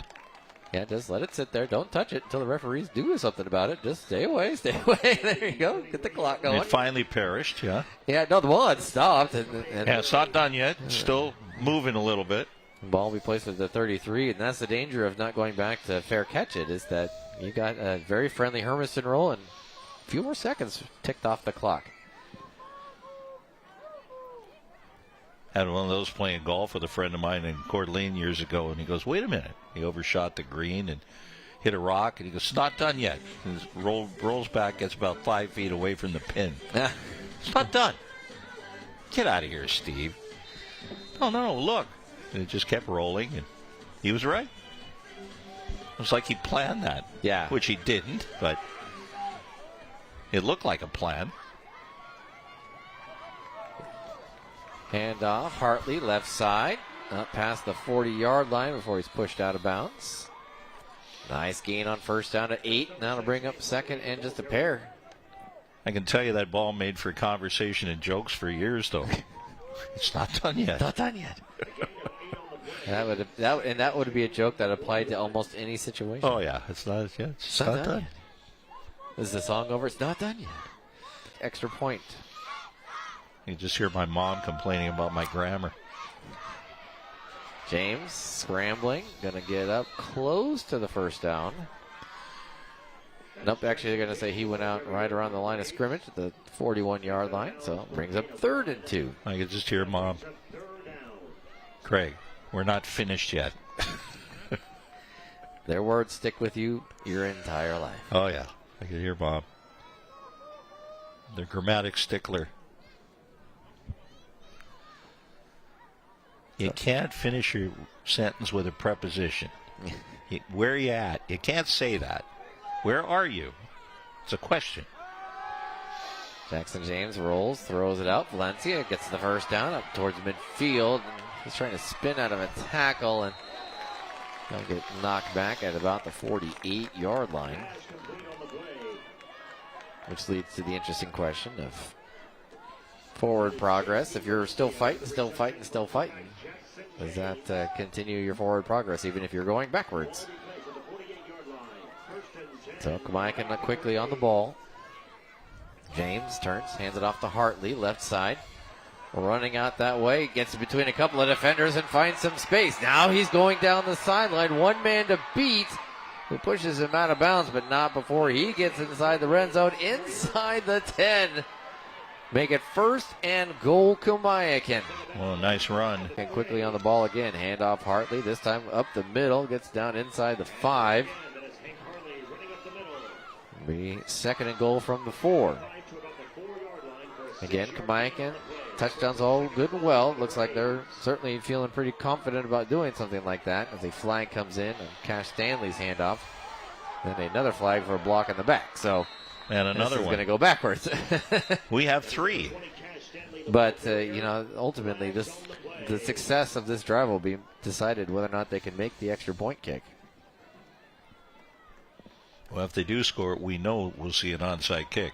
Yes, if they, at that point, it starts to become mandatory. But, yeah, they're going to get pushed back a little bit here with the illegal procedure, a block in the back. And so just yeah, Kamayakan's got the momentum right now.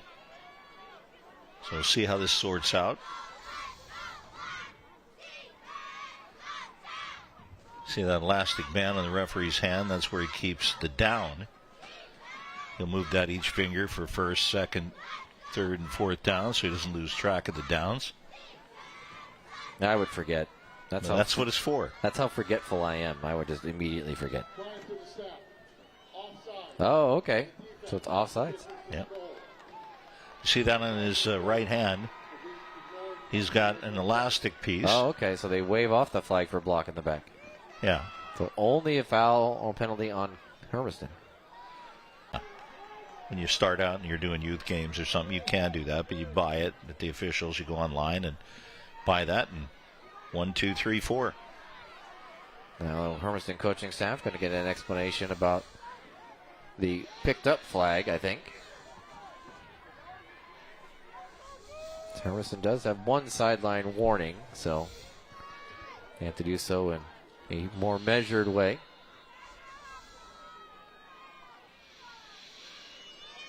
Run in the middle, touchdown, Jackson James. 2nd rushing touchdown, the young quarterback. And now the all-important kick. Well, Kamayakan's had a shot at vitamin B here. B12. They're getting going. They've got some energy here late in this game. No, they're He just followed the blockers. Yeah, goes into the end zone.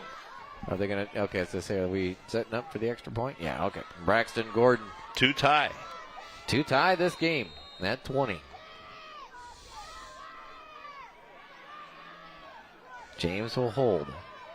Kick is up, and it is no good. He got it over the defenders this time, but he did pull it to the left. So we'll make it 20-18 Hermiston. They're going to get the football back with an opportunity, or they're going to have to potentially handle an onside count if you're Kamayakan. But yeah, you got to think at this point they're thinking potentially onside and see what they can do.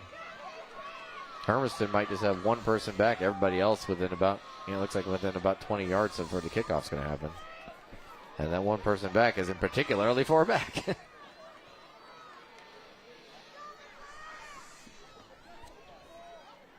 So Bulldogs retain the lead after the missed extra point. And now Gordon. You see onside. It's Kamayakan trying to play defense.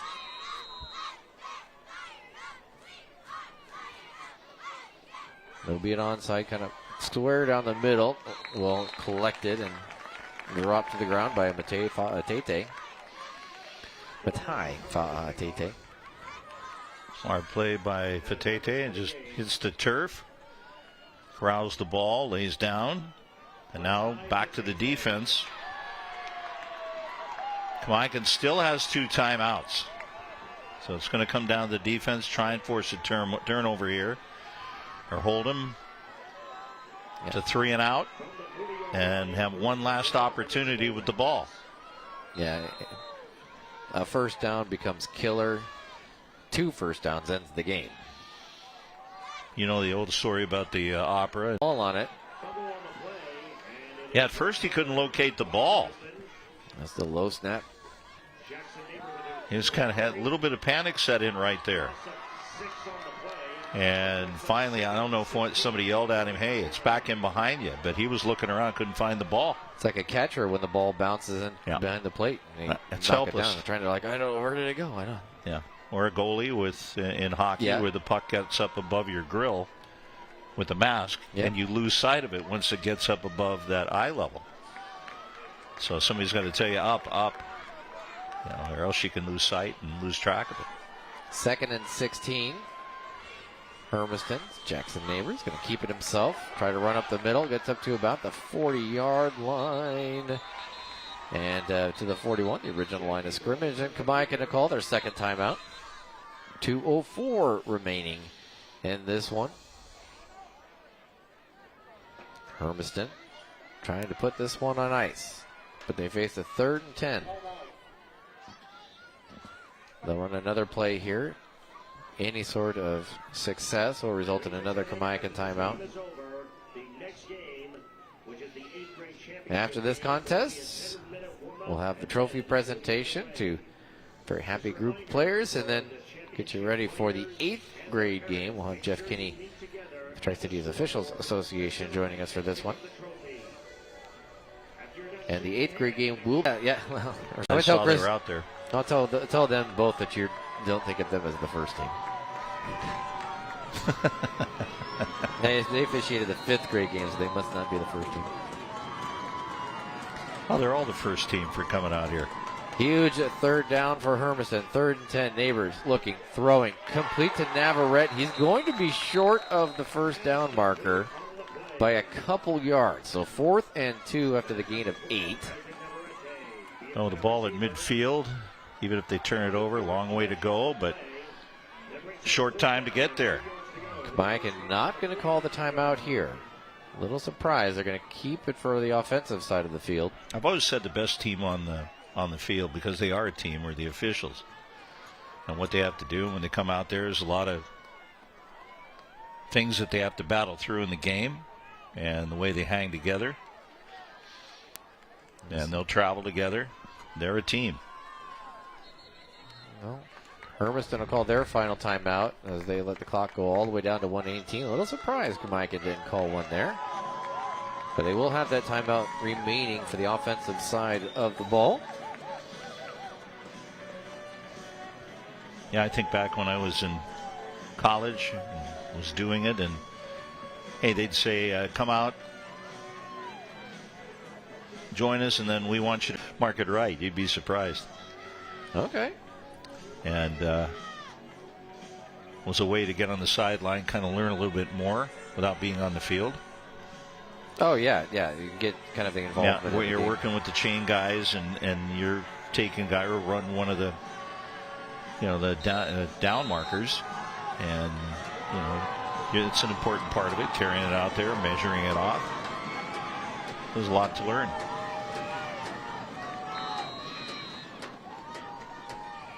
Connell from the SCAC falling today.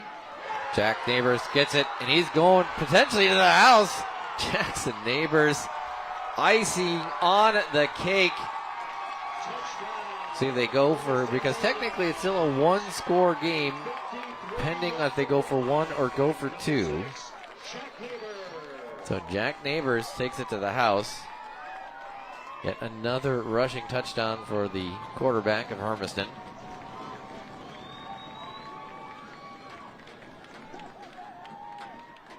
He's had such a big game here today. And the breakaway speed, and goodbye. So Jack Neighbors, and we'll see how they decide to handle this. Because it's an 8-point game right now. Kamaikan still has the opportunity to score a touchdown and kick the field goal, or kick the extra point for the 2 points. But if Hermiston can score here on the 1 point, the nail in the coffin, no get in delay. So that'll back them.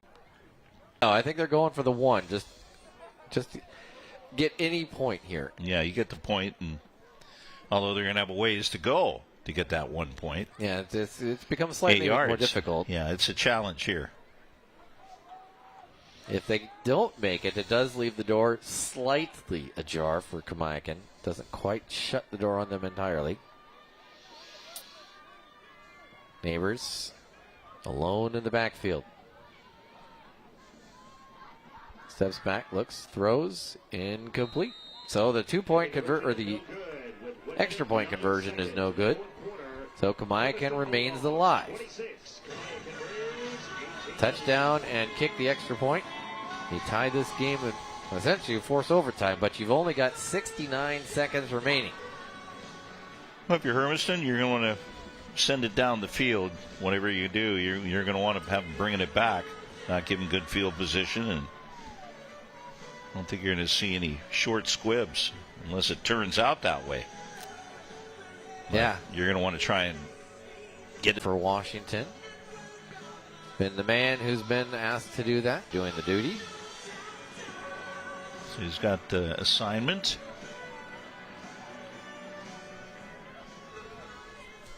So Jack Neighbors lines up, waits for the whistle to blow, and there it goes.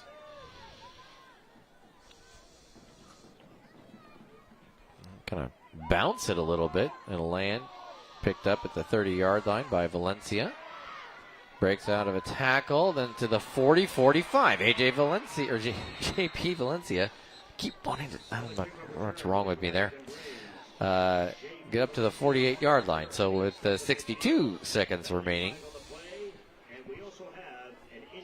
And there is apparently a flag on the play, according to the PA announcer. I didn't see.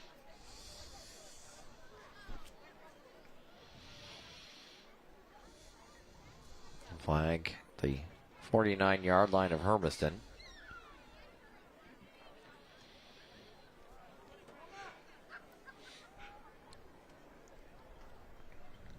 And now they've moved the flag to where the injured player is. That's Christopher Washington. Hope that young man's okay.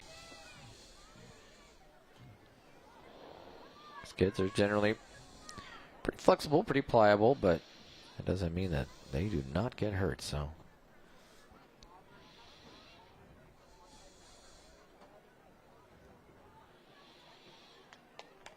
He's up, going to walk off, gets a ovation from everyone around.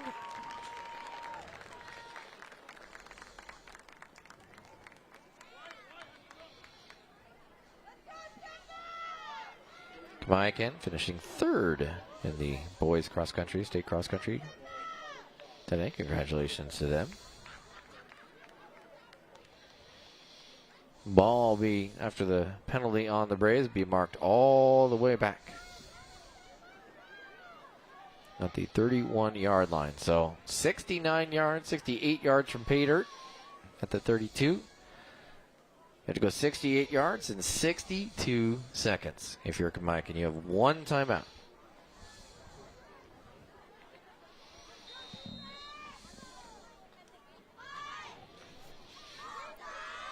What kind of magic do you have up your sleeve, Coach Sean Gordon?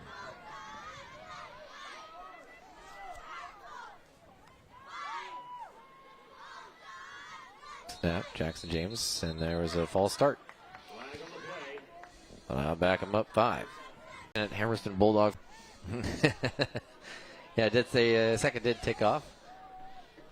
Christopher Washington apparently okay to play now. He's going to come in.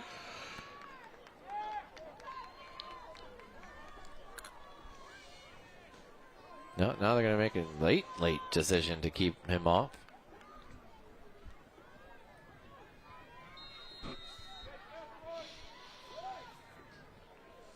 James steps back. He's going to throw one deep to the left side. Caught up near midfield. JP Valencia with the catch. That'll stop the clock to reset the chains. Kamiakin's got to get on the ball quickly. 1st and 10 at the 49-yard line. Great adjustment by Valencia.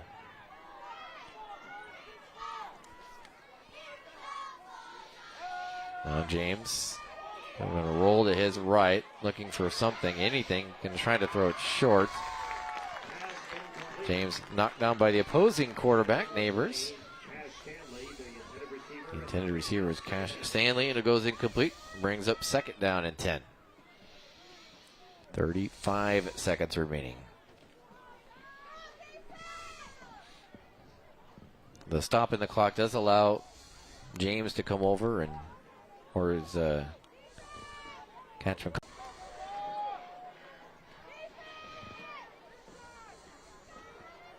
It'll be James. Two receivers on either side. Catch McCullough going to jump in behind him in that pistol look. And get the pitch. Now he's going to look to throw it, and his arms hit as he tries to release it. Nice effort there by Maxwell Carter for Hermiston. So that'll bring up 3rd and 10.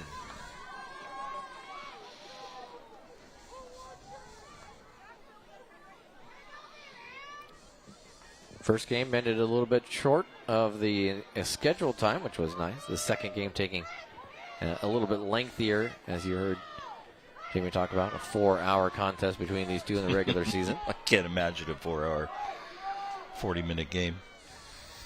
James steps, looks, going to throw to his left, into coverage and incomplete. Intended for Cash Stanley, and so now, well, they play that very well. Will either send Kamaikin home in second or give them a little bit of hope. 4th and 10 from the 49.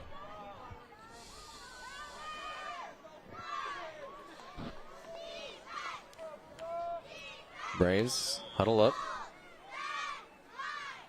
And I think they're going to call their final timeout right here. I was just going to say, next season with you. Something, and a bunch of up down there. Need not one, but 2 miracles here. One to score, and then one for the 2-pointer. Yeah. First thing you have to do is get 10 yards. Yeah. But you're out of timeouts, so whatever you're going to do to get the 10 yards, you got to do it in a hurry. Yeah. Get the 10, get up on the ball, continue to just be quick.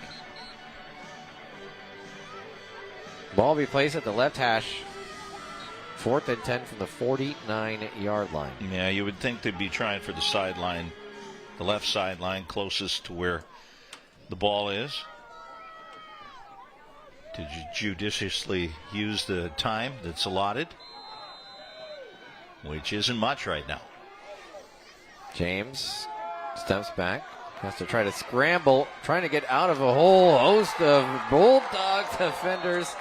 Flags come in after the sack. So what is the flag? So Hermiston makes the stop. Only a yard on what essentially turned into a quarterback scramble. And not the kind you'd get at a restaurant with eggs and all kinds of greatness to it. Is that a Sunday special or something? I don't. Maybe I would. And, well, Kamaikin gets a break. A personal foul face mask means they get to renew their sets of downs. 1st and 10 from the 35-yard line. But they've lost 7-6 at the time. So they now have 18 seconds in which to try and strike. So, Hermiston's defense will be called upon again to make another stop. Of course, any sort of turnover, and we're over. Kamaikin huddling up quite a distance from the ball, so they have to sprint up there. James with McMullen behind him. Going to send Hartley in motion. The play clock just about to run out. He just gets it off. McMullen going to try to throw it, and it's going to fall harmlessly to the turf. They've tried that toss to catch McMullen throw play a couple of times, and both times Hermiston's been all over it. Well, perhaps they've seen that before. After all the teams have met before. And apparently play long football games. So you have a lot of tape to I go can't over. fathom a 40-minute football game going 4 hours. That's, well, there's halftime. Took an hour? Yeah. Intercepted. Hermiston going to take it home. Christopher Washington with the pick. So a kneel down or a simple basic run, and Hermiston will be able to walk off the field, their own home field, as the champions. Ball is placed at the 7-yard line. 1st and 10. Hermiston Bulldogs. So congratulations, Hermiston Bulldogs. And they're just going to crowd around the football real quick. Snap it, down it, and go enjoy a little celebratory meal someplace. And there it is. Now there'll be a flag on Kamayakan. Well, there's 3 of them. Perhaps some frustration by one of the defensive players there.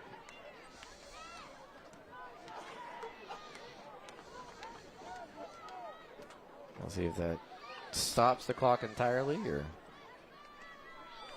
Personal foul. Flagrant. On the defense. 15-yard penalty. Number 9, Jamaican, disqualified.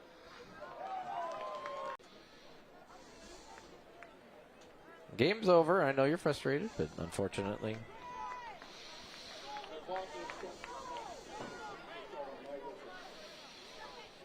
I think I heard him say the clock will start on his whistle, or play clock will start on his whistle.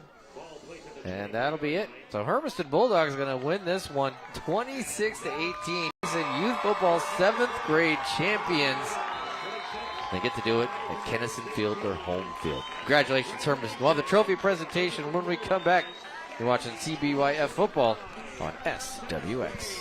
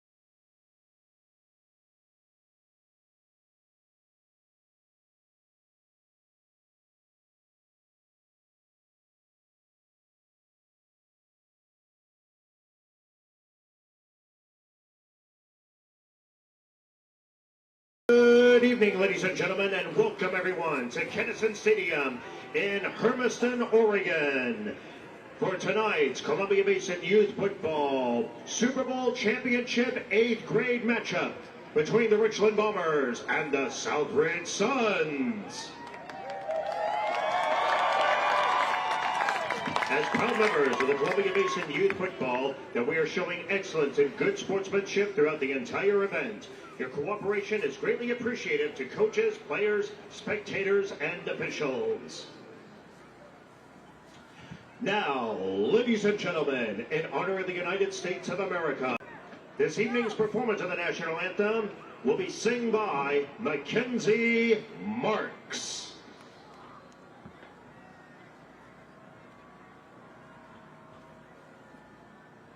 Oh, say, can you see by the dawn's early light what so proudly we hailed at the twilight's last gleaming, whose broad stripes and bright stars through the perilous fight o'er the ramparts we watched were so gallantly streaming. And the rockets regular, the bombs bursting in air, gave proof through the night that our flag does that star-spangled banner yet wave o'er the land of the free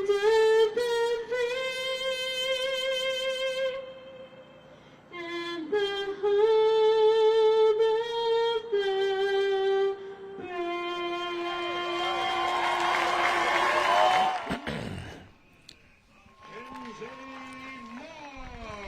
the Mackenzie Marks.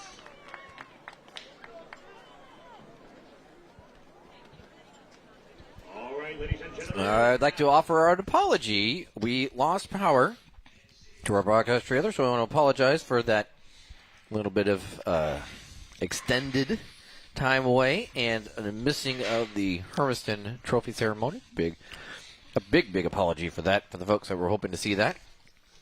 Moment of silence brought to you by Sounds of Silence brought to you by Simon and Garfunkel. Depeche Mode, Simon and Garfunkel, Disturbed, all of them. So we are now heading into the 8th grade CBYF championship game. The Richland Bombers, Junior Bombers, 8th grade team, and the Southridge Suns 8th grade team. For those who maybe were expecting me to, or depended on me to keep you up to date on, and the University of Walkounts was just an ugly football game. And the cheering you hear is all the Cougar fans. Yes. So Washington gets ranked and immediately loses. Final game for the night for us.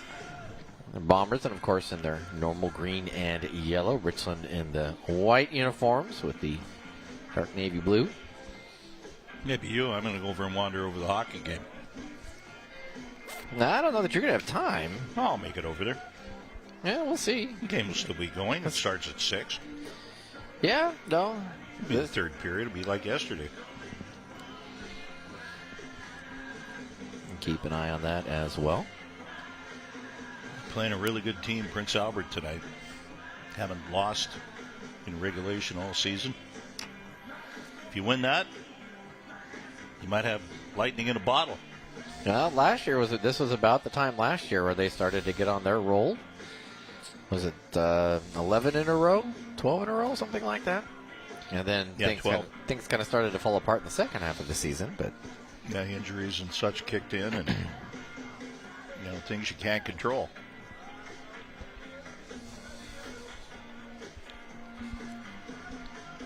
so we'll see. Half kickoff. Now, these are guys we might see playing next year. Yeah, these are guys that have played against each other plenty, and there's a reasonable chance that they're going to be competing at some level against each other for the next 4 years on top of this. And a couple of high schools that are coming out with, both winning yesterday. See if they can take some motivation. Coach Josh Jelinek getting an opportunity as well to see what he's going to be working with in terms of tryouts for next year. And there you can see the Junior Bomber cheerleaders as well. Another program that's always really, really popular.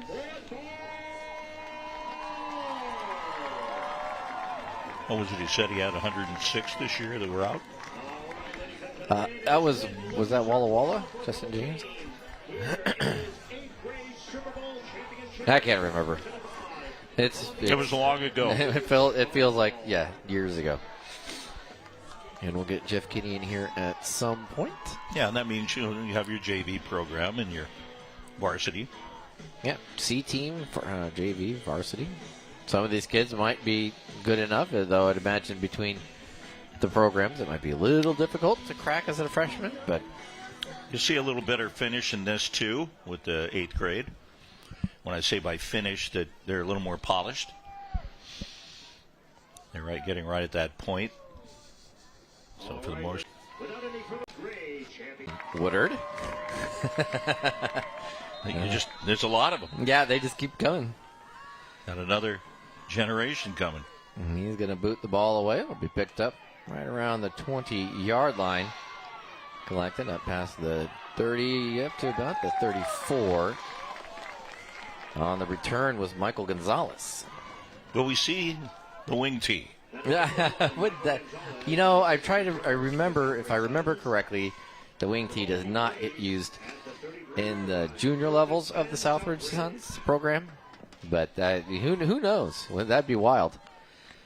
Wing tee versus the air raid offense of the two schools. I don't think ultimately that's what we're going to see, but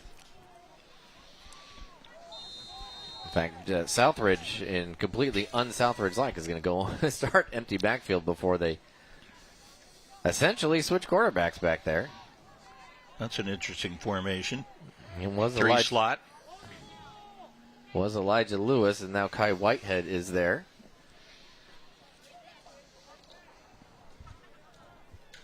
I'm going to welcome Jeff Kinney here in just a second. Snap goes up and over the head of Whitehead. He has to just dive on it and get the make sure for Southridge. Yeah, Whitehead, not the tallest guy, but that one just bolts over his head.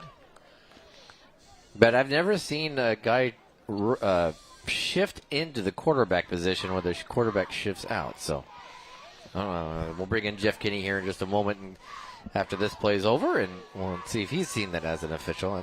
Maybe it's a high school or like lower level things. But 2nd and 29 now for Southridge. Will be Lewis, going to keep it himself. Runs right hand side. It's getting hit and dropped after not a ton there, maybe 5. Welcome in now the top dog, or one of the top dogs over at the Tri-Cities Officials Association, Jeff Kinney. Jeff, welcome. Thanks so much for stopping by.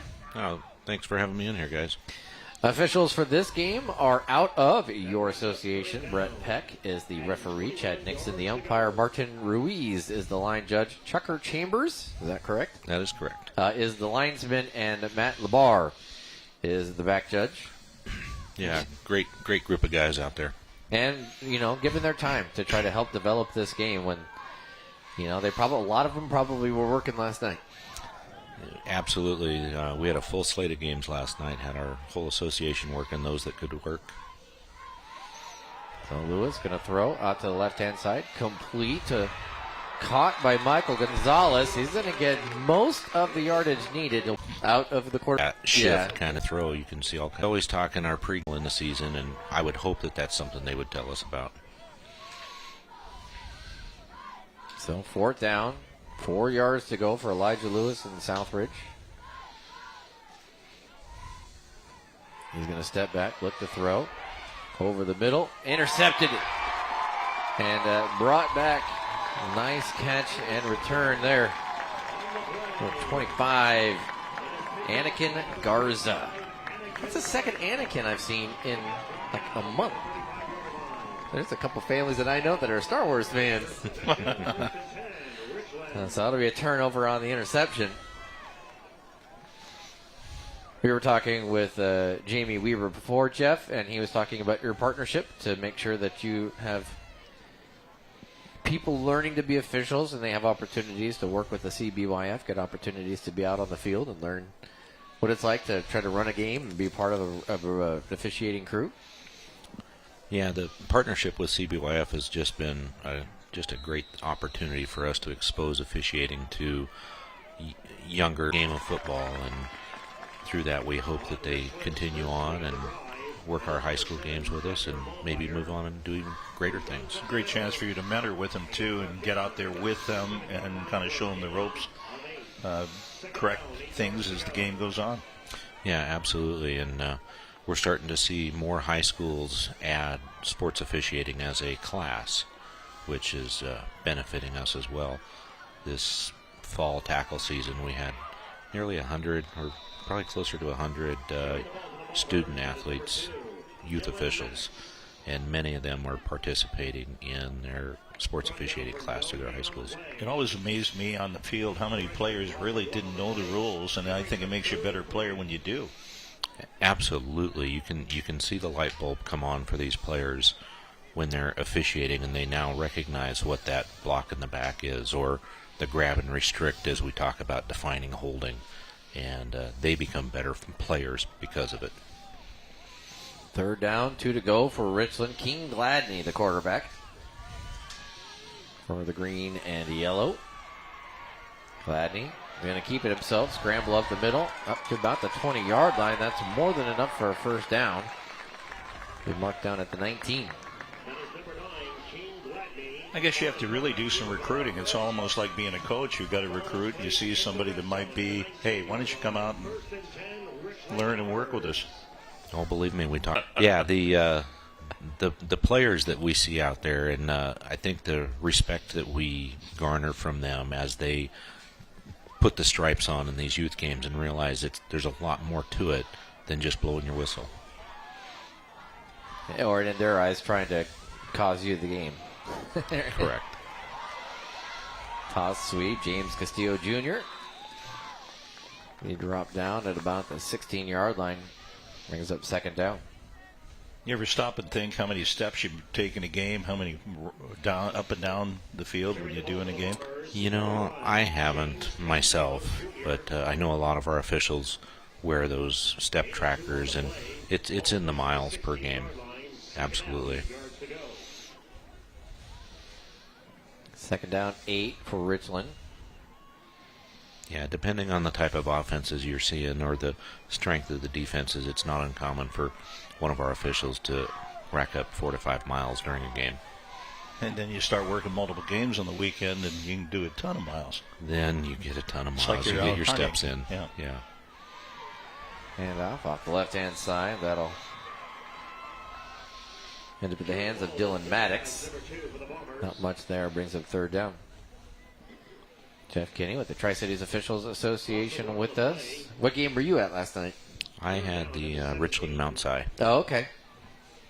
Yeah, really good game. The coaching staff were phenomenal. They were just happy to be on a dry field. Gladney going to roll out to his right. Not a ton of space over there. He's going to get maybe a yard. I know, having called games in Oregon and lived over toward the coast and dealing with the rain, and seemed to never end, and we didn't have artificial surface that anybody played on. Yeah. There were games that by the third play, there were no uniforms. You just kind of made up stuff as it went on. There's a handoff. Not sure who to. Yeah. But it's somebody. Yeah, you kind of knew your own guys. You got used to their sizes and bodies. You had an idea who was whom. You could call the game, but the other guys, not exactly. You just kind of guessed. Yeah. So 4th down. 4th and 9. Gladney going to toss it up. Maddox is going to get dropped short, well short of the first down. So that'll be a turnover on downs. Yeah, you talked a little bit about recruiting, and we officiate almost year-round with the spring 7-on-7 through CBYF, and then the fall tackle, and we attend camps in the summer, and we used to do the indoor games, and and then some of the outdoor rec league stuff, and. 1st and 10 for Southridge. Elijah Lewis in the backfield. Going to step back, look to throw. Going to try to run a screen, and it'll go incomplete. We did have. I wanted to shout out the Tri-Cities officials that helped Craig and I on Thursday of last week, because Craig and I saw a touchdown celebration that got flagged, and we were like, oh. We didn't know the team or tandem rule at the time, and Chris Neesham and Aaron Bigland said, hey, just you can't do it by more than one yourself. You can do one by yourself. Yeah. And even there's some lines there that you cannot cross. Yeah, there's some judgment that you put into it on, how excessive is it. And then we got to talk to Keon, who was the official for that game, who made that call up the middle. And he gave him a chance. He said, don't do it. I'm going to have to flag it. Yeah. Carter Salisbury with the carry. I'll bring up 3rd down. So he did his preventive officiating. It was, hey, I don't want to do this, but if you do it, I'm going to have to do it. And they said, I know. Okay. Here comes the flag. Just under 3 to go here in the first quarter. That's one of the great things about a lot of these youth officials is they're essentially assistant coaches kind of in a weird way. Yeah, we find ourselves on the field. We try not to be coaches, but we definitely try to help the kids to be in the right position and not be in the wrong position or not to commit foul. Sign looks 31-yard line in the first. A 3-yard gain on the play. 1st and 10 Suns at their own 31-yard line. Does it change when you're refereeing a regular season game between, say, Richland and Walla Walla versus doing something like last night where you're having Richland face off against Mount Si, and essentially you're ending someone's season. Well, you're not necessarily, but the game will end someone's season. I think I know I can speak for myself and most of my officials in the association. We go into every game with the mindset that this is the biggest game of the night for these kids on the field, and we're going to give them our best from first whistle to last whistle. Okay, so what's a penalty in one game? Game 1 of the season will be a penalty. In game 10 of the season will be a penalty in the state title game. Should be. Yeah, should be. Again, it comes into judgment, and you don't ever want to be the impact or the change or the outcome, impact the outcome of the game through something you do. Last night's game, we called the penalties that needed to be called. You see holding on every play. Right, yeah. But if it's a run to the right and the left tackle is holding the D end, probably not going to call that unless it's an egregious take him to the ground player. After that, we can let them know, hey, you could have cost your team 10 yards on that one. Yeah, just as a heads up, this is what you did. Yeah, we saw you. And we'll communicate that to their coaches as well. Hey, number 79's got to keep his hands in. He's getting outside the frame. He's going to get a flag if he doesn't keep his hands in. So, not assistant coaches is maybe not the official, but definitely somebody who's out there helping explain the rules and helping the players hopefully get better. Yeah, absolutely. And the coaches. I mean, yeah. There's always learning going on for everybody out there. Last play of the first quarter, 3rd down for Southridge. Elijah Lewis. Gonna get it off just before the horn blows. Gonna throw one. Down the right sideline, and a great catch on the sideline right there. That is Max Minucci. And at the end of the first, no score, but Southridge driving. We'll have the second quarter when we come back. You're watching CBYF football on SWX.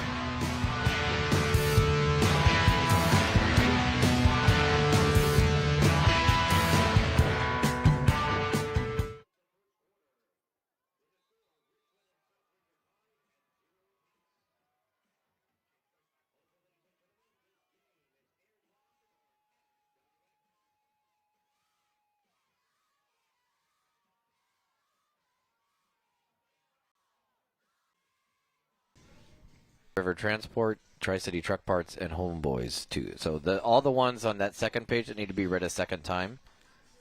Yeah, so Elevate, Columbia River Transport, Tri-City Truck Parts, and Homeboys.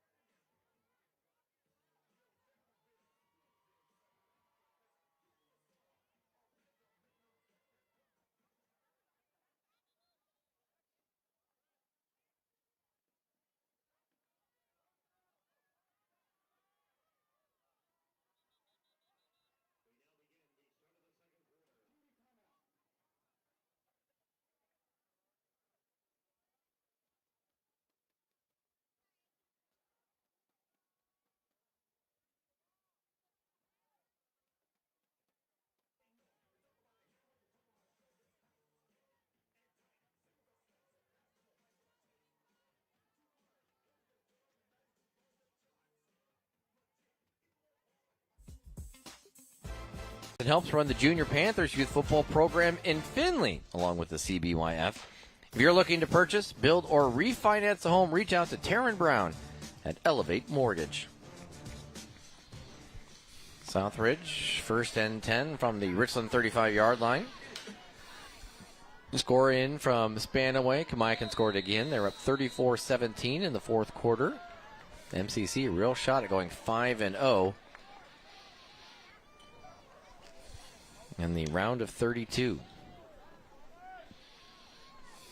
Nigel Lewis going to keep it himself, run up the middle. Now he's going to bounce out to the left-hand side. Got a blocker out there. Able to get up near the 20-yard line. 20 yards for a first down at the edge of the red zone. Do you, Jeff, remember kids as they transition from youth football and work and kind of seeing them in their younger days, then getting into the high school level? Okay. It's hard to keep track of all of it, yeah.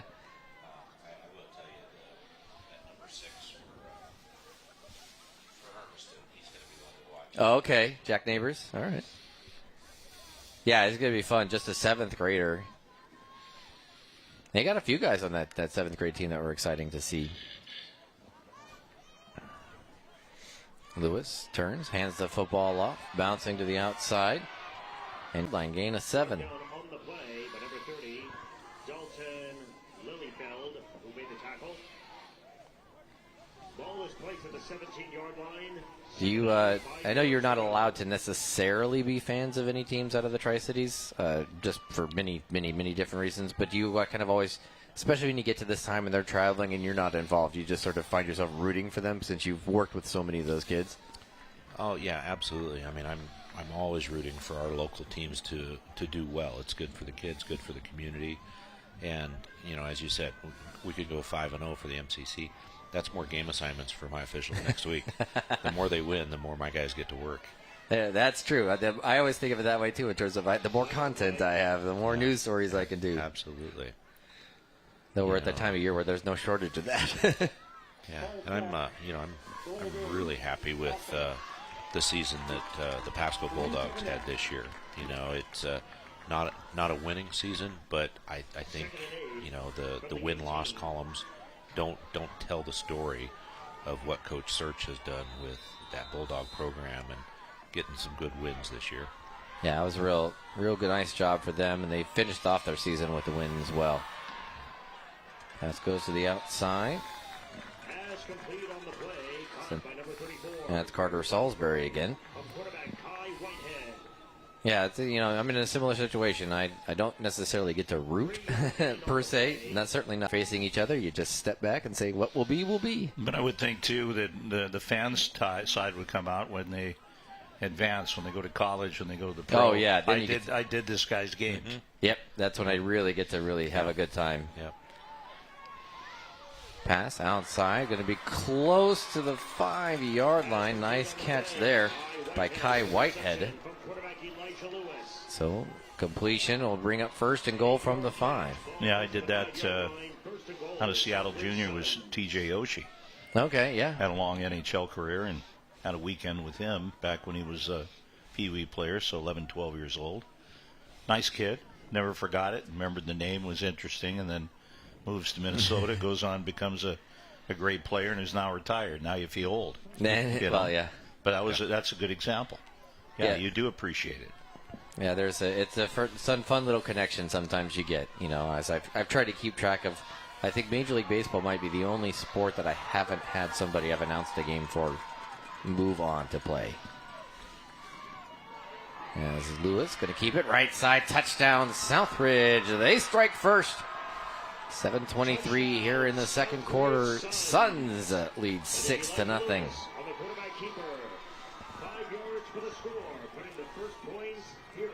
So, well, they aren't running the wing T, Craig, but they are still running the football.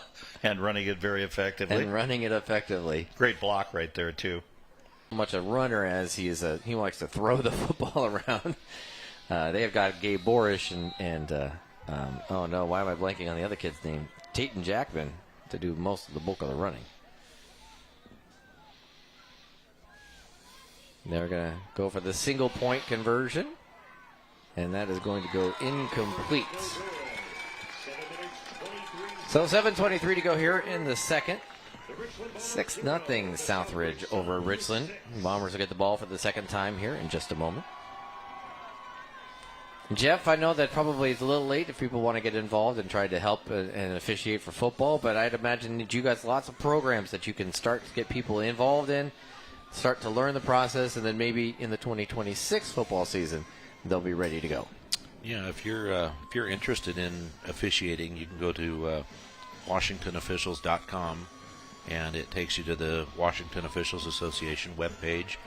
You can select the sport that you're interested in, and you'll provide your contact information, and the WOA will then forward that to the local assigner to your area, whether you're interested in officiating basketball, football, baseball, wrestling, whatever it might be. They will get you in contact with the assigners. And there's so many different sports. We obviously there's a lot of attention paid to football and basketball and the like, but if you are into lacrosse or if you are into, there won't be returned by Dalton Lilyfield.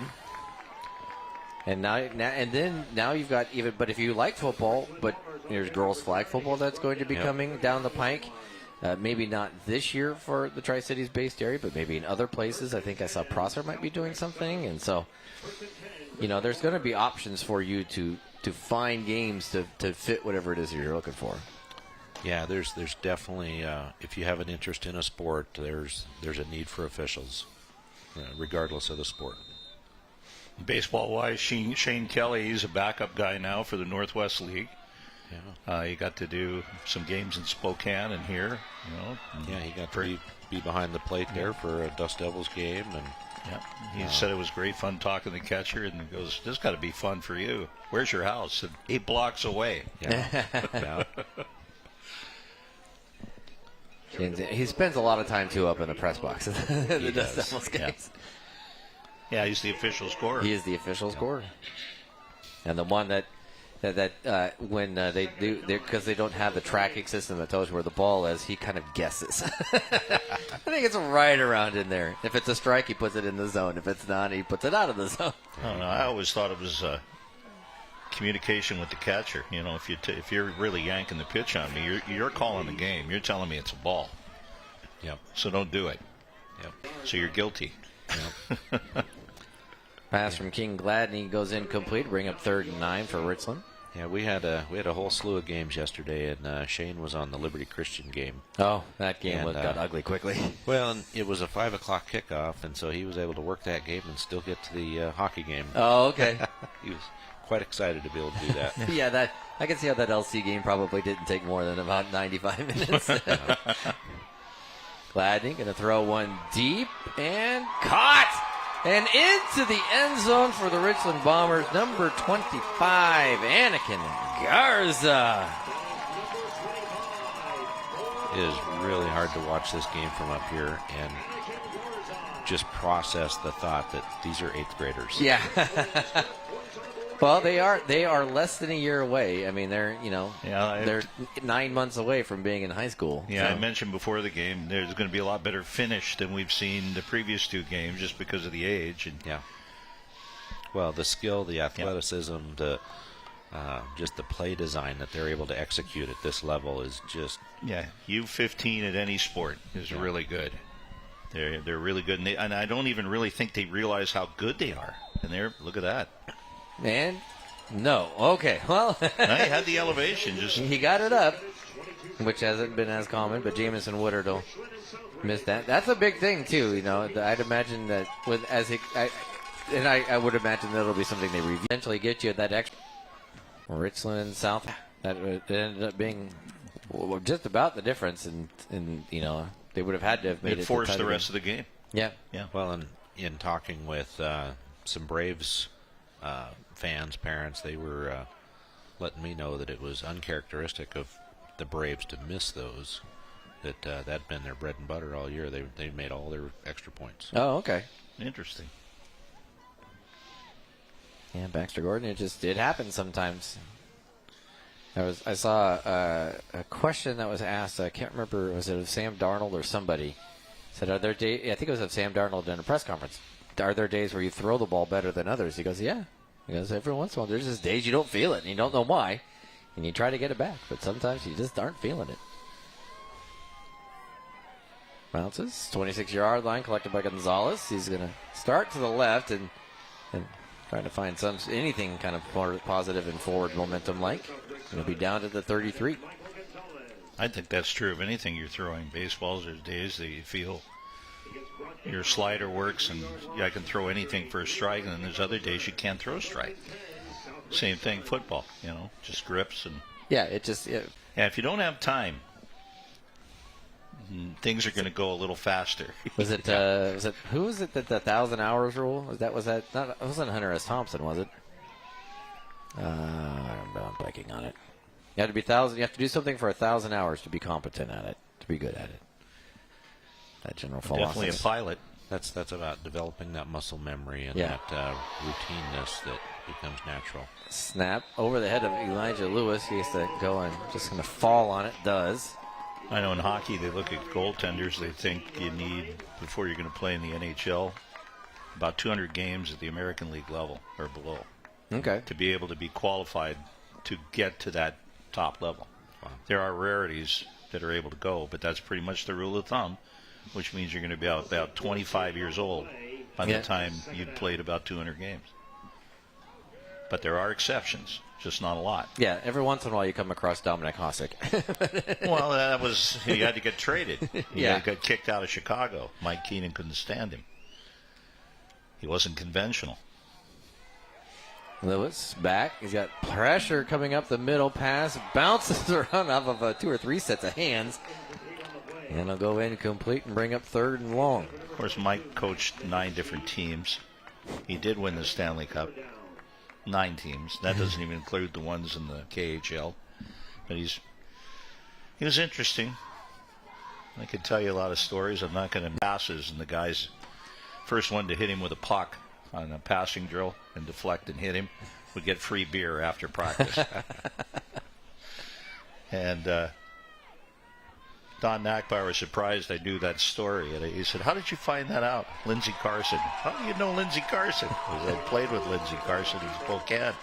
"Well, he was one of my best friends." I said, "Well, give him a call. He'll tell you." He said, "That's how I know." Southridge tried to have Kai Whitehead go on a quarterback sneak, and that didn't do much there, so they'll be kicking the football away here on 4th and 27. So there, everybody found out. Yeah, you imagine you griped enough at everybody, and they just do little tips. And oh, sorry about that, coach. They get you in the knee or send one by your head. Very high punt, but not a very long a punt. Well, it takes a nice bounce, though. Yeah, it's not done yet. Yeah, as we talked about, not done yet. Not done. We'll be down to the 46-yard line. That was something that happened in the last game, Jeff, that maybe you can speak to a little bit, is that, the Hermiston punts the football. Kamiakin says we're not going to touch it, but the clock is a big factor at that point. So Hermiston runs down, and they're yelling, don't touch, because as soon as you touch it, the clock stops. So at that point, you as an official has to make the decision of when do you blow the whistle to stop the clock. So it comes to judgment, but it's by rule, it's when the ball is motionless and pick this up, the ball's at rest, now we can blow it dead. And it was a smart play for Hermiston. He probably got them another 2 or 3 seconds off the clock that they may not have gotten otherwise, and that pass complete. Yeah, as long as that ball's moving, it's still alive. Absolutely. And we've had games on this field where it's a windy day, that ball will hit the ground and roll and roll and roll. And it's just eating up time. Well, I would think, too, that this field probably is sloped a bit, which should have it, there's a crown so that the water will drain off, I would think. This one's actually pretty flat, being artificial turf. They have a pretty good drainage, not much of a crown to it, but the wind that can whip through here from end zone to end zone. Yeah. It's either with you or against you, and you can definitely use it to your advantage. I think it was last season I was at the Kennewick-Kamiakin game, and it was a one-possession game. Kennewick, I think, was kicking off. One of them was kicking off, and there was 10 seconds left, and they kicked it. Their receiver didn't fair catch it or anything, ran away from the ball, and the punting team just let it roll dead. Yeah, ended the game. Civic Stadium in Portland had a tremendous crown on the field, and obviously the rain that they're going to get there. You've got 305 days a year with clouds on an average. Catch right there to Anakin Garza. And that'll be enough for a first down. I know even locally here, Art Fiker has a little bit of that turf. Yeah, Connell has a really significant crown. Oh, okay. And when you're on the home sideline looking across the field, and it's inconsistent, but there's times where your head linesman, you can maybe see him from the knees up. It slopes off, and it's very, very drastic. And you put a ball up at the top, and it probably just rolls straight down. Just about. First 10, Gladney fakes the pass, going to keep it himself. Bounces to the left side, 15, down to about the 10-yard line where he's tackled out of bounds. They'll mark him at the 11. Yeah, that Connell program's another one I'm really watching and hoping they can do some great things with. Coach Forsyth is doing amazing things with those kids, and after-school programs outside of football, and hopefully as a small school they can really start developing and be contenders. It's kind of tough though when you got Royal in your league. Well, it wasn't that long ago that Royal Connell was essentially the championship game all the time. Yeah, Connell used to really be good. Yeah. And he rolls to his right, throws, caught inside the 10, down to about the 6-yard line. They'll mark him at the 7. That's enough for a first down. It brings up first and goal. Yeah, I remember when I first started working for KONA as an ag reporter. That was a Royal Connell state title game. So it's been within the last bit. But Clint agree out of Portland State. And a Super Bowl champion. He was. He had a lot of credibility on the football field with that. Yeah, Neil Lomax was his quarterback at Portland State. They put up 105 in a game against Delaware State. I think the final was 105-20. Wow. And they were still throwing Miles Davis. What was it?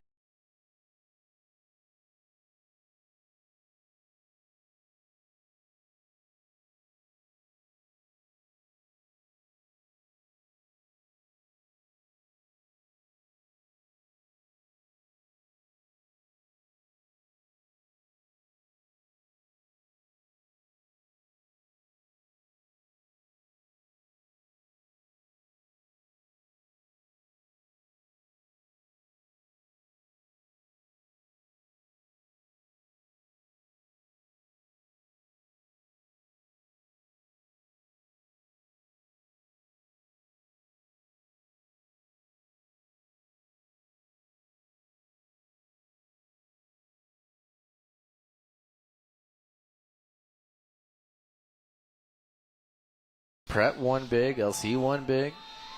So, yeah, a lot of wins for our local area. And we're going to have a lot of home games next week, I think, whether they're Friday or Saturday. Sliding touchdown, Richland. Use it and able to make that catch. Well, that'll take the first lead for the Richland Bombers. 12-6 now their advantage. Well, you would expect the Richland team to be effective in the air. Yeah. The Bombers fans down in front of us. Yeah, you mentioned a lot of home games next week. A lot of that's going to depend on the seeding and how those brackets play out. Gotta think Chiawana is going to get one. Kennewick seems like a reasonable shot. That kick is up. It is good. 14-6. That was perfect. Yeah, Chiawana, Kennewick, you think. LC, obviously, Tri-Cities Prep will be home. Let's see what else. Richland could be. You could make the argument, but that's going to be borderline. They're going to be like a middle-of-the-pack seed that could go either way.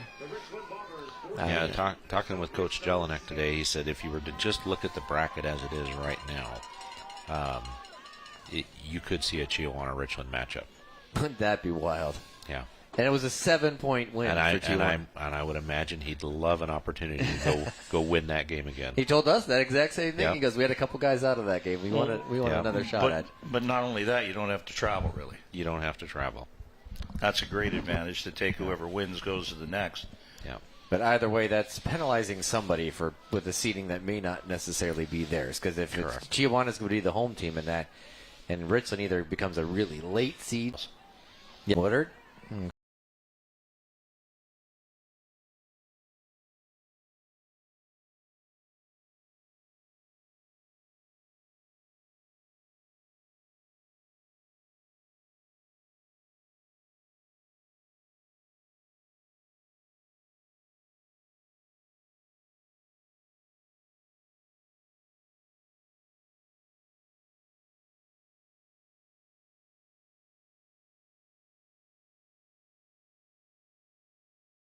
Monday as a board, and we'll look at all the game matchups, and the way we go through it is we will look at who's number one in our association, and we'll give them a call and say, hey, here's the games.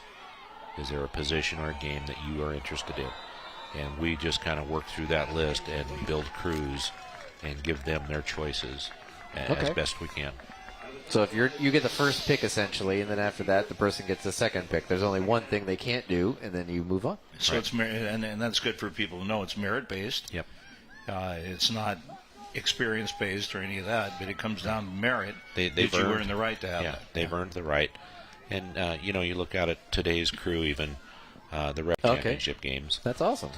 And but he's also one of our top referees, and so on Monday, when we ask him, he's going to have his choice. There's probably only one position on the field that he does not have an interest in, and that would be the umpire position. But he'll be able to look at all those games and say, you know what, I like that matchup. I'd like to work that game. Now, the other thing that happens at this point in the season, weeks 11 and 12, we do split crews if we're on the road. And so the head linesman and the umpire travel. Okay.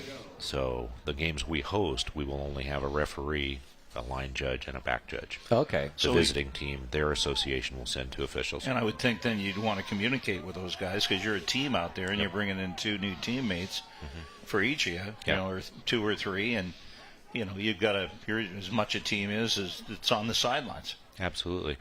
And that's where, you talk about, do we go into these games a little bit differently this time of year? We will in weeks 11 and 12, when we're a split crew. We might meet a couple hours early, have a meal with our crewmates, get to know each other, and then get to the field and really do our pregame. Normally on a regular Friday night, we're in the locker room, hour and a half, 2 hours before the game to start dressing and begin a pregame where we cover all of the different scenarios from kickoff to punt to scoring kicks, getting into what's everybody's position on that. And it's even more critical now when you get into a split crew to talk about all those things.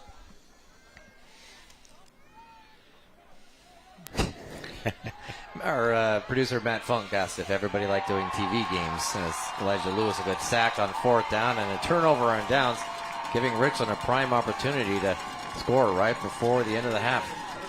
Who doesn't love being on TV, right? Are you entertained when Scott comes out with his pretty lights and everything? You know what? I just heard about the lightsabers from last week's game. Yeah, this is a new addition this year. That didn't even start the year, I don't think. I thought you said it looked like something from Spaceballs. He had his shorts out there. Yeah. That was it. I heard about that. I'll tell you, though, it is a challenge when you're at the opposite end of the field. You know, we usually know, we have a good idea. We pregame. That's another part of our pregame if it's televised. Who's going to have eyes on the red hat? Who's going to be paying attention when he comes out there waving his lightsaber or whatever it might be? Whatever it is. I was glad Neil gets sacked for a loss of a couple. Yeah, that's and in my experience, a lot of the crews who've been around, they know. They're like, okay, we know. First, change of possession after 6 minutes, or if there's an injury or somewhere we can take advantage of that. That natural lull in the game. Yeah. You're not taking momentum out of anything. Yeah. A change of possession, a score, something like that. Where it's been great to work with everybody to say, the officials have never given us a problem. Anything. Yeah, hockey's simple. Next week when we do our first game with Penticton and the Americans, it's that annoying little red light down there at the clock. Yeah, but that's set regardless of whether we're there or not. That red light's going on, and then everybody in the building knows, well, if somebody didn't score, it means there's a commercial. And then when that's done, okay, now we can do whatever we want. Hey, coaches get a free timeout out of it, I would think. They don't care. They would appreciate that extra. They think that they're fine with it. Except for the Spokane coach. I think he hates everything, but that could be just me. Well, I know he hated losing last night. He's under 500, so he had a rough time. May have a rough time tonight. Gladney fakes the pass, going to try to run for it, and he's going to get dropped for no gain at the 21-yard line, brings up 3rd down. No, that's one of the things, and the funny thing is having done this on this side for high school, but also gone to professional games and college football games, and everybody goes, wow, so much TV. And it's like, your options are they don't ever get broadcasted, so when you're not there. Yeah. But it's been fun. It's funny to see it be on both sides of it. But no, again, it's been, Tri-Cities Officials Association has been awesome in working with us and getting everything straightened out. We come down and they look at us and go, TV game tonight? Yep. All right, cool, good to know. What that schedule's going to look like, because, again, this year we had to, do a lottery, had to move some games around, and knowing which games were already established as SWX was a factor for me when trying not to disrupt what you guys have going on, because you have a commitment to cover so many games for the different districts, and then you got volleyball and other sports, and when we start moving that football schedule around, it messes up you guys and it messes up the schools, and so if I can take one factor out of that, I always try to keep you guys in mind. I'm appreciative of it, and you're the air traffic controller. Yeah, you're really still working and getting paid though. We haven't pulled any flights. I don't get paid for any of that. No, it's a lot of fun though, and we got our basketball, but we have already had to change one basketball game. It's a little looking ladder, but unfortunately, a little too close to the sidelines, and it will be a gain, but not much of one.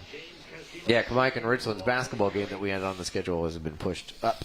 Oh, really? In 3 days, I think, due to a conflict. So, but I think that's the only one that I've seen that's been changed. And the only football game was also Kamike and Richland, but that was because of the implication of somebody had to play on Tuesday, and so it doesn't feel like this year, at least in the MCC or much of anywhere, there's been a lot of games moving because of referee shortages. You're seeing 3 teams trying to play in Edgar Brown and 3 teams trying to play in Lamson. That causes issues. Might be tired from working, and you work a Thursday game, and they know they get Friday off. Maybe they're happier to work on Thursday than work on Friday. Well, the thing that I tell all the coaches and the ADs are, if you move a game to a Thursday or a Saturday, my officials, I have more available, and we're going to give you our top officials that are available. On Friday night, if I have to work everybody, it waters down the quality of those crews. because I've got a lot of younger, newer officials that are still learning and earning their way up that master list. Screen pass out of Southridge, which gets the ball after the turnover on downs. They still have a couple of timeouts left as Salisbury fighting his way, and eventually getting out down to the 40-yard line. Yeah, this year we had one Friday night with 11 games, 55 assignments. Oh, wow. And we have about 35 varsity qualified officials. So that's a problem. Yeah. It was a problem. And, you saw as we have 3 different crews working games today. We had Yakima, Walla Walla, and Tri-Cities. And we worked together as associations. Walla Walla covered 2 of our games this year for us. Yakima covered 3 of our games for us. And we still had 21 games that had to be moved to alternate nights across the season. So there still is an issue with that, but yeah, there's some teams is going to have to move to Thursday, and I saw a lot of that. Right. And then Kennewick, Kamaikan, and Southridge all using lamps, and one of those teams is likely going to have to move out of that. And the MCC really, in fact, we're going to be doing some off-season work on this, but they took the initiative this year and went through the 9-week schedule and put games on Thursday each week of the 9-week schedule, and they did it in a manner that suited their needs. It didn't always suit ours, though, because we still had the Halloween. We only had originally 4 games scheduled on Halloween, and they put a game on Thursday. Like, oh, you guys could have stayed on Friday, and then Kamaikan ended up moving their game. The Kamaikan Richland game moved to Thursday, so that the winner of that, or the loser of that, would then play on Tuesday. They'd get that extra day. Yeah. Southridge driving here with just a handful of seconds left in the first half. Elijah Lewis has them down at the 40-yard line. He's going to step back, looks, rolls to his right, going to tuck it and run. He's going to get knocked out of bounds, pushed out of bounds right around the 30-yard line. Looks like that'll be enough for a first down. And one of the chain crew, I'm not sure if they got hit or if they're going down to help somebody else. But seconds to go in this half. Officials.org? .com. .com. Oh, it is a .com. Yeah. The WashingtonOfficials.com. If you're interested in officiating, they will find the sport for you, and they will not make you travel that much unless it's what you want to do. If you really want to get deep involved, I would imagine you have the opportunities to say, hey, if I'm not working that night, I'm available. Absolutely. If your schedule permits it, there's multiple sports you can work. Even today, Martin Ruiz, who's here as our head linesman, he was working playoff volleyball in Tri-Cities before this game. He worked these volleyball games and then came here to do this game. Wow. You got to love doing it. You do. Yeah. You're not going to make a living doing it. You got to love it. So Kai Whitehead will come in at quarterback again after that shift for what likely will be the final play of the first half. He's going to throw one deep. Incomplete, and no flags. Making good effort there was Max Minucci, but it is incomplete. So at half, it's Richland 14, Southridge 6. We'll be back. The halftime report. You're watching the CBYF football on SWX.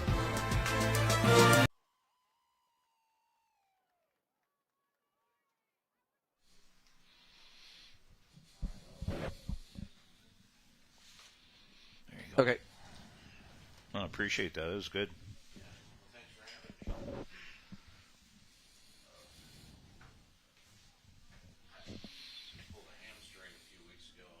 Oh.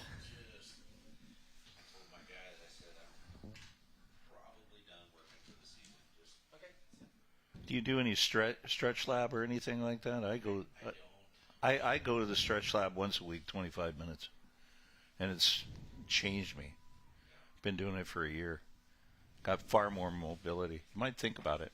It's right there across from Kamaikan. Right. I reached out to them. I tried to get them to come to one of our early meetings in August to just come talk about some basic stretching and maybe recruit some folks that might go sign up for Here. something. And Here, I'll give you Kelly's number.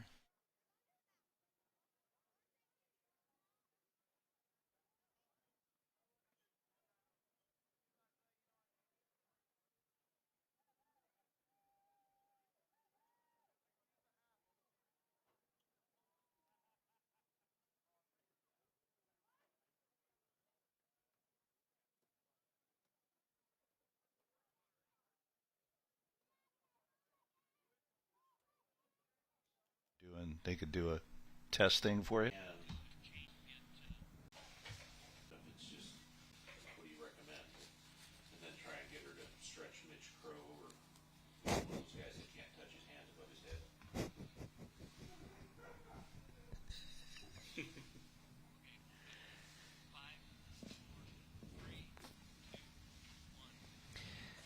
And we'll be entertained now by the Richland Bomber Junior Cheerleading Squad and a halftime performance from Kennison Field.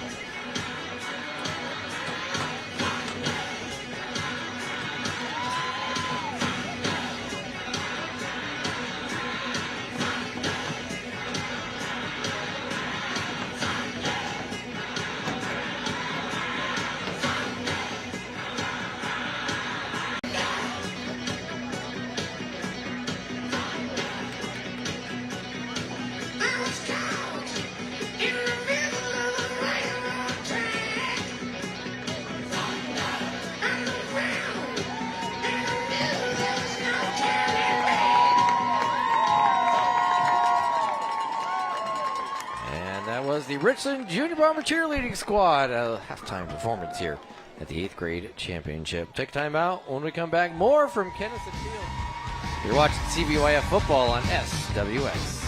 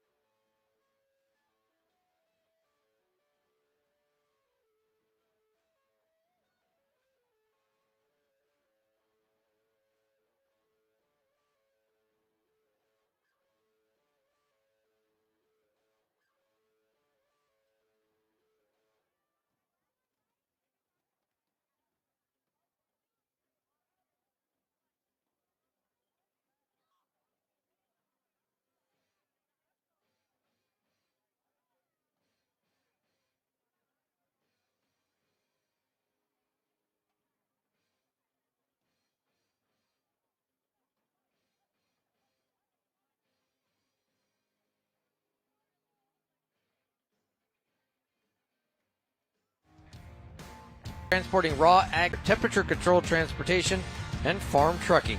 If you're interested in a hauling quote, contact Brian at Columbia River Transport, 541-720-8833. Busy couple of days on SWX, and we got more coming up. If you'd like to watch a replay of the CBYF Regional Championships, that comes up on Sunday at 9 a.m. tomorrow morning. It's also on our YouTube channel, SWX Local Sports. Just search that, as is the Chihuahua-Wenatchee game from last night. Coming up next Saturday at 1 o'clock, Northern Colorado visits the red turf at Eastern Washington University. And then after that, our first Americans broadcast of the season, the Penticton V's, in town for that. And then on Sunday, November 16th, Gonzaga hosting Stanford in what should be a fantastic matchup there. We get to third quarter action when we return. You're watching CBYF football on SWX.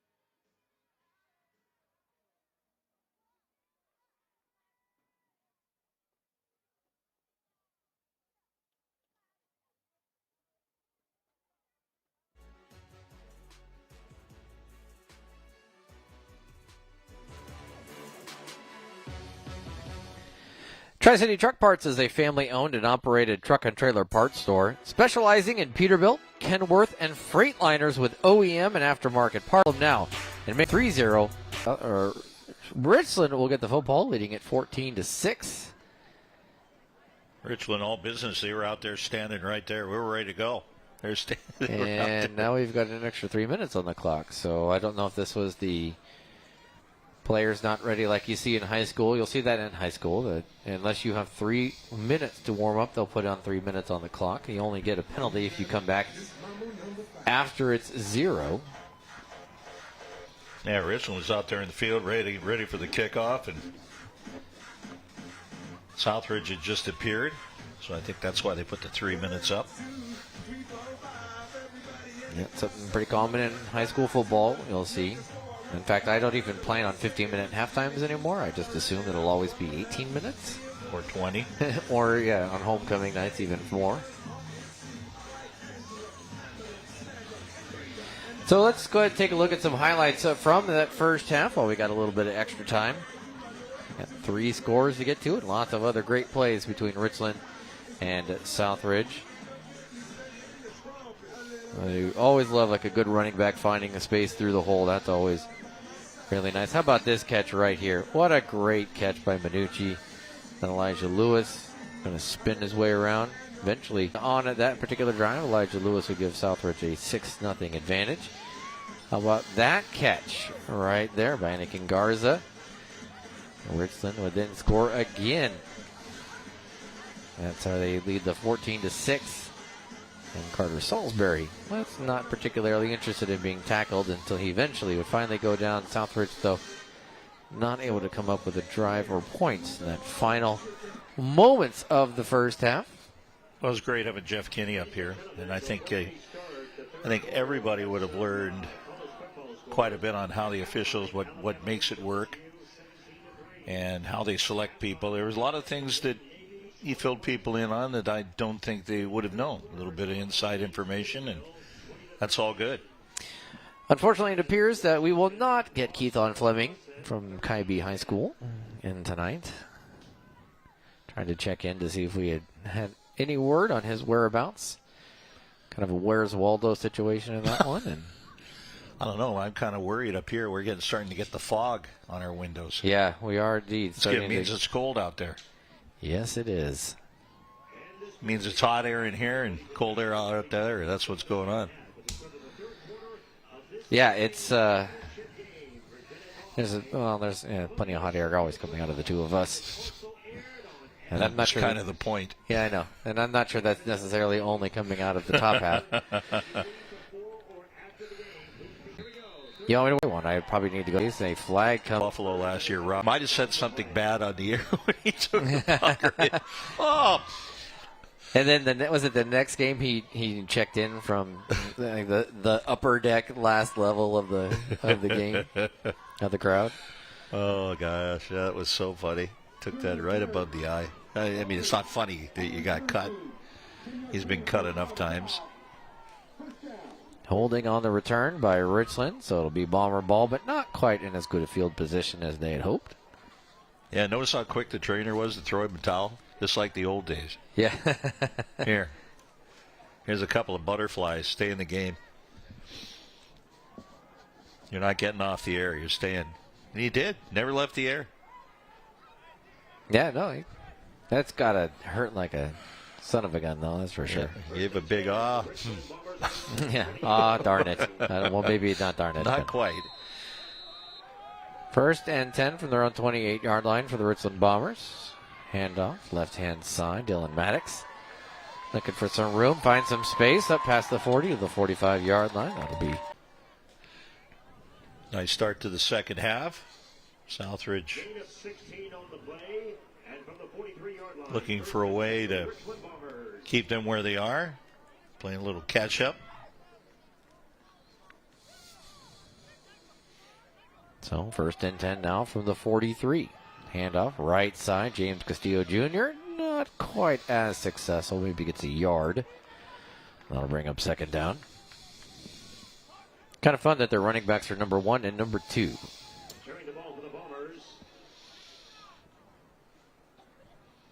Yeah, a little different numbering for running backs. Not what you would normally see.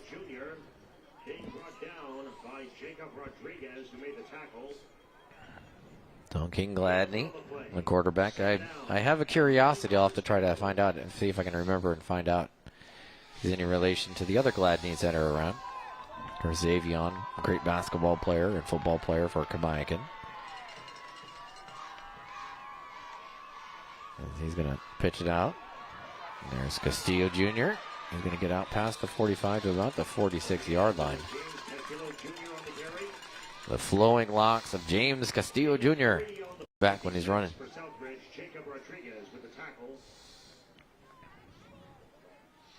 Then we sit down 3rd and 7. Both these teams going to have could be a home game, could maybe not be. Southridge more than likely will be a road game.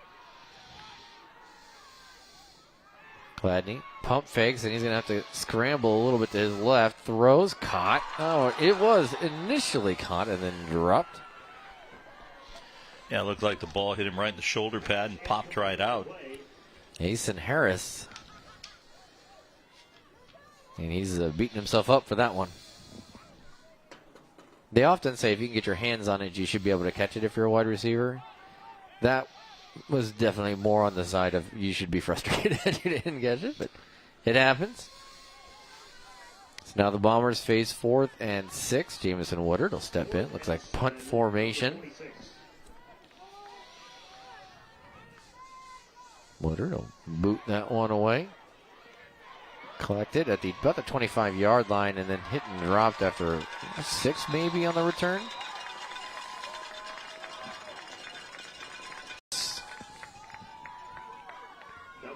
5, Justin Hancock on the punt return.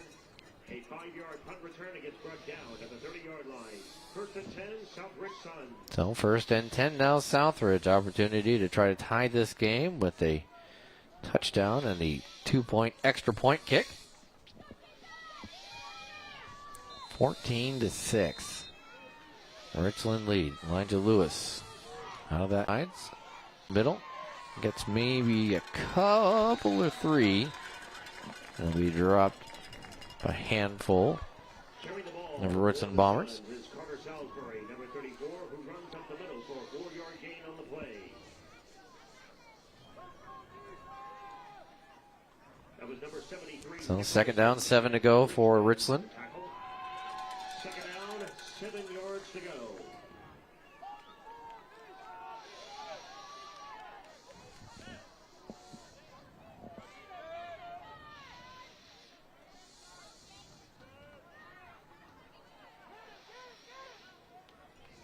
Harris steps back, looks, has to scramble a little bit, gonna fight his way up to about the 40-yard line. Awfully close to a first down, but it'll bring up third down. And short by about a yard. Good effort, though. Kind of made something out of nothing. Forced out of the pocket and just takes off. In the graphs twice, and then finally pulled down. So 30 yard, maybe a little bit less than a yard. Just short of the 40-yard line. Lewis remaining in that shotgun look with Salisbury to his left. Lewis turns, throws, wide open reception for a first down. The 50-yard look, and that is where it'll be first and 10. Nice play, next execution. You just expect Southridge to run on third and short. And Michael Gonzalez wide open on the right side.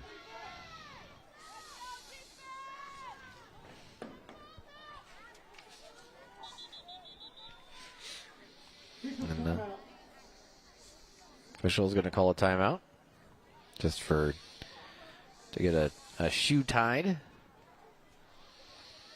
They do a little bit of everything on the field these days. Yeah, helping the bomber. Tying up his shoe for him, trying to expedite the proceedings. And Dalton Littlefield. And he's, if you got gloves on, it makes things much more difficult. May not be the shoe, might be a brace around the ankle. Kind of look at that, trying to readjust that. That's exactly what it is. There we go. Yep. The money goes around the tree. Make it a double knot so we don't have to come back again. Yeah, let's just take care of that right away. We'll cut it off after the game. Don't worry about it. The umpire there, Chad Nixon.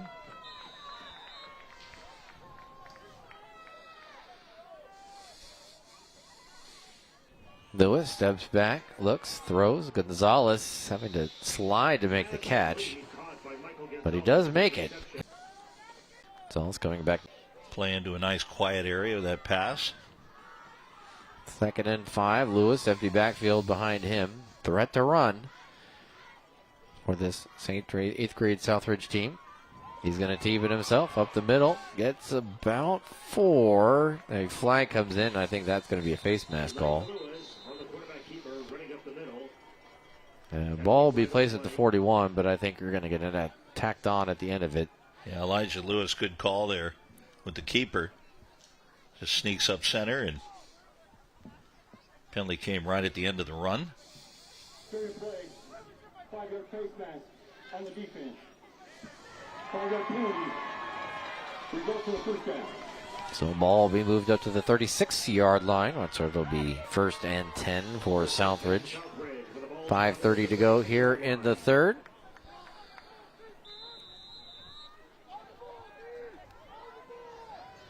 So Southridge driving the football, looking for the game-tying score. I go a 4-receiver set there. Lewis back, looking to his left, throws and incomplete. Pass incomplete. Gonna be fun on offense. Well, he's got a strong arm, but he's got really good legs.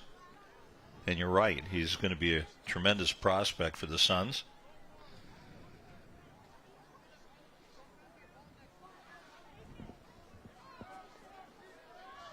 Second and 10 now for Southridge. Ball at the 36-yard line of Richland.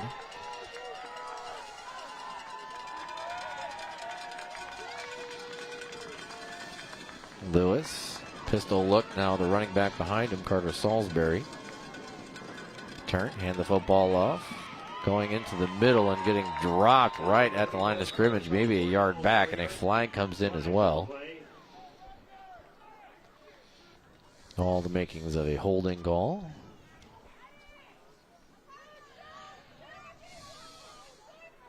And Richland saying they're going to decline it. Just take the loss of a yard. 3rd and 11 will be the call.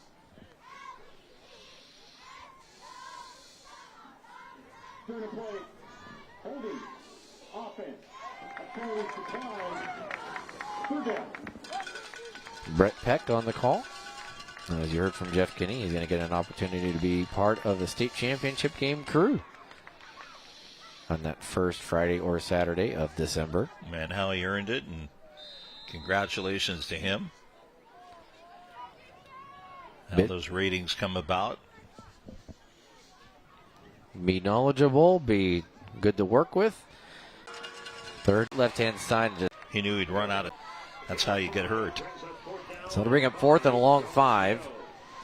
See him just scrambling out there, but he is very fast. So he's going to, but also discretion, the better part of valor in that situation.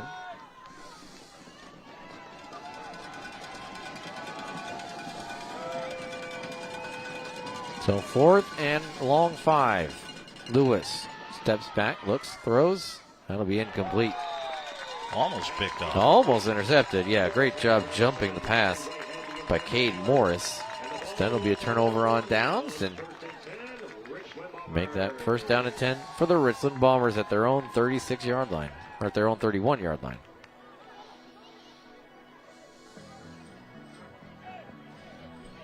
So Bombers up by 8, 4:38 remaining.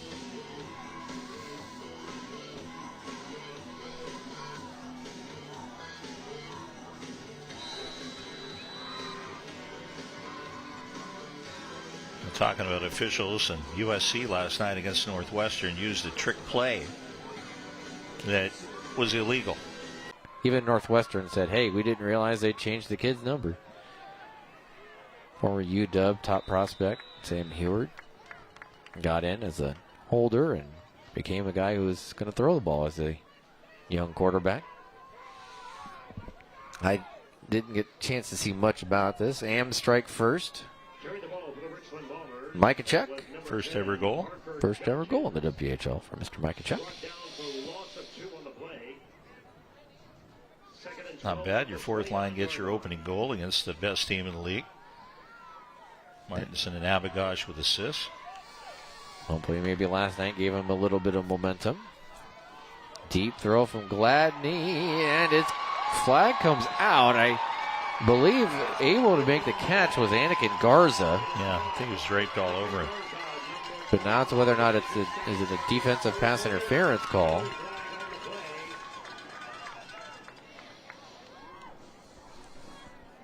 So the official's going to get together real quick. But it did certainly seem like where the flag was thrown would be around the area of a pass interference. But if it's picked either way, it feels like unless it's an offensive pass interference, which didn't seem necessarily the most likely. As Gladney throws this one. Yeah, that might just be a little bit of holding. Yeah, you had a hold of him is what he did. But it'll be declined in the yardage on the... Trying to keep him in tow. Literally, and towed him. So Made the catch. First and 10 from the Southridge 45, 3:53 to go here in the third. Gladney steps back, looks, fakes, thinks about throwing, and he's going to run, and a flag comes in there. This one from the umpire. That is number 9, King Gladney. And that was right in front of him. Easy for him to spot.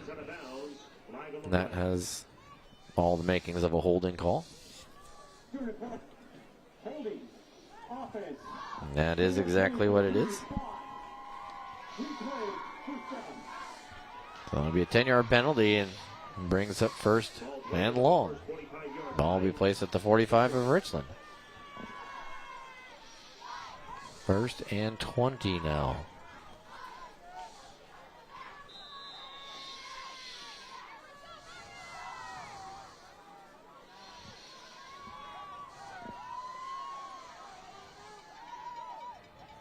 .330 to go. Handoff.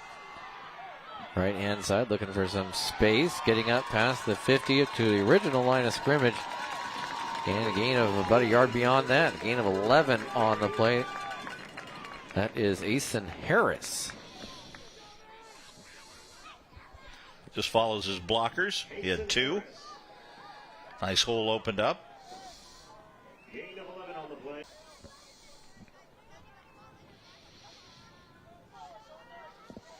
Second and 9, 2:50 to go here in the third. Richland with the 8-point advantage, trying to tack on a few more. And then the whistle blows and a timeout for the Bombers. So Richland will call their first timeout of the half. The first short timeout of the second half. Bombers. Second and 9. Like, kind of love that as the situation after being first and 20. There you can see James Castillo Jr. with the beautiful long hair.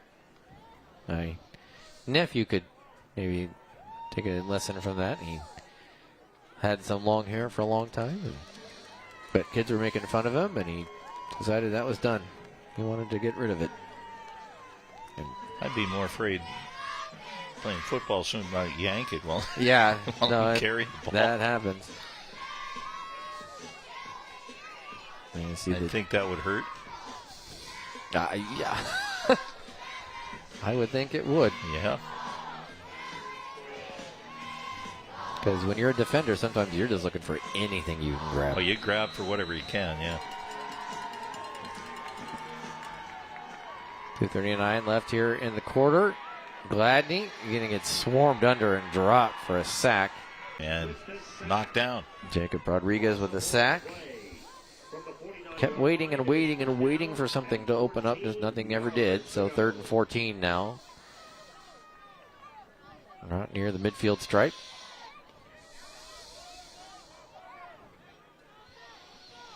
Big thanks again to the great folks at Hermiston School District, Hermiston High School, the community of Hermiston for opening up their field.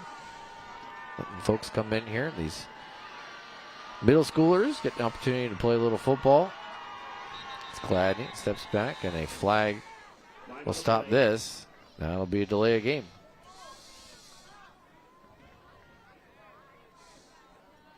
Now it's at a 3rd and 14. It'll be now 3rd and 19.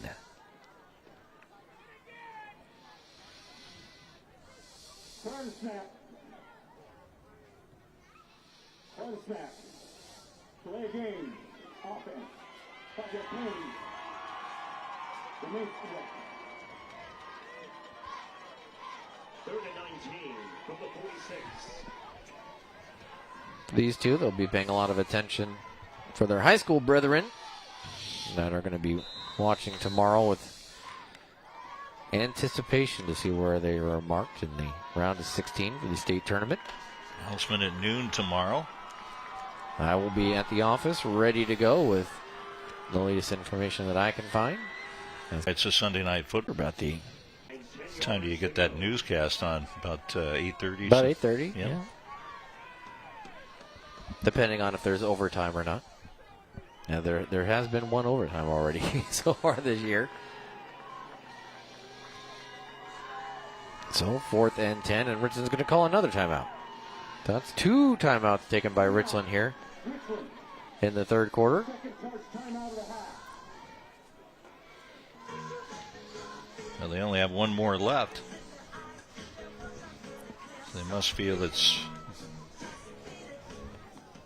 very judicious time of the game. Don't want to let it go by the wayside. Yeah, it's, this a drive that potentially puts you up 2 scores getting into the fourth quarter. So you want to make sure you get it right. Watch the trailer for the new Michael Jackson movie that's coming out next year. Eat it. No. Wow, the flag. Want to back Richland up another 5. Yeah, the penalties is kind of like you're playing Can You Top This right now. So it was a pretty pure first half, but the second half not picking up where the first half was. A lot of penalties. So 4th and 15 now for the Bombers. And again, you're at that point of the season when you're 8-9 games into it that you don't expect this many. Gladney looking. Now he's having to scramble a little bit. He's going to get dropped for a huge loss back near the 30-yard line down to the 31. That's a 19-yard sack and puts Southridge in great field position. McGrath. Landon McGrath. Yeah, and he celebrated all the way to the sideline, jumping up and down, and he Roman should. Rodriguez also in on that. Yeah, that's a party when you make a play like that. Look at the pressure here. Trapped. Boom. Yep, and Ramon Rodriguez, the one on the sack. Big sack there. Sets Southridge up deep into Richland territory.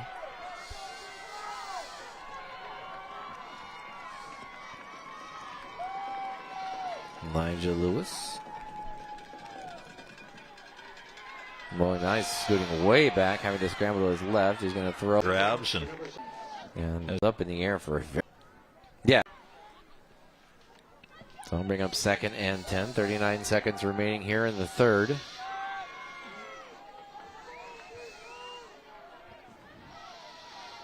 Three receivers left. Single receiver wide right for Lewis. Steps back. Throws to his left. Caught by Gonzalez. He's going to be close to a first down. About the 24-yard line. That'll bring him up about a yard short. Southridge can let the clock run to the end of the quarter should they so choose. Yeah, I don't think we're going to have a hurry to get there. We'll get one more play. And they're going to try to rush and get that final play in before the end of the third. Lewis hands the football off to Salisbury going over the right side. A flag comes in as Salisbury gets inside the 20-yard line down to the 19. But the flag, we'll see if that's a holding call. So Brett Beck. Yep, that'll back him up 10. At the end of the third, your score, Richland 14, Southridge 6. Took a timeout, come back with the fourth quarter. You're watching CBYF football on SWX.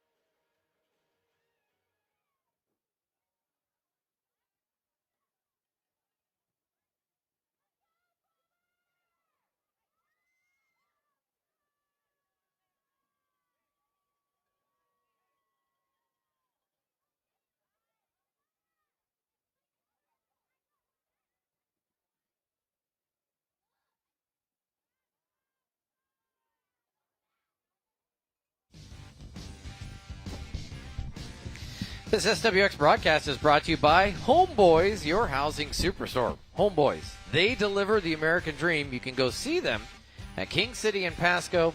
That's 3335 Travel Plaza Way, or give them a call, 509-416-2840.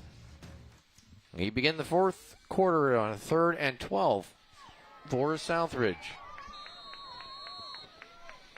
They had a 3rd and 2, but the penalty sends them back, the holding call. So Lewis stepping back, throws to his left, and it's maybe either he might have been hit, or his arm might have been hit, or the ball might have been batted down.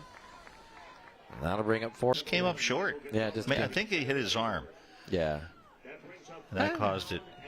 He got his arm as he threw. So 4th and 12 now for Southridge.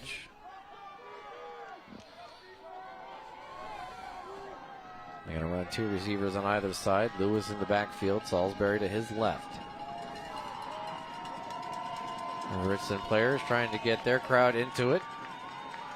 Lewis steps way back, throws, and that knocked down, and it'll go incomplete. So a turnover on downs for the Richland Bombers. Yeah, good pressure again. Lewis one more time, getting his arm hit as he threw and had that wounded duck come out. And the change of possession and Richland ball. Big opportunity for them to open up a 2-score lead. Yeah, do that at this point. You're starting to think that might be it. Oh, there it is, right there. Number 10, Parker Judkins with the deflection.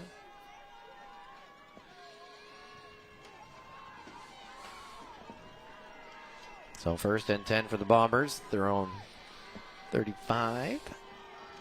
Get a few first downs, find a way to score, and they're going to be quite happy with themselves. Castillo Jr. catches the swing pass, and he's going to get tackled for a loss. Nice job there by Vashon Copeland.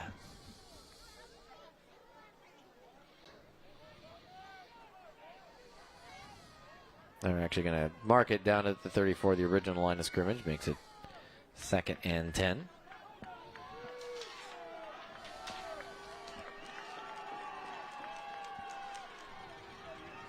Gladney out of the shotgun, rolls to his right, looking, throws, and that's caught right there, just beyond the 40-yard line at the 41. Yeah, really good arm strength there on that throw. Nice catch by Asen Harris. Gonzalez on the coverage, but really a strong throw on the run to that strong side, his right arm. It was a night bull. Richland.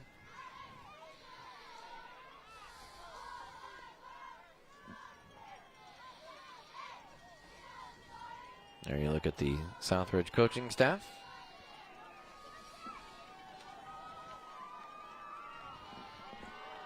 A lot of them who have kids on the team. This is so often the case.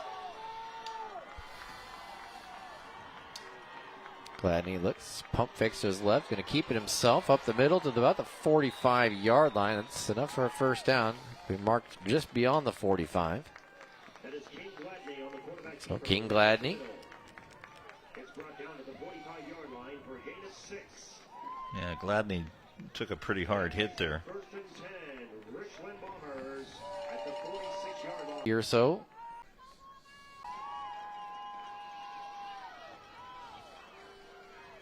Sitting at their own 40, just beyond their own 45-yard line. Gladney steps back, looks. Gonna have to scramble to his left, throws, and it almost intercepted by Minucci. He read that well and just couldn't quite hang on to the pass. Yeah, I think Minucci thinks he should have had that ball. He didn't, but key thing is he knocked it down, and that's what matters. Made the good defensive play. So it'll be incomplete. Bring up 2nd and 10 for Richland.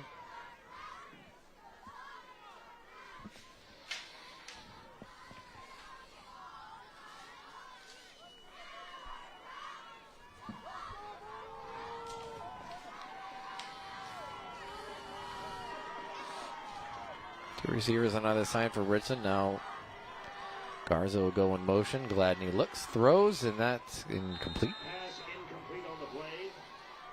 Now to bring up 3rd down. kind of surprised Richland really pushing the issue, trying to air it out. With that 8-point lead, I think no concern yet as to trying to run the clock down. Yeah, trying to manipulate the time a little bit. That shotgun look. Rolls back. Tosses over the middle of the field and caught near the 41-yard line. That is Dylan Maddox with the catch. Well, persistent and push it upfield. Turns into a completed pass. They get the first down. So Dylan Maddox able to make that catch. There's a look at Dylan as he heads to the sideline. Nice play there. Get some congratulations. And the ball will be 1st and 10 from the Southridge 42. Nice throw by Gladney right there. Gonzalez on the coverage, but not able to knock it away. Yeah, Gonzalez was on him like a nice tight sweater. Good job staying out of the pass interference. So 1st and 10 from the 42, and there was a lot of movement on both sides of the ball. And that linesman down here is saying that's going to be offsides. And that quick conversation there.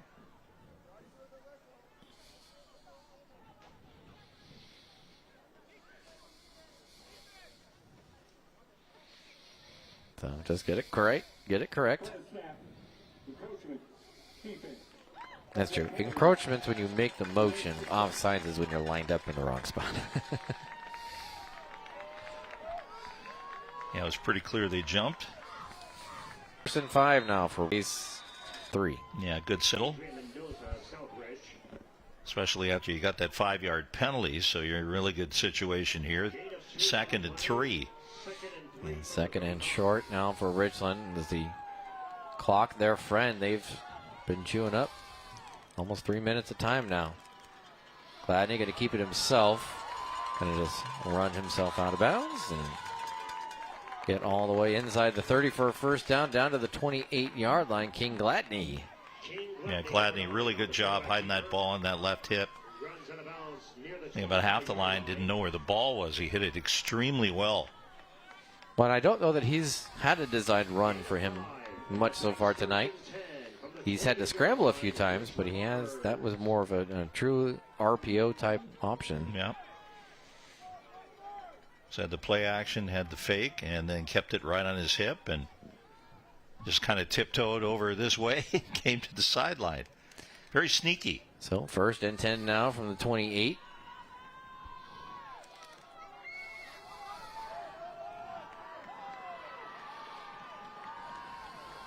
Gladney fakes the handoff, little play action, going to throw, trying to for Jamison Woodard.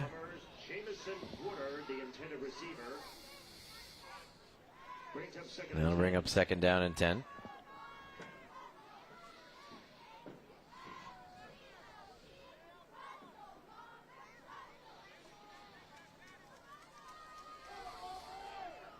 So they'll run 3 receivers out wide right, single receiver wide left. Castillo Jr. in the backfield. Fakes the handoff to him. And then Gladney going to get sacked in the backfield. Great job there by Landon McGrath. So loss of 8 on the play. Now to bring up 3rd and 18. Loss of 9 yards on the play, and that brings up 3rd down. So 3rd and long for Gladney and the Richland Bombers.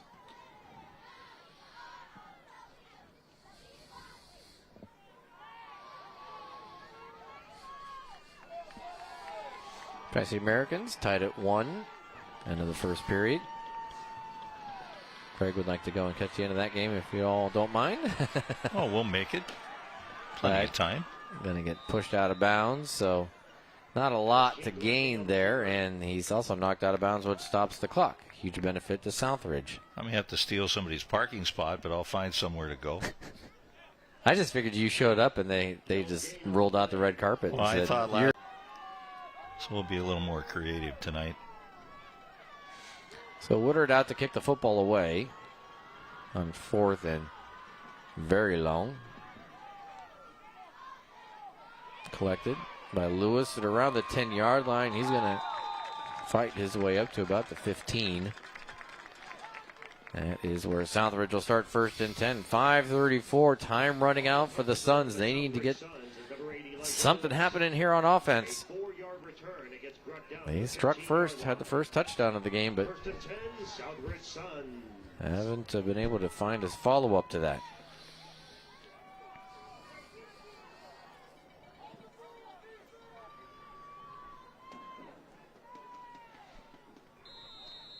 So first and 10 from their own 15-yard line. Elijah Lewis out of the shotgun. Gonna go. Initially went for the empty backfield, but now Kai Whitehead will push Lewis out of the way. Gonna throw it over to Lewis. A little screen pass to the quarterback. He gets that past the 20 to the 21-yard line. Gain of 6. I'll bring up 2nd and 4.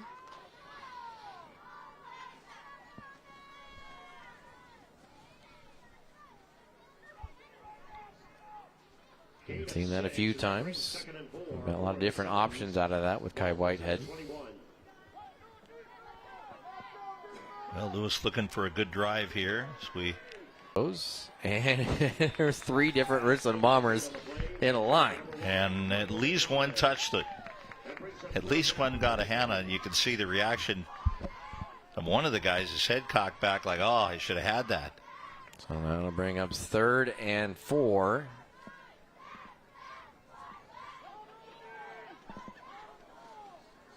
See how they decide to handle this.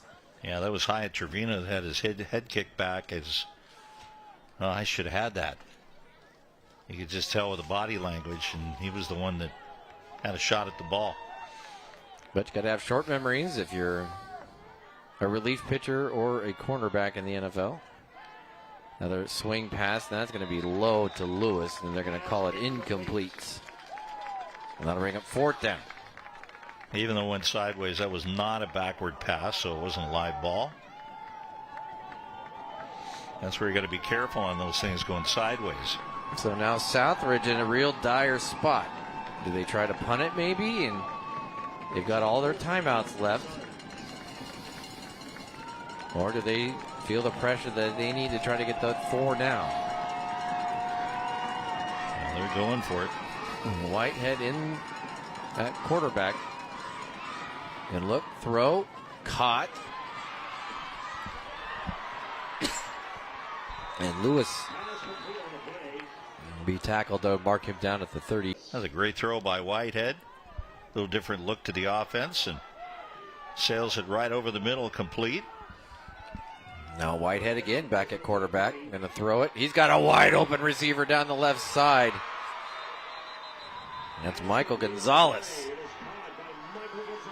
So Lewis the first time, and now Gonzalez, and things looking good. How quickly it's turned for Southridge. They've got something going right now. So that's enough to get into Richland territory for a first down, gain of 28. And Gonzalez just wide open.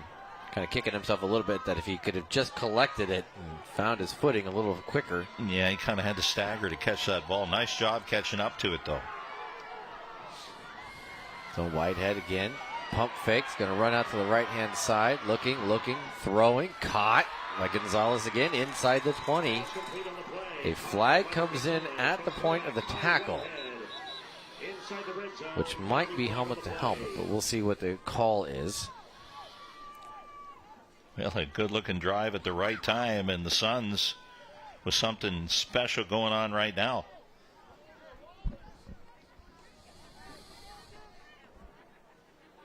So Southridge needed a drive. They were running out of time, and now they've gotten it. As the officiating crew will be conversing. On YouTube, SWX Local Sports Channel.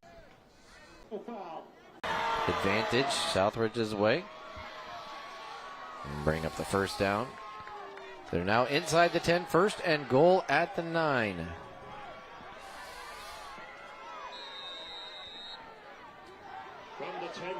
Whitehead remains in at quarterback. They're going to let Lewis stay out at wide receiver as a flag comes in, stopping the play. Well, Kai Whitehead's got things moving. False start. Offense. 5-yard penalty. Remove. There's one of the first negative plays in this drive for Southridge, and a false start. But you're right, Whitehead's got things going. Yeah, he's got it going, and nice little switch done from the sideline at the right time, and Whitehead's got things rolling. So 3 receivers out to the right. High snap to Whitehead, has to just fall on it, and now 2 negative plays back to back.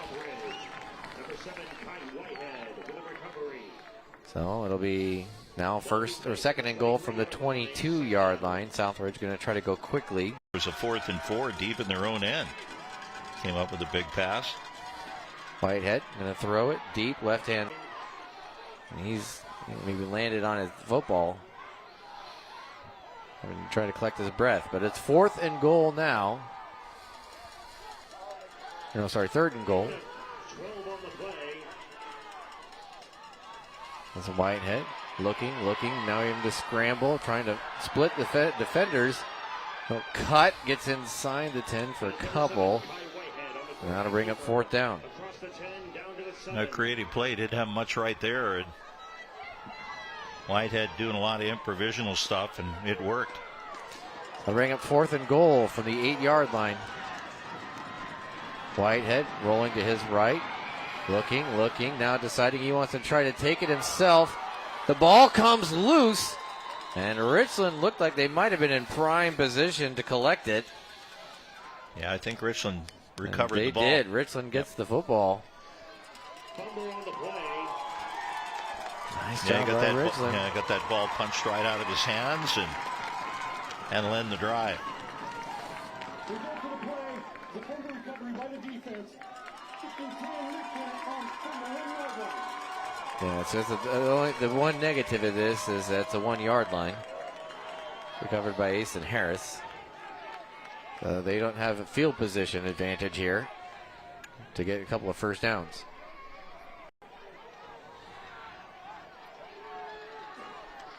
A 2-point advantage. Glad to fight his way. Copeland's signaling. If he's an official, he's calling it a safety. The guys in stripes are not, and it's going to go at the 1 football line. Yeah. The 1, you're not kidding, too. The 1 football line, indeed. Just out of the end zone. Southridge going to call a timeout. Yeah, literally the nose. It had the nose of Secretariat. Big, long horse nose. That was about it. And he's just diving out there trying to do anything he can, and that was really, really close. Yeah, look at that. Marinucci's got his hands together. He's going, hey, that's a safety, right? Yep. Now they got another opportunity here. So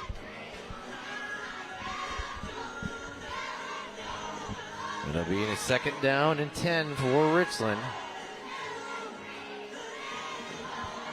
And you see the Junior Bomber cheerleaders rooting on the Junior Bomber football team.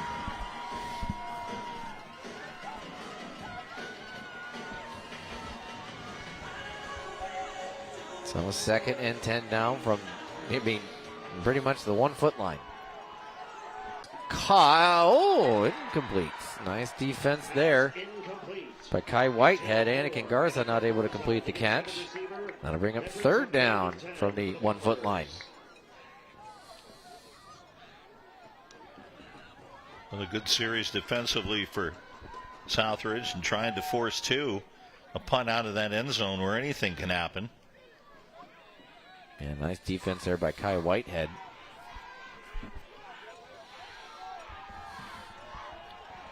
So 3rd down, 10 to go. 2:18 remaining. Gladney gets the stop, passes it off Garza. Able to slip by Whitehead, and here he goes down the sideline. Anakin Garza to the 35, cuts back in, out past the 40-yard line to the 43. Just let the kid make a play, and he did. A great move to cut back inside by Garza. Anakin able to slip away from Whitehead and off to the races. Should I do it, Craig? Should I do it? Should I do it? Anakin using the force to get a first down. Anakin. You knew it was coming. I had to do it once. I Yeah, couldn't let it go. So it'll be first and 10 at the 43-yard line. And he did stiff arm, so I mean, it worked out. It's not the first kid I've known named after a Star Wars character. Inspired, and so they're naming their kids after them. So not run into a Padme yet, so just an Anakin. So first and 10, Ridgeland. Southridge down to their final timeout. Ridgeland can get a first down in a couple of plays that just might about seal this one for the Bombers. I know, of course, we named our son Nolan, and there were two people that I really liked, Nolan Cromwell and Nolan Ryan. Yeah, Nolan Cromwell, the old wide receiver for the... Well, he was a defensive back. Or no, defensive back for the Los Angeles Rams, right? Yeah, and then was a coach for the Seahawks, secondary coach. And, of course, Nolan Ryan. Needless to say. I think people know who Nolan Ryan is, as there'll be a false start on Richland. There's been no one like Nolan Ryan, 27 years, and the closest we got was Randy Johnson. Yeah, and you know what? He worked a lot with Randy. Yeah. Randy was a mentor to him, and in fact called him over. So he said, "You remind me a lot of me," and he gave him some things to last 22 years. Yeah, to pitch into your mid-40s. Yeah. He had great mechanics, and that's where guys today, that's why you have all these injuries, is the mechanics are poor, throw too much with their arm, and they want to see how hard they can throw. Nolan could throw hard, but his power came from his legs. Yeah, which is where I was taught you're supposed to try to drive. Talking with his guys, had him down running, biking, doing whatever, working the lactic acid out of their legs, and that's what keeps the soreness out. You win when no one's looking. Yeah, that's exactly right. That's where wins and losses are made, in the dark.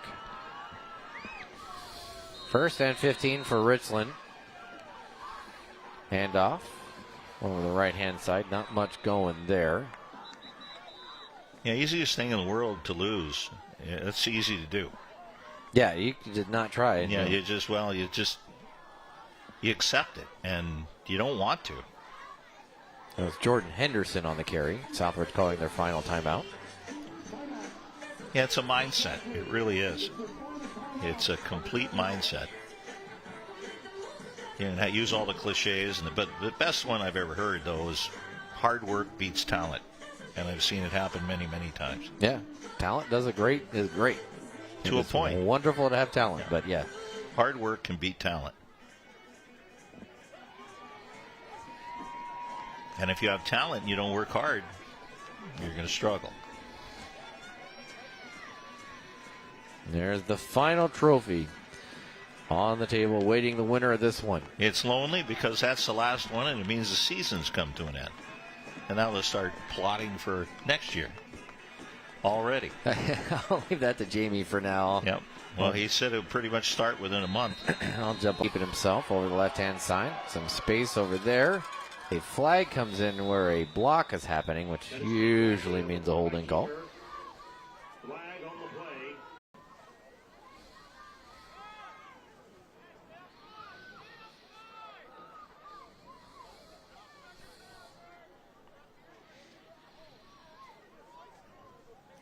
And they're just going to have the quick conversation about what the call is.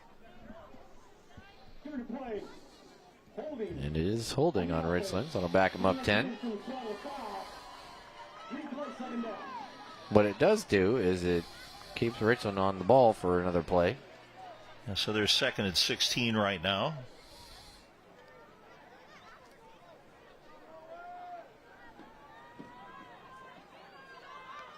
And now we're going to have a quick conversation between a couple of the officials on the Southridge side.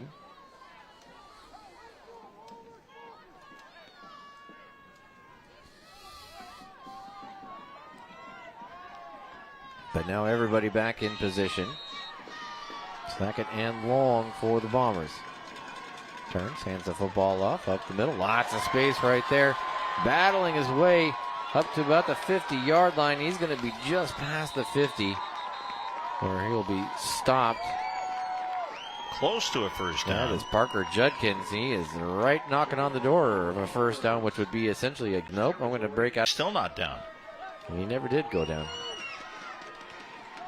Play of the game right now, I'd imagine, for both sides. Richland could seal this one away. Southridge trying to stay alive. Handoff up the middle. Castillo Jr. is going to be close. I think he's going to be just short on fourth down.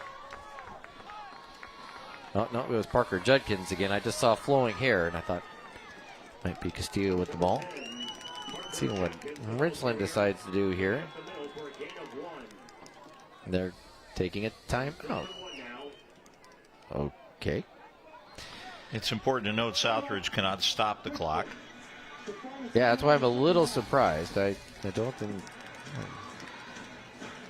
But, you want to be sure of your situation. Let's not forget that they're 14 years old. Yeah, no, and I get that. I would think you would want to run the clock down, wait till the arm goes up, and then call the timeout. So yeah, but you're teaching at the same time. And you want to be sure everybody knows their assignment. So there's nothing wrong with it. Gather them up. If you get the first down, you're going to win the game for sure. And if you lose the ball on downs, Southridge has no timeouts, and they've got to pull a rabbit out. Yeah. Right now they're trying to pull rabbits out of their hats. Everybody's for it on fourth and a short 2. A couple of adjustments. Now a late addition.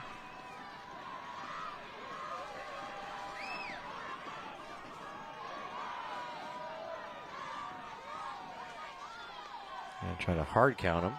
Instead, they're going to hand it off to Castillo Jr. First down, Richland.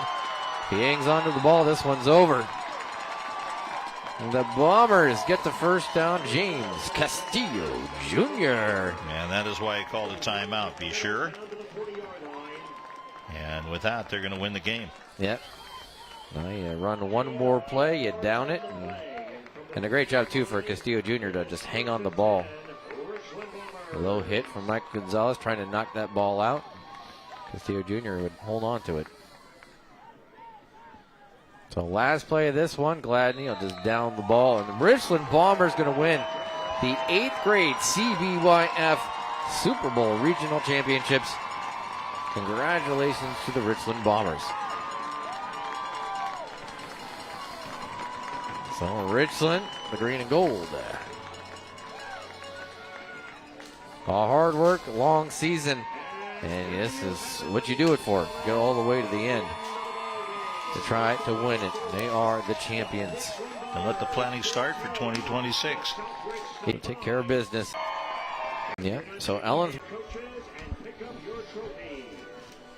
So congratulations to all 3 champions of this one.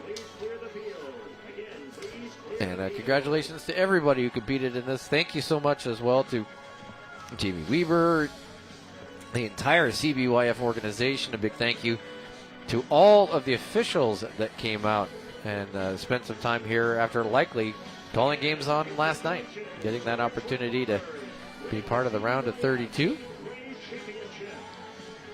And you learned that the referee of this game is going to be working in the championship in the state game. championship games. I want to send a big thank you as well to our crew. A lot of them were up late last night for that Chiawana-Wenatchee game. It wasn't as late as some of our Friday night games have gone, but it still ended at 9. There was still a lot of work that had to be done, and then they had to get up and get ready and come in this morning to get down to Hermiston, get everything set up for this one. So a big shout out to a lot of our crew, all of whom. But we're going to take a quick timeout and then see if we can get that trophy presentation. Again, your final 14-6 Richland. You're watching the CBYF Championships on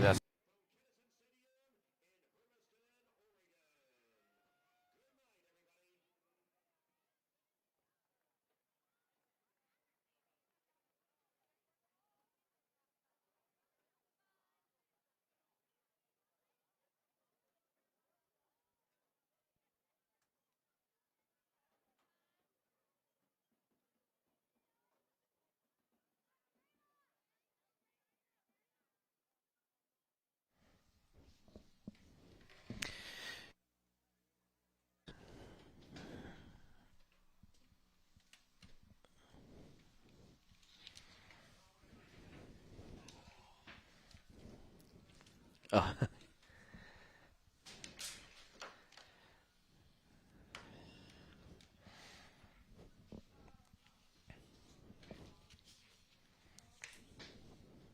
Oh, okay.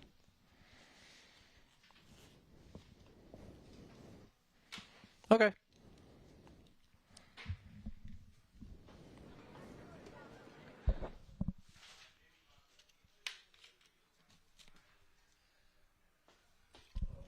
Okay. Then we'll just get the celebration, wrap it up, and get out of here.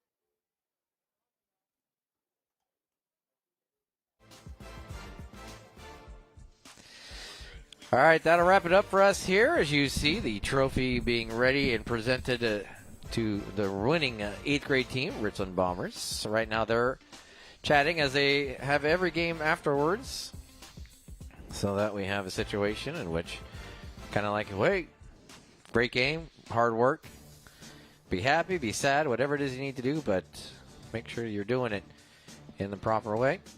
And the Richland Bombers now going to run their way over, find that trophy. And there you see Jamie Weber, a little warmer dressed nowadays than when we started all of this around noon. But congratulations to the Richland Bombers and the coaching staff. I think just about everybody. I do also want to send part of being able to put this on, and Jamie says I cannot thank them enough on his behalf, so I will continue to do so and thank them as well. And again, I cannot say enough about our crew who were at the game last night after I had left, and then here at this game before I got here. So without them, we would not be able to do much. And there you can see Jamie holding the glass trophy that each of the kids are going to get, as that trophy will find its way into the hands of the Richland Bomber coaches and Richland Bomber players eventually. And you saw some people in this game that we're going to be hearing in a couple of years. They'll be in the lineups of the two schools. It does feel a little bit like we're going to have that, as there it goes. As it does look like we're not too far away from a King Gladney versus Elijah Lewis battle at Fran Risch or over at Lamson Stadium, that's for sure. Craig, final thoughts as we get ready to say goodbye and head on our way home for the weekend. Well, it's been a great day of football, and couldn't ask for better weather. And it was very entertaining. And I really thought this was going to be the game it was. And just a great example of what we're going to see in years to come. It was an honor. Don't forget, we're replaying the Chiawana-Wenatchee game tomorrow at 6:30 in the morning. And then this will get going at 9 in the morning. You can also watch either game on our YouTube channel. That is a great place to just go inescapably connected at this point, and that we will be at the Toyota Center for the Tri-City Americans and the Penticton V's on Public Responders Appreciation Night. First ever meeting between the two teams, too. Yes. Yep, Penticton, a brand new team to the Western Hockey League this year. Want to send a big thank you again to everyone involved and to you who tuned in and watched however long you watched of this football game. My name is Kevin Rounce. On behalf of my partner, Craig West, thank you for watching. Have a great rest of your weekend.